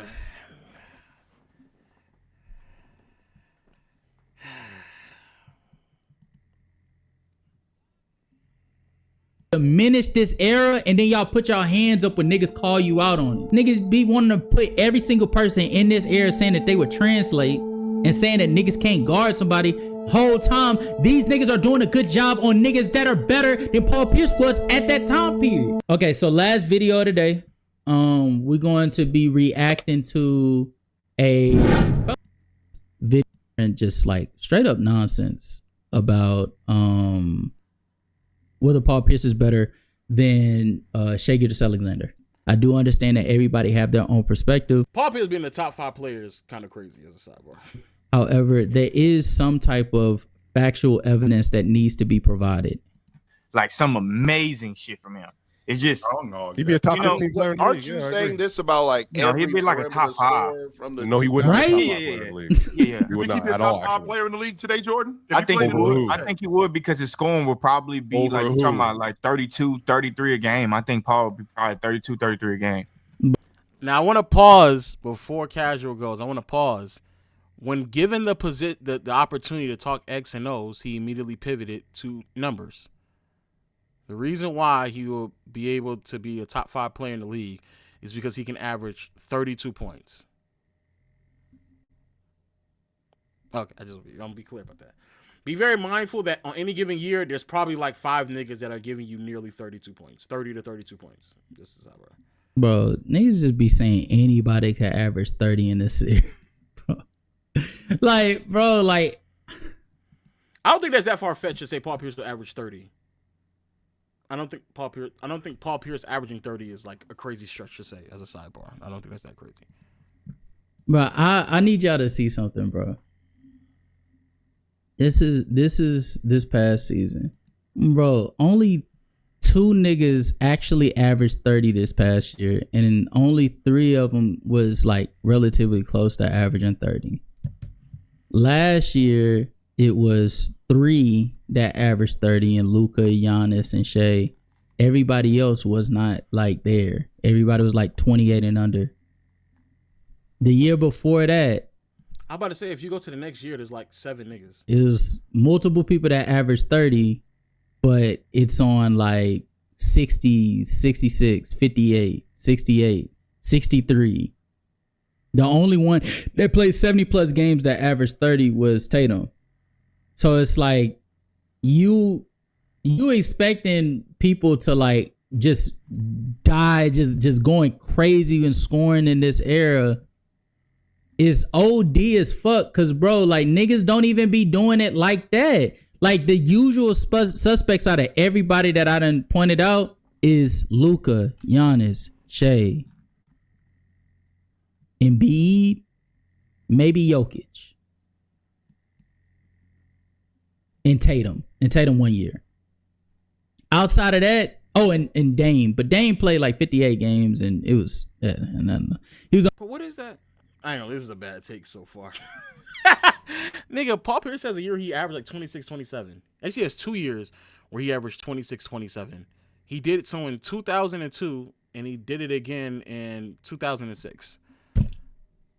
To believe that he wouldn't be able to just give you 3 more points, I don't know. It's what the fuck are we talking about? I don't know. Niggas is losing me right now. Niggas is losing me. Niggas is losing me. You're losing me. You're losing me. You're losing me. You're losing me. On team was like he wasn't winning. Like it's not. Oh, that's another thing. Are you saying he's doing this in a losing effort? Like this nigga just like he's a loser? Oh, okay, then yeah. If you saying he a loser, then yeah, sure. He can shoot as many shots as he want to. Shit, he could average 30 on like 25 shots a game. Shit, like LaMelo was doing earlier this year. Yeah, he can do that. Yeah. So then so now this nigga sounds dumb. Oh man, this be the shit right here, chat. On some real shit. This is the shit that this nigga be talking about. This is it right here. Bro, I want y'all niggas to know this man has a year where I had to like double check what the efficiency is on this right here. But he has a year where he averaged 26 points with a 50 effective field goal percentage, and he was shooting 40% from 3. Let me double check what was 2002 true shooting. Like to sit here and say that he would get 25 shot ups, like I don't like maybe, but to make it seem like he wouldn't be able to, 57 true shooting. 57 true shooting is not And in 2002, bro, to sit there and say like, oh, he would have to do da da da da da. Like, no, not really. Nah, not really. Nah, he probably wouldn't have to. But I guess if that's the shit you trying to get off, I guess. It ain't gonna amount to shit. He's still gonna be viewed under the same light as he was during the 2000s. But I guess, and to think that niggas could just come into this era and just average 30 anytime they want to, nah, that's wild. Paul Pierce in this era, bro, I'm telling you, bro, like it's a lot of things that y'all see from these players that we don't get to see from other players who play. Jordan, how far, like, because you at this point, every time I hear you like say a comment like this, it's about like every late 90s to 2000 score in the league, how they would come to today's league and be the best shit popping in the league. So how many players from there? How many perimeter scores from there would come into? Would Allen Iverson be a top 5 player in today's game? Where would Allen Iverson rank? Where would Allen Iverson rank right now in the league? Top 5 too. But I want y'all to know, nigga, in the 2000s, that nigga Allen Iverson wasn't no top 5 fucking player, nigga. That nigga wasn't better than Kobe when Kobe started hitting his prime. All right, I give Allen Iverson this. Allen Iverson was probably a top 5 player in the early 2000s, like 2003. Maybe. But by the time we see KG mature, we seeing Tim Duncan doing what Duncan's doing, Kobe to mature, Shaq is Shaq, Tracy McGrady's in that peak, so that's in the 5th spot. Dirk is in the middle of him elevating, so he's in that spot. LeBron is elevating, so he's in that spot. D Wade is elevating, so he's above him. Like, where the fuck is Allen Iverson going to end up jumping into the top 5? Like, fuck is? But you're jumping all the way to the mid 2000s. I don't like. Yeah, when you get to Wade in them, you're now jumping to the mid 2000s. But I guess, yeah, he's dragging it at that point. You're dragging it. There was definitely a point where Iverson had a very solid argument to be top 5. You're dragging it. Yeah, I ain't gonna lie. Casual's losing it. He's losing it. What we doing? Casual. Nigga just be chatting. True, you just good. What I said just went over your head. Let's say T-Mac wasn't better. Wait, you what? still gotta over your head. Nigga just be chatting. Shaquille O'Neal, Kobe Bryant, Kevin Garnett, Tim Duncan. And then that 5th spot was interchangeable because at one point it was Dirk. At another point, you had LeBron James elevating. You also had, out of those 3. He's losing me. You said, like, to Jordan, I'm not saying you did it maliciously. I'm just want to just put this out there. And a lot of people do this same thing to me, right? But we're talking about, when we say like in today, we're talking about one, like, we'll call it like 2-3 season. You know what I'm saying? Like, when we do that, we're talking about like a whole 15, 20 years of scores. So it's like I can take 1-2 from each season. Yeah. You know what I'm saying? So the sample size is so much bigger. So it's not like I'm saying that 80, like 98, or every score was better than the score in 2025. But if you go from 95 all the way to 2010, that's 15 years of basketball. So yeah, I think it's fair to say that we can get 10, 11 guys in there that'll be top 20, you know? And my question for the problem with that though is they're rather consistent. It's a consistent like theme of people that were not even top 5 during that time period or top 10 during that time period being put into these conversations of they would be top 5 today. So, but that doesn't. Yeah. All right. This is a bad video. Not gonna lie. Bad video, chat. Not gonna hold you, man. It's a bad video. It's a bad video. Bad video. It's a bad one. It's a bad one. Oh man, it's a bad one. It's a bad video. Tough shit. The only other thing I wanted to react to real quick before we skedaddle is apparently there's more. I don't know who calling me out, so I'm actually confused. How a nigga who can't fight or hoop call me out? I don't pay attention to that shit y'all talking about. I don't know what, bro. I don't know. Niggas on the timeline crashing out. The only other thing I really wanted to talk about before I skedaddle was the backtracking from Adam Silver. I'm not gonna hold you, bro, because I don't know what's going on with the D4 VD. I don't even know who the fuck that. I'm be honest with you. I don't know who that is. David, I don't know who that is. I don't know who that is. He's a singer. Don't know. Geppetto? Hey, man.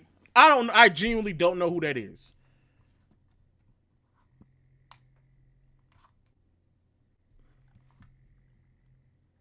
I don't know who that is.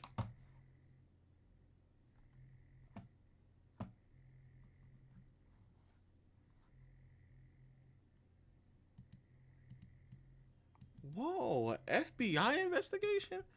A nigga talking about he can pull up in Discord. He can just pull up on the chat right now. What the fuck? I'm not in Discord no more. I'm here on playback. Fucking take it to the FBI, bro. So I made it. You know what? Don't call me a federal fucking agent. I just had to do it, bro. I just had to fucking do it. I obviously gave him the invitation to speak out about it. I said, listen, bro, I would obviously rather you tell the fucking truth, but if you don't want to do that, fucking take it to the FBI, bro. So I made a fucking case. I recorded it too, just in case, even though I know they record it. But the reason I even went with the FBI is I have so much more details now. So I was like, you know what, let's fucking go to the FBI, man. Which is insane. Never thought I'd ever go to the fucking FBI in my life. But the reason why also is you can't lie to the FBI without going to jail. You know what I'm saying? You can't go, you can lie to a cop. People lie to the cop. Bro, I'm so fucking, I have no idea what this nigga's talking about. I don't know. Oh, I can't play this song. Fuck. Yo, almost got me there. You almost got me. You almost got me. You almost got me. I let Casual up, but he not here. Okay, there you go. I'm right there. Damn. Wait, give me a second. Shit, I got get you situated in the background. Okay. So what exactly is the problem? Because I'm hearing it's a bad video. I'm trying to figure out where exactly was my responses having any type of illegitimacy in what I said. It's not that crazy to believe that Paul Pierce can average 30 points in today's league. That's not. I agree. And I even said he could. I just said it would not be to the frequency of a Shea, a Jokic, a Giannis, or a Tatum even, to where he would be putting those points up in a winning effort. But says who, though? I mean, why? Because as I a believe, sidebar, Tatum's only done it one time. But yeah, yeah, he only did it one, and that was another case I made that for some reason you shot down. That it's not that many people dropping 30 because the way that offenses are made, he would need to utilize his tough shot making to sort of force the defense to bend more to his will for him to create more opportunities for his teammates. So even then, realistically, why would he take that many shots to get to 30 when he could just use more of his facilitating ability? How many shots do you think he would need to take to get to 30? It's not shots. That's what I'm saying. You're looking at specifically shots. My entire point was the ecosystem of an offense based off of the way in which he played. He would not be getting that much reps just with the sole intention of just scoring the basketball. He would be more of an offensive hub in this era than he was back then. Okay. Because I don't think you got to I don't think you got to the point where I was rounding, because I agree to a certain degree. It was a long-winded. My overarching point was that the era of basketball that Paul Pierce, Latrell Sprewell, I think he brought up Latrell Sprewell and somebody else. That's a drag. Yes, it is. Yeah. So what I was saying was, I was bringing up all of that to basically say the era of basketball they were playing in, the tough shot making was the draw. Right? Because if you could be able to make tough shots, especially between mid ranges within 16 feet, you could be able to survive, especially at the guard spot or the wing spot in Paul Pierce's case. That would be how he thrived. However, in this era, even though his tough shot making would be valuable, it would not be nearly as valuable as it was at that time period. So he would need to find other ways to be able to make himself that valuable of an offensive asset. Off of just, if you eliminate like half of his long twos alone, he would just by default jump up in scoring. But then that would mean you would have to assume that he would turn into a different player than what he was. And under why would you not? Why I don't why I agree. I agree. That's why if you actually watch the nigga's terrible take, he was saying the way in which Paul Pierce plays, he would just go into this era playing that way and put up 30. But that's why that's crazy. Assuming that Paul Pierce, the way in which he played in the 2000s, he would just transfer that exact style into today's era and be able to average 30, that would not happen. But what my question is, do you think his style would be drastically different instead of taking long twos? He just took a step back and no. I think realistically, if Paul Pierce came into this era, his style would have to change. Oh, am my mic loud, Chad? My fault. Let me back up. But what I'm saying is that changing? Well, like for example, if I drive and kick and I pass out to you, you take a long two.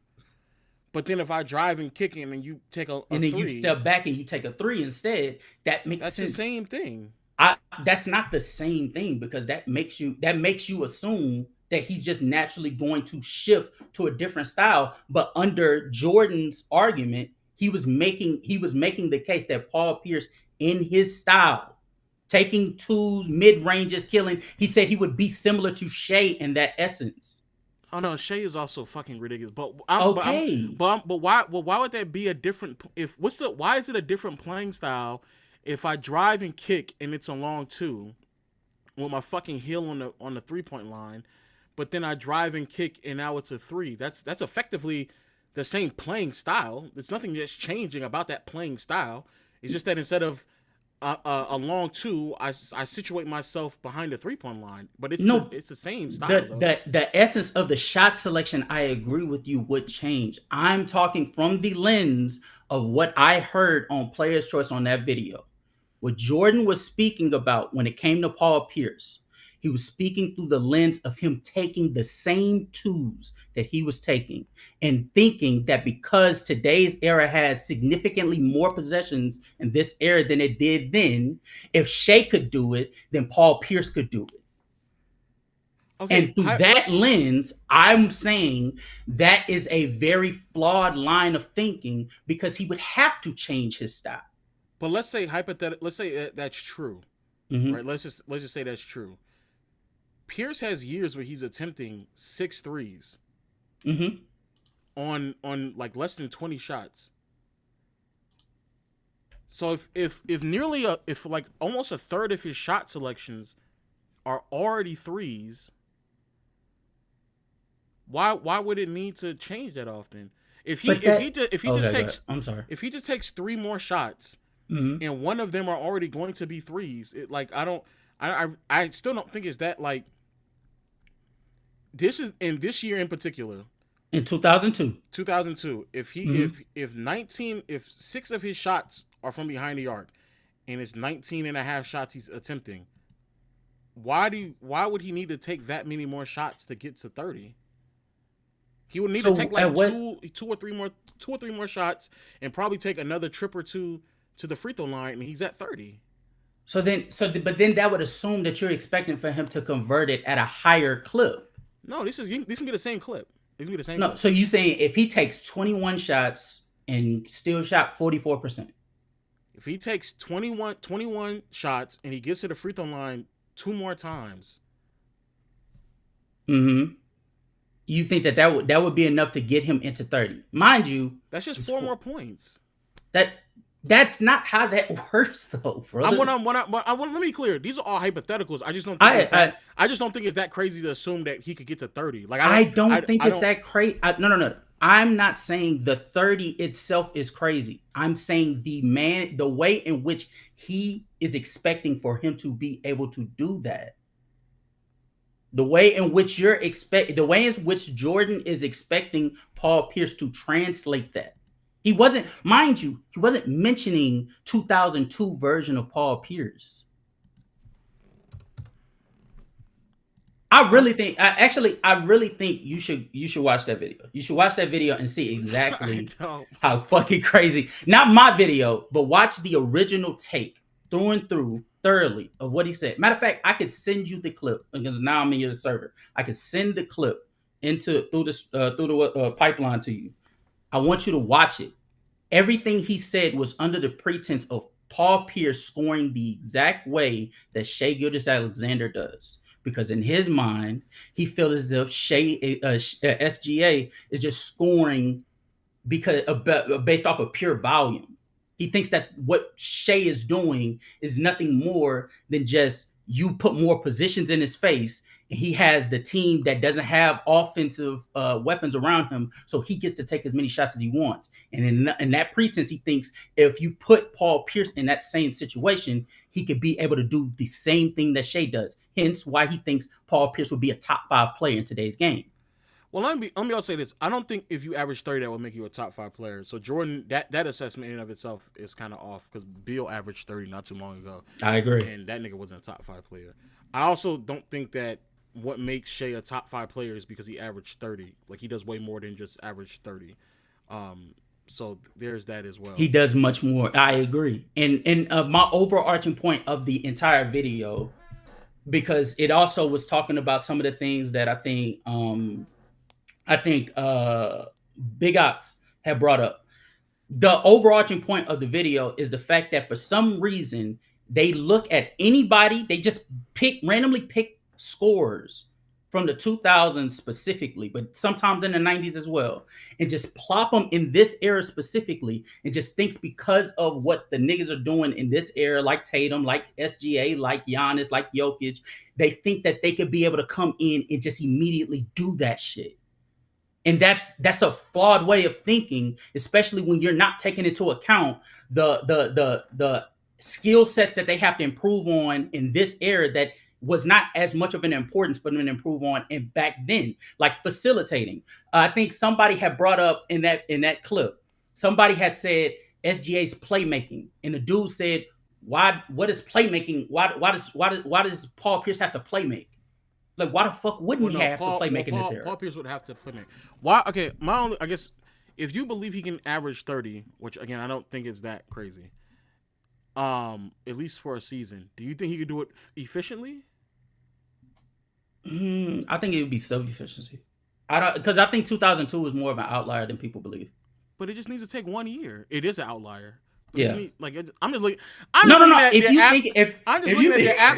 looking at the nigga's absolute best. Because that's how I'm interpreting it. I don't think the nigga meant like in the 2004 version of him could come in here. I would hope he's not talking about that nigga. But he said dumber shit. You would be surprised. But I think the 2002, if you plot 2002 version of Pierce in the league, that just has like in today's league. If you put him in today's league, 2002 specifically, yes. Could he do it for a year? Could he maybe even do it for 2 years? Sure.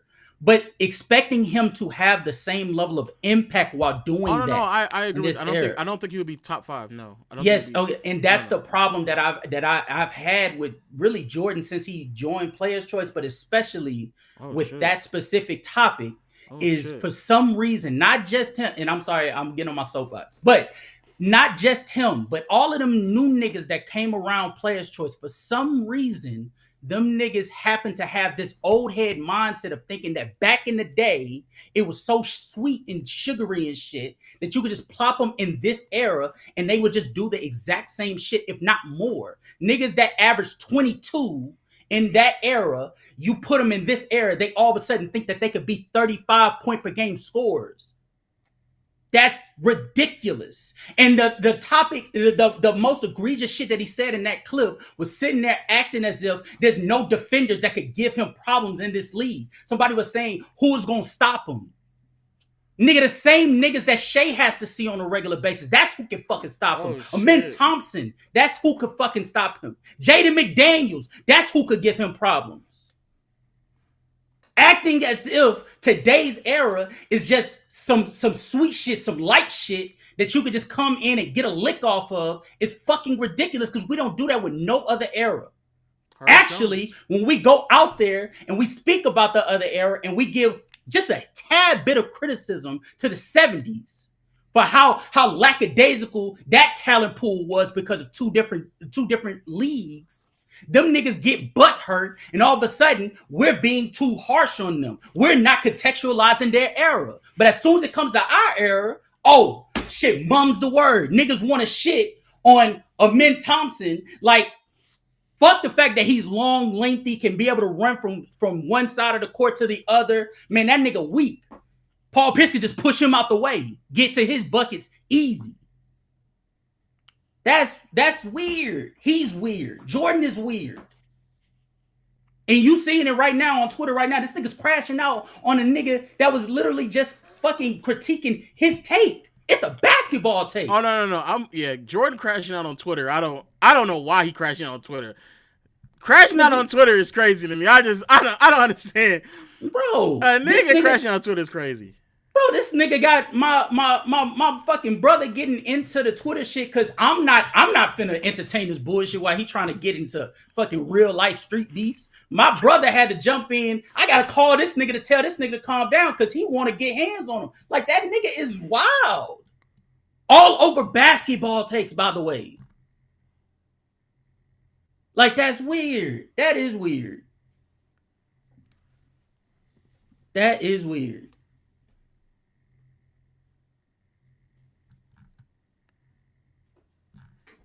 Okay, I'm gonna be honest with y'all. Let me say this.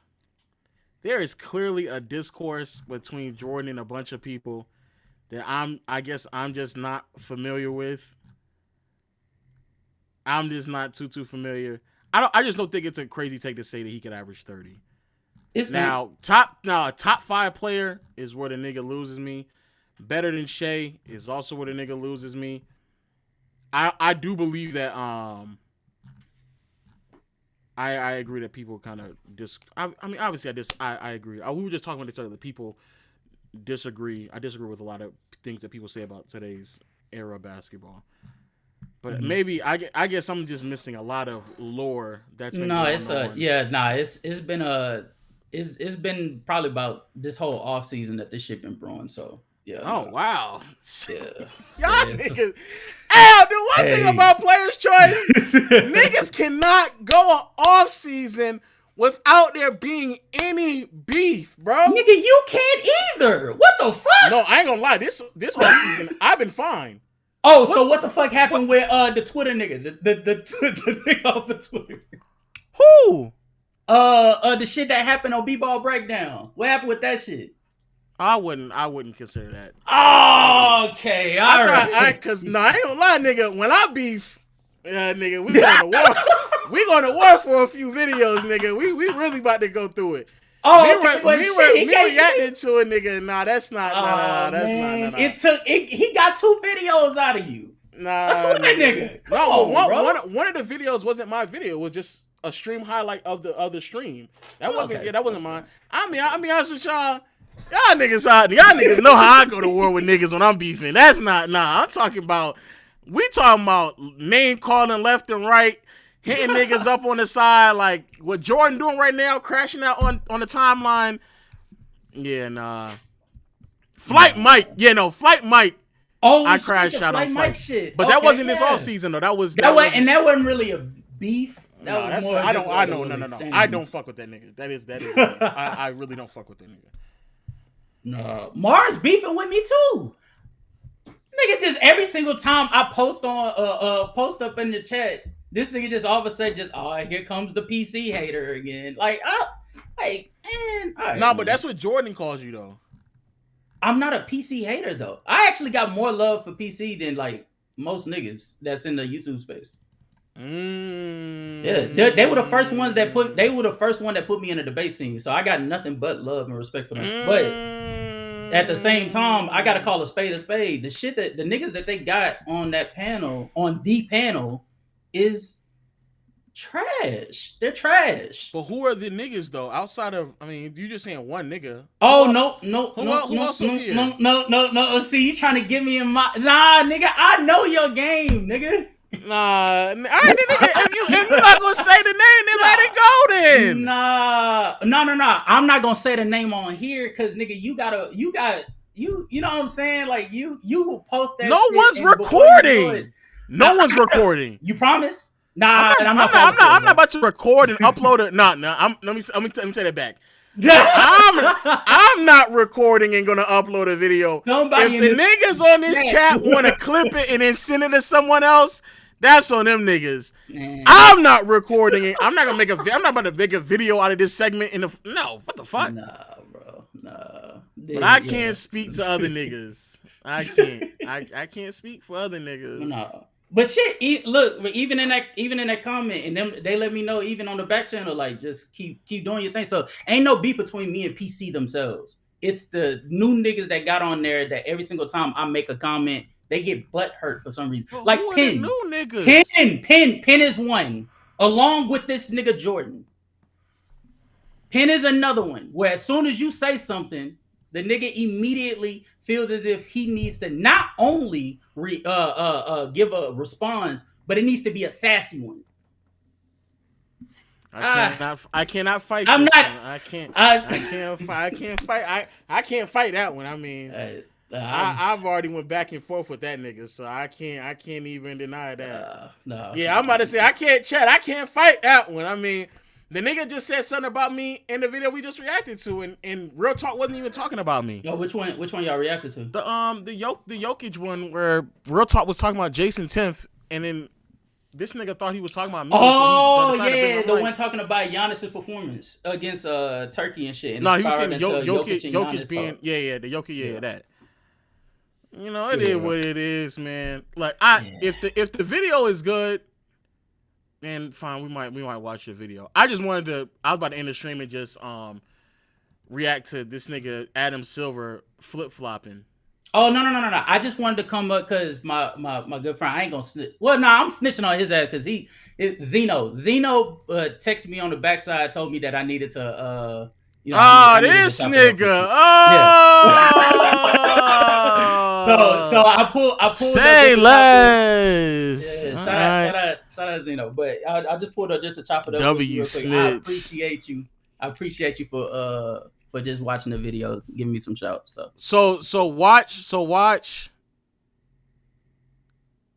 your video. You can watch what gives better context. I think the best context you're gonna get without like the start-stop situation is just going and watching the actual clip itself.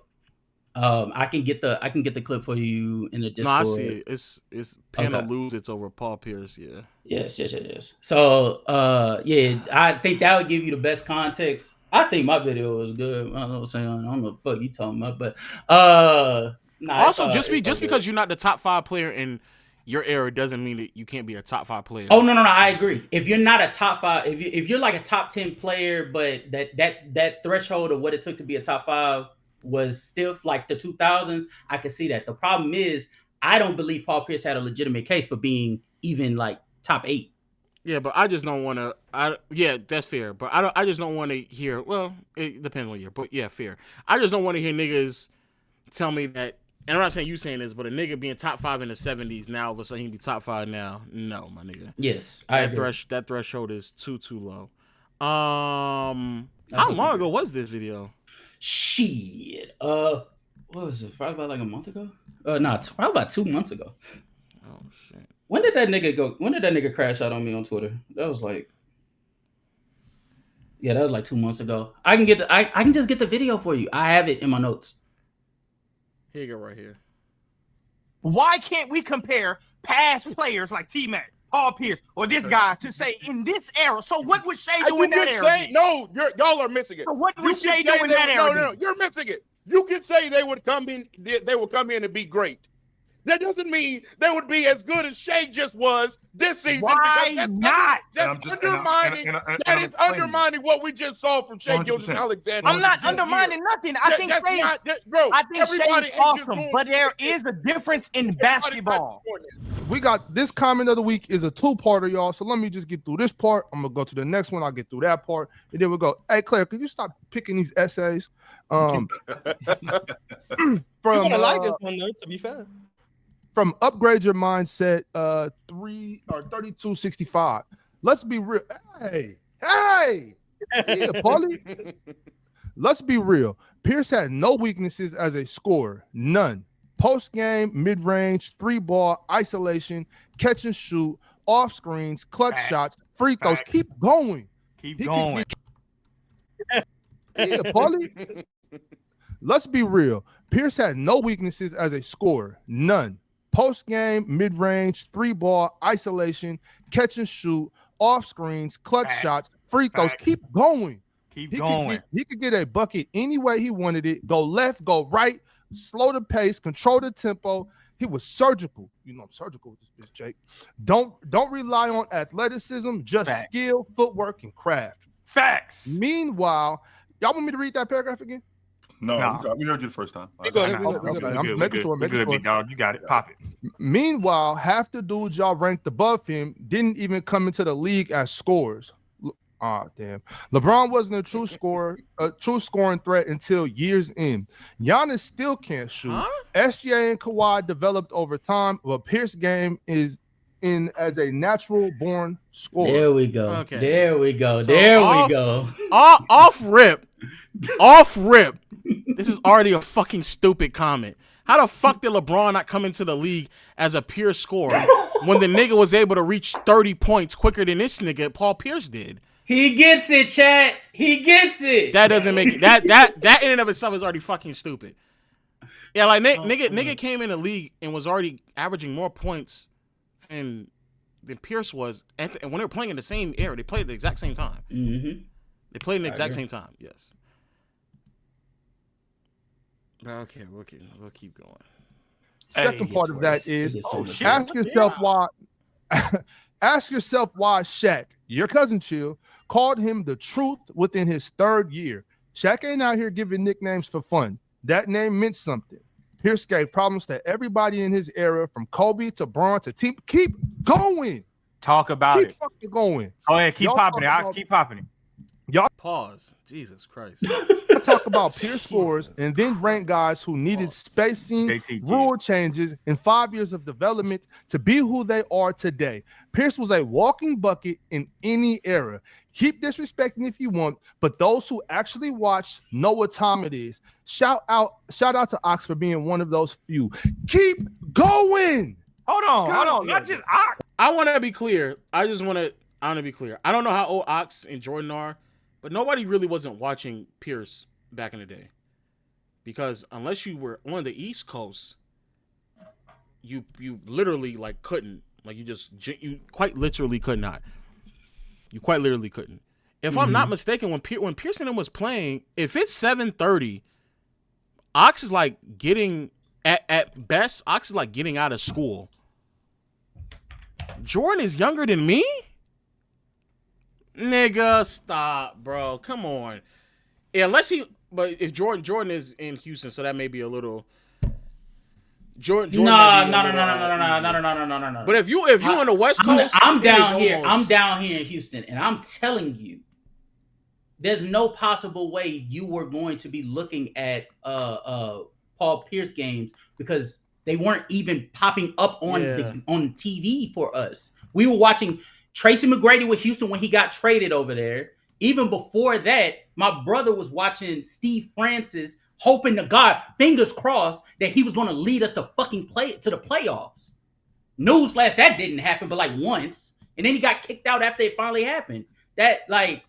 He did not get to see him. I know he didn't get to see him because nor Real Talk got to see them. Yeah, I don't remember watching Pierce, and I was on the East Coast, and that's roughly around the era I was growing up in, but they just weren't playing that many Boston Celtics games on national television. So like it would have been practically impossible to watch East Coast games. And on top of that, I mean Celtics games. But if you're on the West Coast, and you are around my age and you're talking about how you grew up watching East Coast niggas,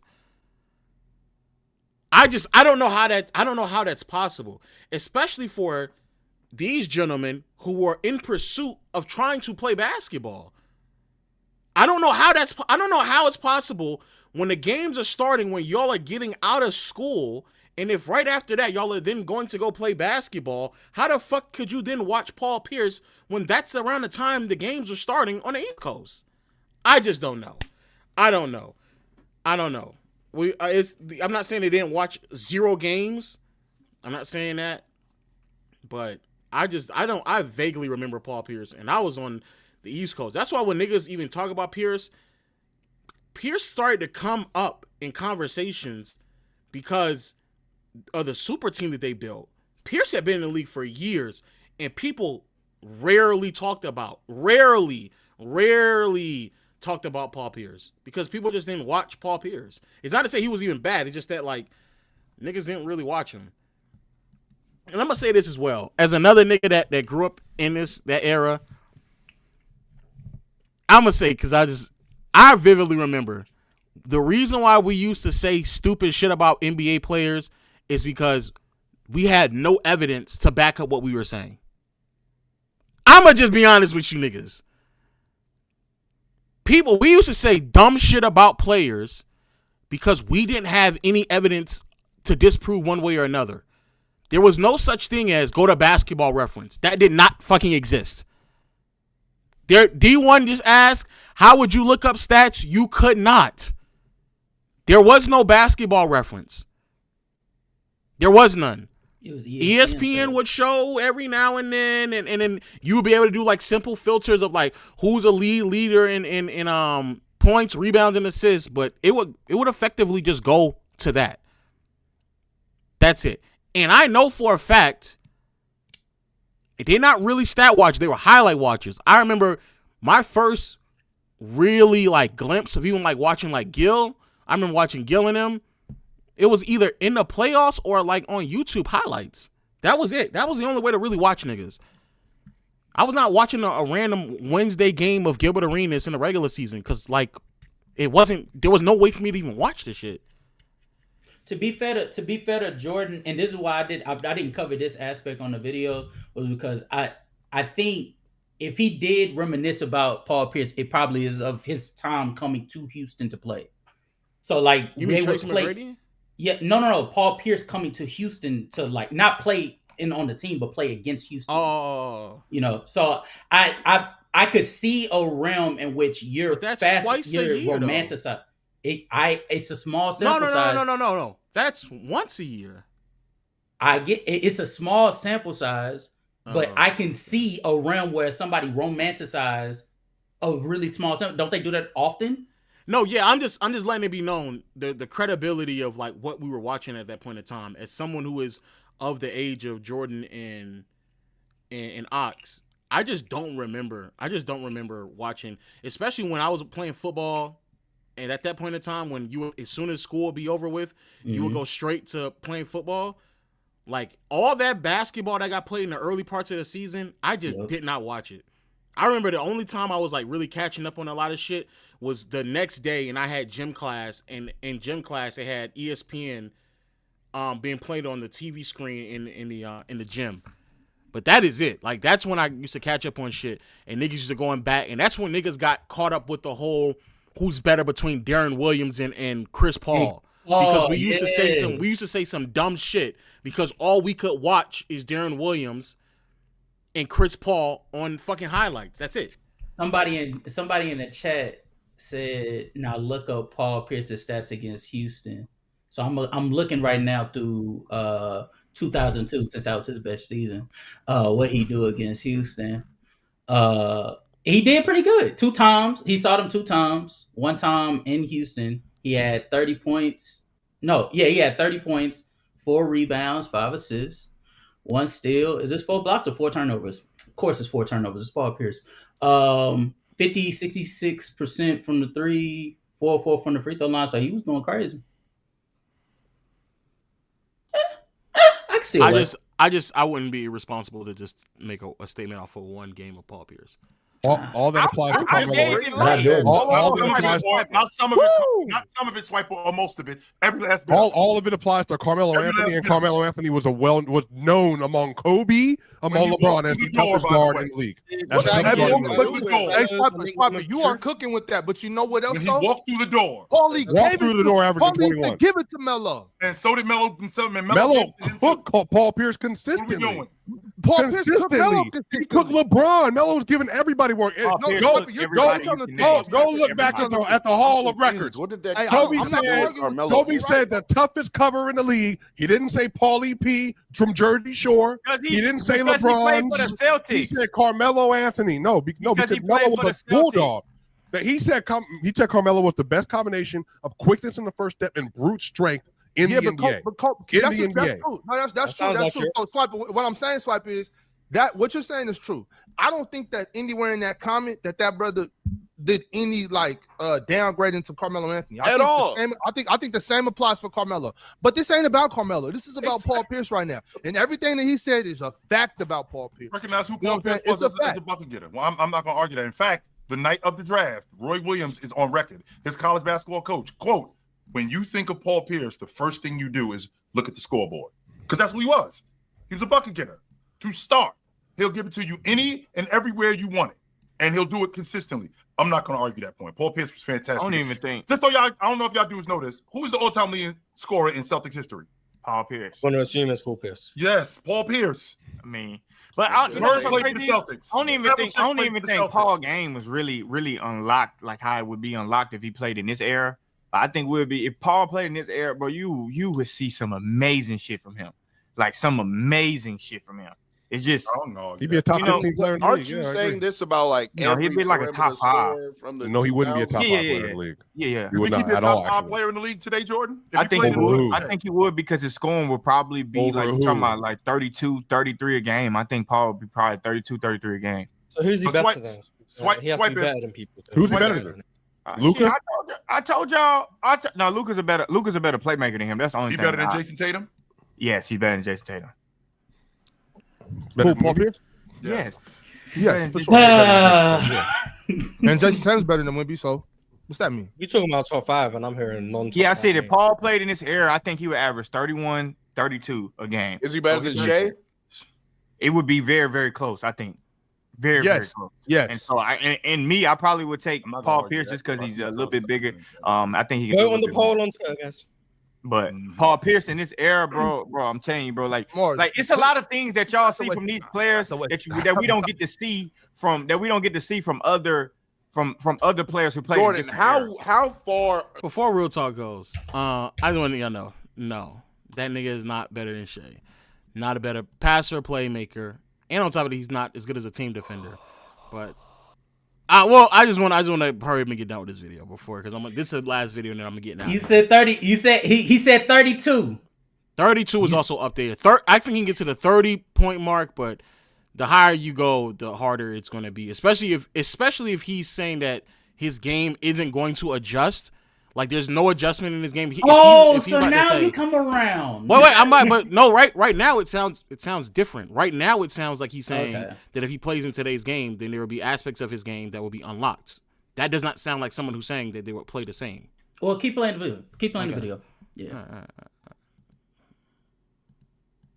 Like, because you, at this point, every time I hear you like say a comment like this, it's about like every late 90s to 2000 score in the league, how they would come to today's league and be the best shit popping in the league. So how many players from there? How many perimeter scores from there would come into? Would Allen Iverson be a top 5 player in today's game? Where would Allen Iverson rank? Where would Allen Iverson rank right now in the league? Top 5 too. So would Jerry Stackhouse be a top 5 player in the league? Oh, I was about to say, boy. So Jerry Stackhouse was like 28 a game.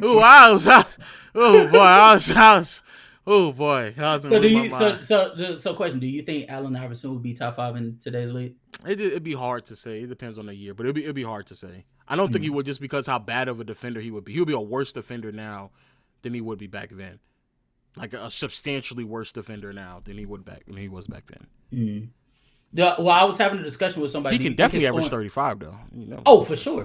But that leads me to the next question because I was going to ask you. I had a conversation with somebody that made the argument that if he could be top 5, it would be because of how valuable his scoring aggression is compared to the field in this era compared to last era where he's competing with Tracy McGrady, Kobe Bryant. Like there's other people that also provide that, that resilience.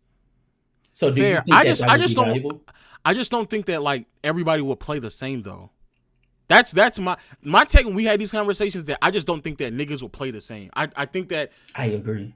I feel like Iverson would just shoot more threes. I think Iverson would be getting to the rack and being more successful than he was back then as well. I think a lot of his mids would be just taken out completely. Like, I'm not saying he wouldn't be shooting them, but like they just wouldn't occur. And I also think that his passing and playmaking will see an improvement, and I think that's an aspect of his game that people kind of overlooked anyway. Agree. But I agree. And his off-ball playmaking. I don't think he would be playing off ball as often as he did. It depends on the team that he's on, though, because to also be fair, if he's playing in today's league, he's probably going to play around more offensively equipped, gifted players. Yeah. So like it just that also takes into that consideration. So it just depends on, obviously it depends on the roster, to be fair, but it's you probably got about 4 more minutes of going through this loophole that they finna go through, because they about to go into a rabbit hole of like potential players. Okay. So if you ready to deal with it, let's go. So you Cause I ain't gonna lie, he said Jerry Stackhouse, I would have been out. He said Jerry Stackhouse, I would have been out. Oh wait, it don't stop there. Keep going. On the game. Yes, but go look at Jerry Stackhouse. Just go look at the way he got what Jerry Stackhouse. Y'all talking about Allen Iverson shot chucker. What would Antonio McDyess be in today's game? Oh, don't do that. Because first of all, I like Antonio McDyess. He would not be top 10. He would be top 15. What about Allen Houston, Jordan? Where would Allen Houston I really like Allen Houston. He'd probably be top 10, top 12 around there. It'd be better than we're talking about scorers or players? Just bucket getter, because we talking Players. about Bucket getters. If he a bucket, we just talking about bucket getters. Real talk. When you asked real talk, were you talking about just bucket getters, or you talking about just? No, I was asking about players, like best players. In the league. Allen Houston would be top 15, but if we were talking about bucket getters, he'd probably be up there, and he'd probably be up there. But where would Latrell be? Latrell will struggle because it's the 3-point line, but I like Latrell, bro. Latrell. So right now it sounds as if like he's taking into consideration the era. I'm gonna just be honest with y'all. I'm gonna be honest with you. It sounds as if like he's just follow with it for a second, and then tell me what you think after you get done with this shit. Because once he crashes out, then stop it and tell me how you view what his statement is. Okay, let me rearrange. Because he's about to start crashing out in about 3 minutes. Okay, all right. Let me rearrange this real quick. All right. Latrell was getting down here. Latrell did a lot. It's just the 3-point is a little shaky for Latrell. I'm gonna say it, Mars, and I know you're gonna roast me for this. Allen Houston better than Devin Booker today. Dan Donovan Mitchell too, though. Don't forget Donovan Mitchell too. He better than Donovan Mitchell. Keep going. You was fucking with him. Remember? I ain't gonna lie, Allen Houston got a shot on him. I'm not mad at the Allen Houston joint, but he would have to like become a significantly better playmaker, better facilitator. Yeah, he would, like a significantly better one, Too. But real talk, you know what? I think it's kind of unfair, like what you just said, like to Jordan. I'm not saying you did it maliciously. I'm just want to just put this out there. And a lot of people do this same thing to me, right? But we're talking about, when we say like in today, we're talking about one, like we'll call it like 2-3 season. You know what I'm saying? Like when we do that, we're talking about like a whole 15, 20 years of scores. So it's like I can take 1-2 from each season. Yeah. You know what I'm saying? So the sample size is so much bigger. So it's not like I'm saying that 80, like 98, or every score was better than the score in 2025. But if you go from 95 all the way to 2010, that's 15 years of basketball. So yeah, I think it's fair to say that we can get 10, 11 guys in there that'll be top 20. You know. And my question for real talk is like real talk. Do you not believe that the way they play basketball in different eras like benefits the I'm talking about the best score. I'm not talking about average. It benefits them more in this era. Like clearly it does. I for sure understand that. I do that as well with some players. I just don't do it with I just think I don't do it with as many as you, right? I'm willing to go like 02-03 McGrady could possibly be top 3 or the best player in the league today. I'm willing to do that. Why not Paulie? No, real talk is now. Nigga, no, he could not be. Oh my God. These niggas, I ain't gonna lie, niggas get around anybody and just start saying shit. No, that nigga could not be. No, he couldn't. No, he could not. He got the handle. No, he could not, nigga. No, he could not. man. If KD could knock at the door in 21, why can't 03 Chasing McGrady, man? Stop playing. No, with him, bro. I'm not willing to say Paul Pierce would be top 5. I'm not willing to go that far for me personally. But you got. I don't think he's better than. I don't think he would be better than Shea. I don't think he's better than Luka. I don't think he's better than Jokic. I don't think he's better than Giannis. And then that fifth spot, I mean, when you got Wemby, you got Embiid. When is Paul Pierce? Bro, you got like it's a lot of players. He's not a defender in the league right now. It's not a defender in the league right now that would give Paul problems. Just because he can either go by you, he can shoot the ball, he off the dribble. I don't know about that. But wait. See, this even Ox is like, all right, nigga, now you're just L when Ox say, yeah, nigga, you lost me now. You lost me. Right, so you know what's so crazy too, because there's actual arguments that could be said. The argument shouldn't be that there is not a defender in today's game that will be able to stop him. It should be because it's more spacing. It would be easier for him to get to his spots. That's what it should be. But to sit here and it's like, nigga, he would struggle against Jason Tatum. That nigga would struggle against Kawhi. That nigga would struggle against J-Dub. He would struggle against several competent defenders because they're excellent defenders in today's league. Just excellent. And I say this, and I said this before years ago. Herb, I ain't gonna lie, Mars. I actually do think he would struggle against Tatum. I actually do think that. I think that, like, if the argument is that it's easier to score in today's league because it's not as physical, then that means by default, literally by default, that the defenders in today's game, the people who are actual defenders, are better defenders than they were in previous era. Because if you're able to defend and stay in front of someone in the most skill-optimized offensive era in NBA history without using your physicality, then nigga, you would be substantially better in another era. You'll be substantially better.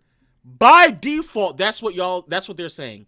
And I've asked people that several different times, and they don't want to sit here and acknowledge that if Herb Jones, if Drew Holiday, if Kawhi, if Paul George, if Dyson Daniels, if all of them played in a different era, they will all look significantly better. They will all look significantly better. Well, one, you can't do that. That's too logical. Shout out Trey. He hit it right on the. You can't do that. That's too logical for Jordan. Two, what you are doing right now is you are speaking in the sense of bigging up this. No. And I mean this sincerely. I'm not even trolling at this point. What you are doing is you are bigging up this era for the traits that it properly provides to this era of basketball. The versatility, athleticism, and fluidity of movement is at its peak right now in the NBA. But yet, when it comes to what Jordan is about to say, because they're about to ring off another name and he's going to poo-poo it. They don't think that these defenders are nothing more than 6'6", 6'7", skinny you and me's just running around the court. They just got a privilege to play in the league. They don't respect them to the same level that they respect the players from prior eras. Okay, so I guess we need to watch this. This is the other part that we don't. Wait, Jordan. I got. I don't think nobody's giving him problems. I think no, because free space. When y'all do the transfer of era things, the thing that y'all don't like to put into consideration is that there are more wing defenders now than ever, because it's basically taking over the league, being switchable as a team and as a unit. Yeah, but they're not very good. Wait. Hold on. So when you say that, stop. When you say that there's nobody in the league that would give him trouble, Herb Jones is in the league. Amin Thompson's in the league. Bro, these guys are not giving Paul Pierce trouble, bro. Y'all like they give.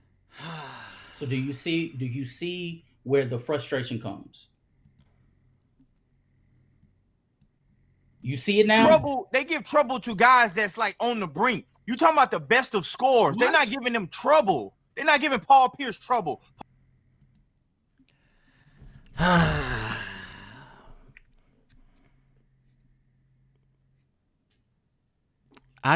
don't understand how a nigga like KD can exist and he will at times have problems and troubles with somebody, and then by default you don't think that Paul Pierce of all niggas, Paul Pierce wouldn't have no troubles? You're telling me, nigga, Kevin Durant will struggle at times.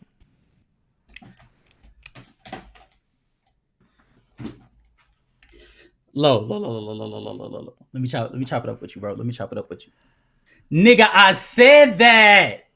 Oh well, we didn't get this deep. Yeah, you didn't get to that part, nigga. I said that. The ironic part of you acting as if Paul Pierce ain't gonna have no trouble with how he scored the ball, which was difficult, tough shot making, specifically in the mid range. KD, who is 3, 4, 5 inches taller than the nigga, struggled against these niggas, and he's a better player. That's ridiculous. Oh man. Now let's hurry up and finish this video. Jesus. Paul Pierce is giving him 30. If you say line this shit up and it's the playoffs and you 30 on what?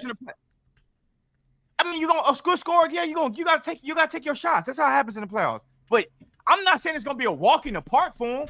You just said he ain't gonna have trouble. That's what walk in the park means. Hold on. I'm saying what Shea would do, what y'all see Shea do, that y'all think he's the only player in NBA history could do.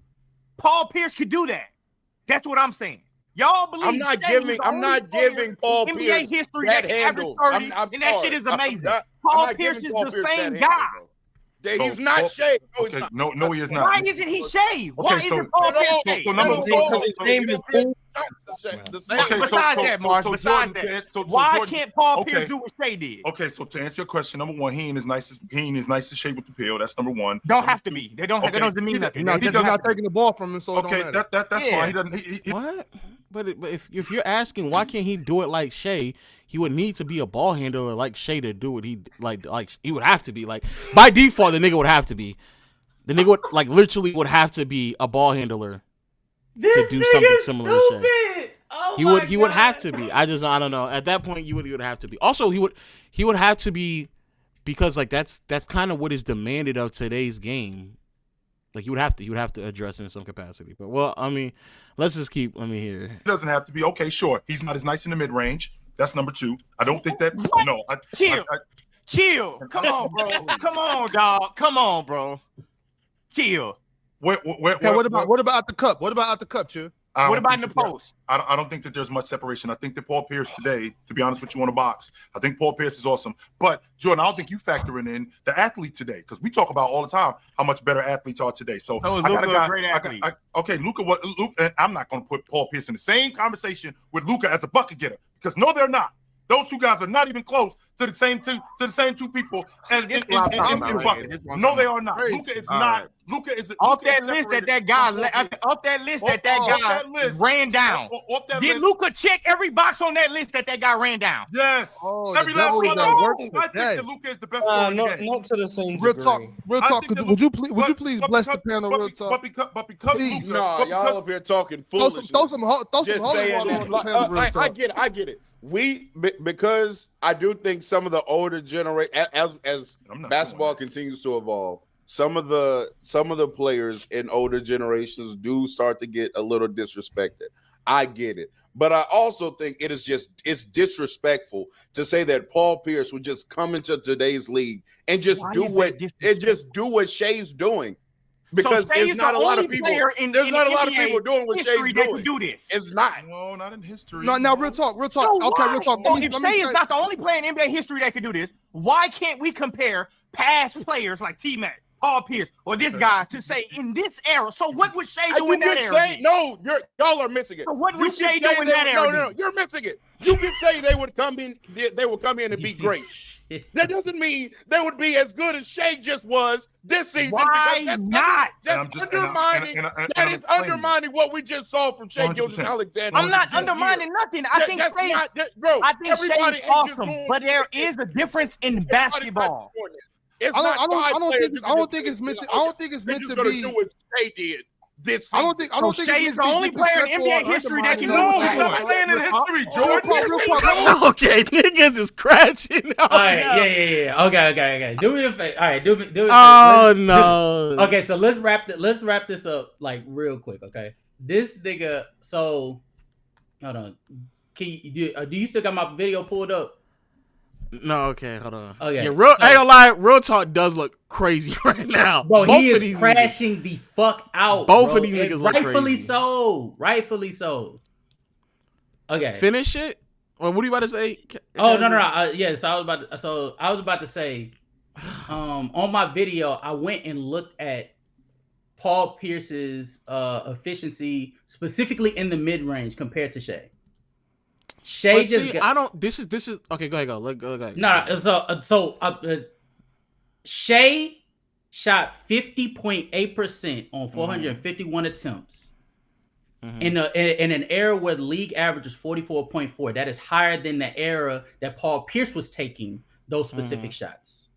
So he's 6% higher than the highest league average in I think it was like it's like 7 to 10 feet or 6 to 10 feet.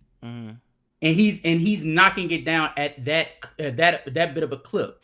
Now, is it fair to say that Paul Pierce can be able to be more efficient in that era? Abso-fucking-lutely.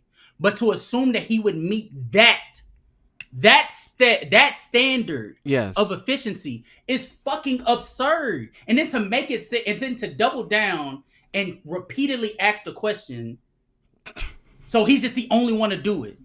No, he's not the only one to do it. No, he's not the only one to average 30 plus while shooting 50% for multiple seasons. Jordan did that. But that speaks to how fucking good he is, that he's able to shoot at that clip with that amount of volume to the tune of arguably the greatest player of all time. That's crazy.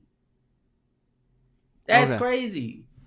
What year of Poppers you talking about? I went to 02 to try to be, unlike this nigga, less disingenuous. Okay, before we continue, I just want to say this. First of all, real talk looks nuts right now. Second of all, yes, I'm fine with the relative to era, but I do think that at some point, I think there's a threshold and a variable that comes into consideration. And let me be clear, I'm not saying that he's going to be as good as a mid-range shooter as Shea. No, because I think KD is one of the greatest mid-range shooter, arguably the greatest mid-range shooter of all time. And that I don't even think he was. I think he was relatively close, but they were probably around the same mark. And so, let's get out of the way. However, I do think that at some point, especially when it comes to mid-range shooting, then we can't just use relative to era, because there's like variables that come into place about how niggas is being defended back then in contrast to now. I get floored every single time I see a nigga touch the ball in the mid-range area in the post, and he's not that good of a mid-range scorer or post scorer, and he's getting double, and I have no idea why. It just floors. I'm getting blown away by how hard they defend mid-range shots in contrast to now. It's to the point where in today's game, especially because they play the efficiency game, niggas will allow niggas to just take mid-range shots. Cat and Rudy Gobert was on an island with this nigga Durant in one of those playoff series just because they were willing to concede it. So I think that there should be a bit of a different taking there. However, I still agree with you though. It's really hard. But the problem with what Jordan is doing is that I don't think that, and it's the same thing that happened to Jokic when we was having this conversation about Jokic as well. I just don't think people thoroughly understand the gap that everyone is at, where certain players are at right now, in contrast to everyone else. It's not just that Shea is a good mid-range scorer in today's league. The gap is wide. Similar to like with Curry, when niggas be like, oh, if you put Ray Allen in today's league, it's like, nah, I don't, because Curry is an outlier amongst outliers. So it's like there's such a significant gap that it's really hard for me to believe that somebody will be able to make up said gap. But I do. There's the more frustrating part about it is that Jordan is doing the other thing where it's like everything is just hyperbolic, where it's just like it's just an extreme. These niggas is clearly explaining to him that no one is saying that no one can do it, but it would take a very special someone to do it, and Paul Pierce doesn't meet that threshold, and he's defaulting back to, so no one can do it, and it's like no one. That's not what they're saying right now. Hey. No, that's not what we No, do. I don't think so. I think y'all might be misunderstanding each other. That's not what's happening. Hold on. Take a step back, y'all. Take a step back. We're not getting anywhere with this. Let's take a step back. I don't think that it's meant to be disrespectful or undermining. And I think if you take that stance, you can say it the same way the other way. You know what I'm saying? But with that being said, I think it's fair to say that maybe it wouldn't be the same numbers or the same efficiency, but I think it would be like in a tier, in a range. You know what I'm saying? It might not look the same. And if you feel like SGA, what he did this season is better than Paul Pierce, I think that's fair as well. It is fair. You know what I'm saying? I just don't think SGA is just the only guy that's ever had a great season. That's basically what real talk saying. That's basically what he's saying. That's not what I said. You don't get what I'm saying. You're not listening. You're listening. No, I'm listening. No, I'm listening to everything you're saying. I don't think Jordan understands the season. But this is the same argument we had with Curry when niggas didn't comprehend Curry is having such an outlier season that it's no, that's just not how that works. But I don't think he comprehends how much of an outlier it is. Even in a league of outliers, it's an outlier. So I don't think I just don't think he knows what the fuck he's talking about. Oh man. Oh wow. Yeah. That's tough. Listen, everything I did not say that there's no other player that can come in and do what Shea did. That's not what I said. Right, but I don't think it's trying to undermine Shea, though. I don't think it's trying to undermine or disrespect. Right, but I'm saying, hold on, because y'all want to hear one piece and y'all want to pop the shit the way y'all want to pop it. Listen, I'm saying the error for Paul Pierce. So what is he trying to do, getting the shit off that he was getting with the tight, congested space. I'm saying the numbers that he put up, you will be a goddamn fool or out your goddamn mind if you don't think that get boosted across this era. You gotta be out your mind if you don't think that gets boosted. No, I'm not going to argue that point. Why do you think it's volume that just gets? What if Pierce now just becomes Jordan, you're the same one. Stop right there, bro. So hold on, because you dudes jump on me. Shooting. Maybe his efficiency gets boosted. Jordan, what about that? And not only that, Jordan, everybody's not just you gonna tell Paul Pierce you can shoot every league, fucking shot you want to shoot. Everybody's not just. You can play this brand of basketball, not pass it around. You can play this brand of basketball where no matter what, we believe in analytics. Get your shots up. Do what you gonna do. You don't think Paul Pierce gonna say, "Oh shit, I get to shoot 8, 9 threes a game"? That's a detriment to his game if he's shooting that many threes. Just no, it's not. Oh man! Oh my God! No, it's not. It would actually help his game out significantly. Also, as a sidebar, chat, the more and more tracking data comes out, the more and more they realize, and it's not that crazy, that there's more passes being made in today's era than it was in the early 2000s. As a sidebar, it would help his game out significantly. And if anything, that would be the reason why he would score more points. He would just remove all of those long twos out. And Paul Pierce is actually phenomenally great at long twos. Like, abnormally great at long twos. Like, really, like in the, like 40s consistently on long twos. I agree. So thinking about it right now. How many volume scorers do you think is currently are getting that privilege of taking 9, 10 threes a game? Obviously 6, Curry, Ant this past year. You say about 6? Yeah. So with that, just playing devil's advocate at this point, because I already think he's stupid.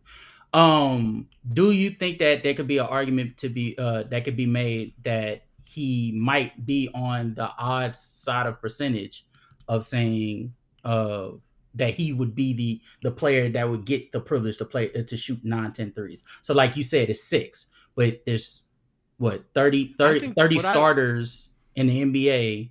How many of them get the? You don't think Pierce would? No.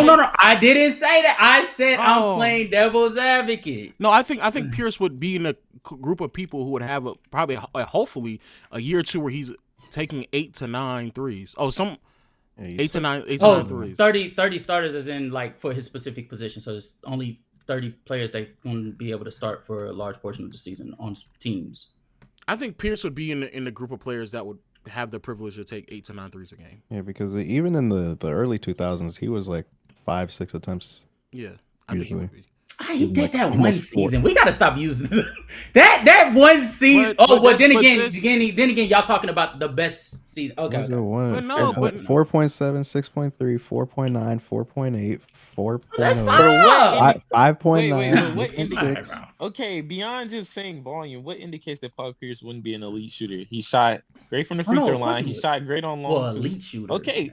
He would. I don't. But this why I be saying he was elite from relative to every area that he operated from. So every area elite from 3-point. Every area. The areas that the areas that are indicative of shooting talent. Yeah, the free throw line. Okay. Okay. So the areas that matters most. Yes. Okay. No. Okay, I'm with you. You said every area. I was like, wait, area? But I said he operated in. I have no problem. with assuming that he would, for a stretch, be able to be at the cusp, especially if he's on a team that allows him to put to play a certain style to get to that point and not be so responsible for having to facilitate. That's fine. I'm fine with that, right? What I'm saying is that would be a unique circumstance because not a lot of people in the league has that privilege to put that amount of effort on the offensive end, primarily on scoring. They have to put that effort towards other areas. That's my argument. I just want to be clear. Basically, 50% of Pierce's shots were either long twos or threes. Mm-hmm. Between this time frame that we're referring to, 2002 to 2007. That is where basically half of his shots are coming from. And of those shots, he's shooting 35% on threes and then 41% on long twos. So no, I don't think it's that crazy at all to conclude that he would be of the players that would be privileged to have 8 threes a game. I don't think it's that crazy at all, actually. I actually think that because out of these fucking long twos that he's taking, those would be effectively erased. Those would be erased. Wait, what would be erased? I'm sorry, I'm not looking. The long twos would be erased, and they will all. And they would just go to threes. They would just. They wouldn't all go to threes. They would probably be like it would vary. It would vary. But you understand what I'm saying? Like a good. No, I get what you're saying. Yeah, a good portion of them would all go to threes. So I don't like. Yes, I think he would be, but this also goes back to like. This goes back to like where the coaching variable, for example, comes into place. Like to be honest with you, LeBron just randomly start taking more threes, but he still attempts relatively the same amount of shots. Like the nigga still is taking, like right here, it's just 22 shots. He took 22 shots back here, but he's taking 7 threes, 8 threes, 6 threes, 6 threes. He's taking relatively the same amount of shots that he did back then.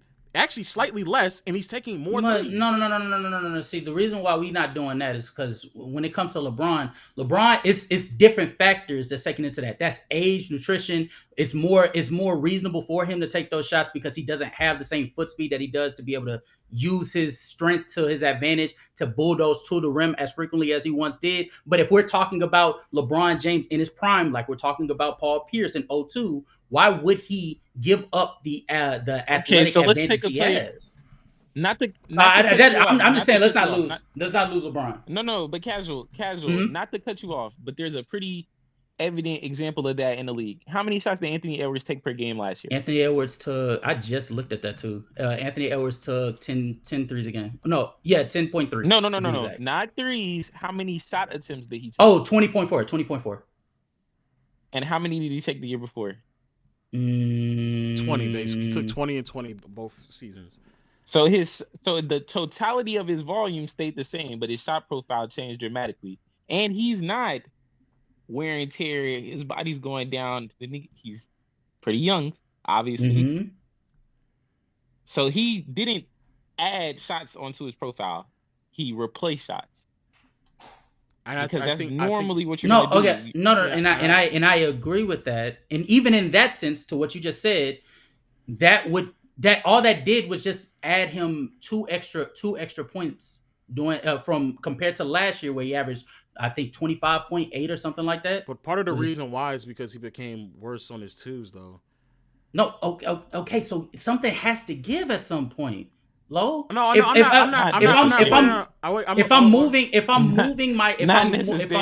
instead of taking long twos, I'm now taking threes. That means those twos aren't there anymore. So then what exactly are you replacing If anything, it that with? means your Likelihood 2-point percentage should go up. Say it again. 2-point percentage should go up. If you're getting rid of the shots that it's good if you shoot 41% on, your 2-point percentage should go up. In theory, in theory, yes. Went down. And 2-point percentage went down by 1%. Mm-hmm. Like, I don't know. Like you said, it just went up 2 points. But respectfully, 2 points is a lot. If you go up No. 2 points, I'm talking about the point. I'm talking about 2 points of true shooting percentage. No. I'm talking about point. I'm talking about his points, like his average that year. Yeah, I'm saying 2 is a lot. But going back to what Jordan said 31, 32 a game. And he was at 26 in his best season. To be fair, I think 32 is excessive. I think so. I The think thing 30, that he would jump 6 points per game.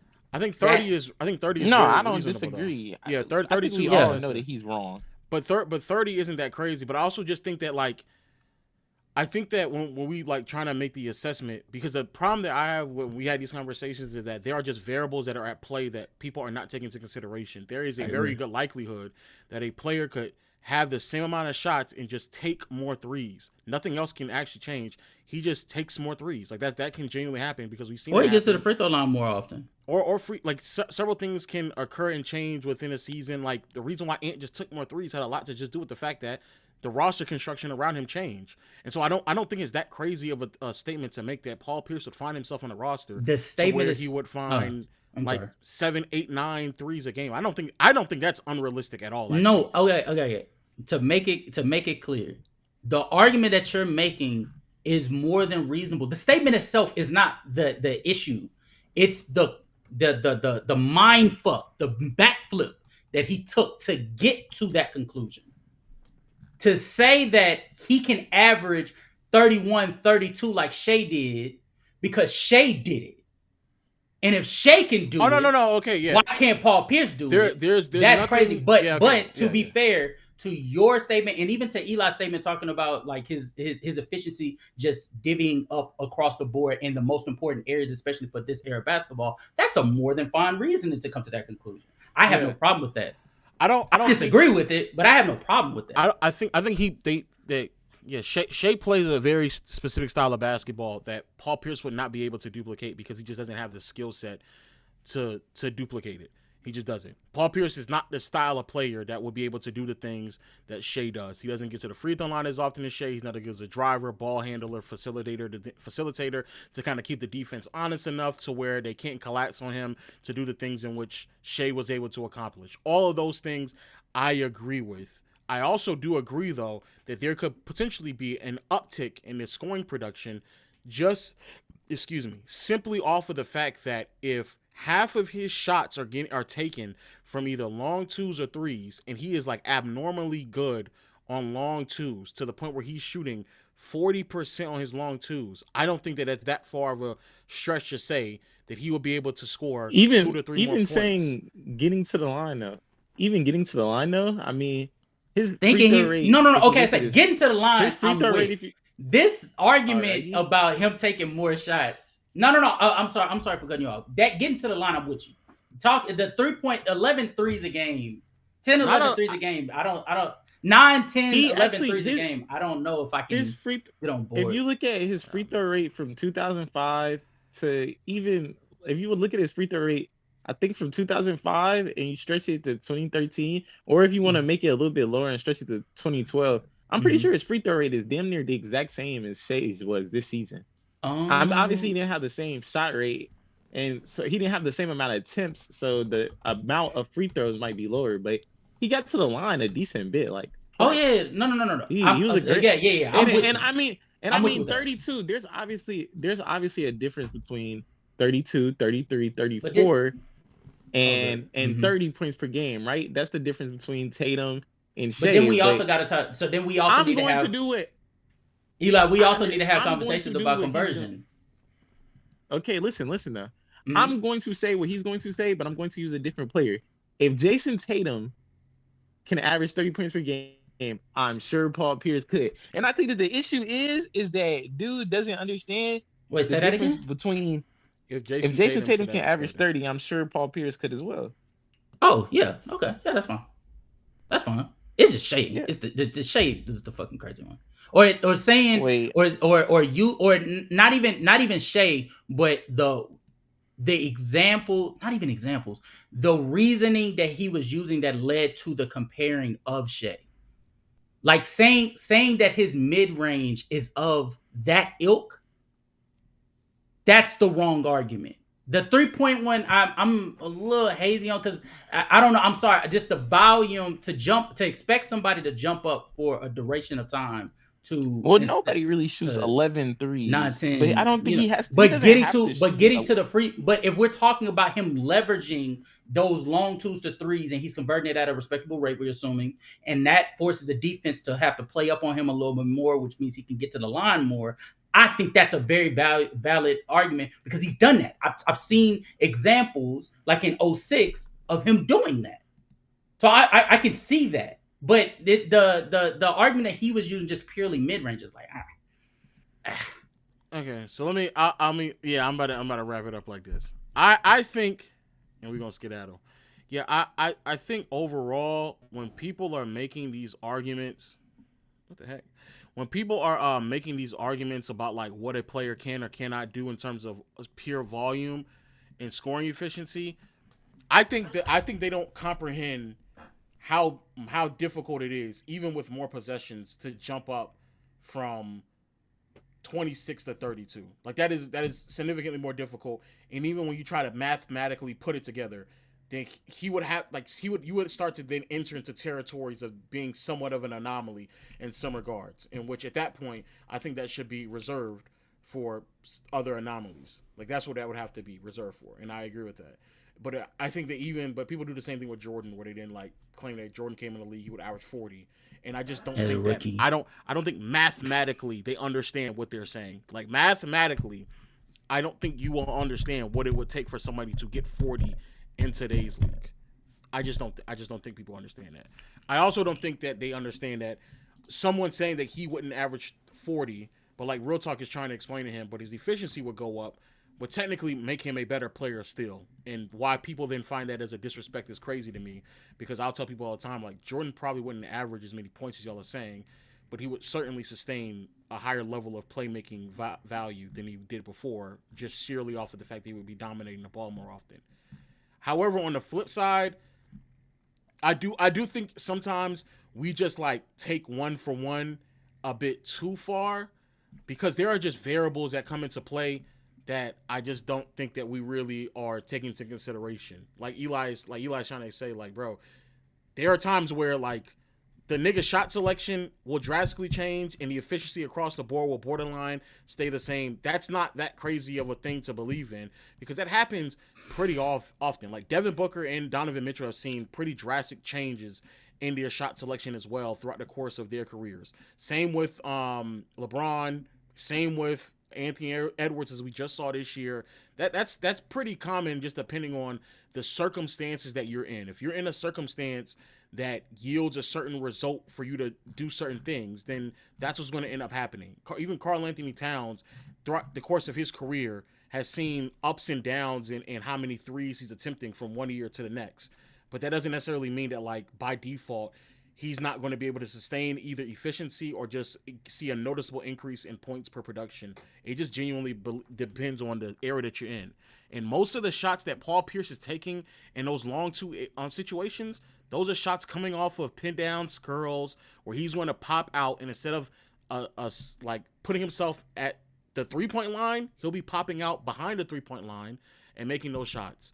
And that's what I was saying in the beginning, where it's like, if I drive and kick and you're taking a long 2, but then if I drive and kick and you're taking now a long 3, that's effectively the same ideology and scheme. It's just that instead of you situated in front of the 3-point line, you're now just situated behind the 3-point line. And I don't think that is that far of a difference between one another. I think that's effectively the same thing. It's just that the coaching and ideology has changed. And from that, I think Paul Pierce would immediately improve, because I definitely would assume that at bare minimum 3 of his shots came off of pin downs and screens and curls, where he just so happened to end up on a long 2-point shot instead of a 3.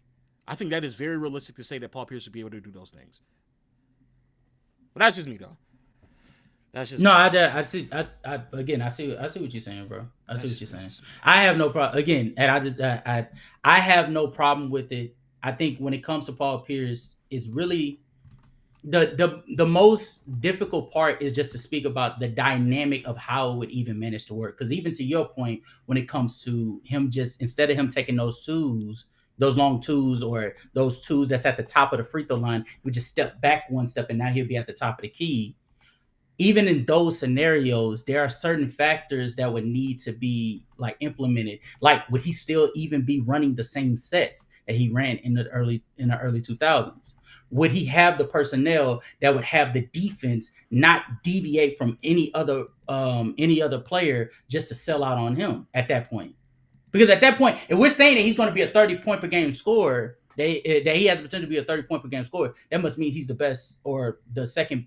He would have to be the best offensive player on the team. Yeah. So at that point, like, the defense would be honing in primarily on him. So the personnel would have to meet the measure for him to be able to take those shots, and then we'd have to take it to the fact that he would be on ball too, so he would have to be able to create for others as well. Like, there's other factors that come into play that I don't know. I feel like we would have to literally like make a more than beneficial scenario for him to put him to that ranking. You're dragging it. Now you're dragging it. Now you're dragging it. You're dragging it. Okay. Maybe I was so focused on making that video not intended to a Paul Pierce hater. Yeah, because like what you're saying is like, basically you're saying, would they build a competent unit around him? Yeah, nigga, they would. Like, they would actually. Yeah, they would. They would build a competent unit around this nigga. Yeah. Shout out Trey Young, man. He had that. They would. Also, I'll be honest with y'all. Just go back and watch old footage. It's even when these niggas talking about like spacing.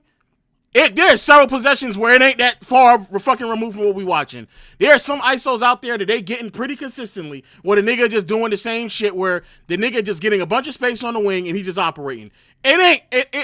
Some of this shit really ain't that far removed. I've been trying to say this for a minute, not like in the context of just this room, but for a minute. I told you this and you said I was dicking or whatever, but I'll legit stand on this. If you watch most of the playoff games, right? Understandable. Yes, he is the team is better equipped shooting wise, but the functionality of the spacing in terms of how it would affect his scoring production and most of those games is not super far removed from past eras where people talk about it, because it got to maybe, in the regular season, but it got to a point where they was just like, actually, we're going to soft close out, and these guys got to show us that they're actually going to take 9, 10, not even taking the threes. That was not the issue. It got to a point where they were playing off of them, and they were like, you're going to have to show us that you can take 7, 8 threes a game, and you're not just going to pump fake and fake drive, and we're going to contain the advantage. And now it gets back to the top of the key, and we're gapping on another shade drive. You get the functionality of the spacing wasn't so much better for him than it was for some of the stars of the past era, not necessarily the 2000s, but definitely I would say like late 2000s, 2010s, post freedom of movement, obviously. And Shea still was, 30-point per game scorer on above his league average efficiency back then. At that point, it also has to take into account your individual skill set. Like, what do you provide in that sense of like being able to let me stop. I was about to get back in my Paul Pierce hating bag apparently. Yeah, I ain't gonna lie. We gotta go. I feel like a lot of things like Eli said, a lot of shit that Tatum do, that nigga could do. I just be asking y'all niggas, and he could do the same thing. Just go. All you gotta do is just watch a few games of that nigga, and he can do very. Oh, he gonna hit the side step? Yeah, nigga.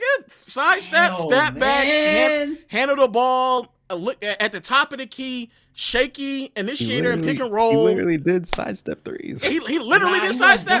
He wasn't doing a sidestep like Tatum. We gotta get out of here, Chad. All right, man. All right, bro. All right. Y'all ain't ready. We'll catch y'all later, man.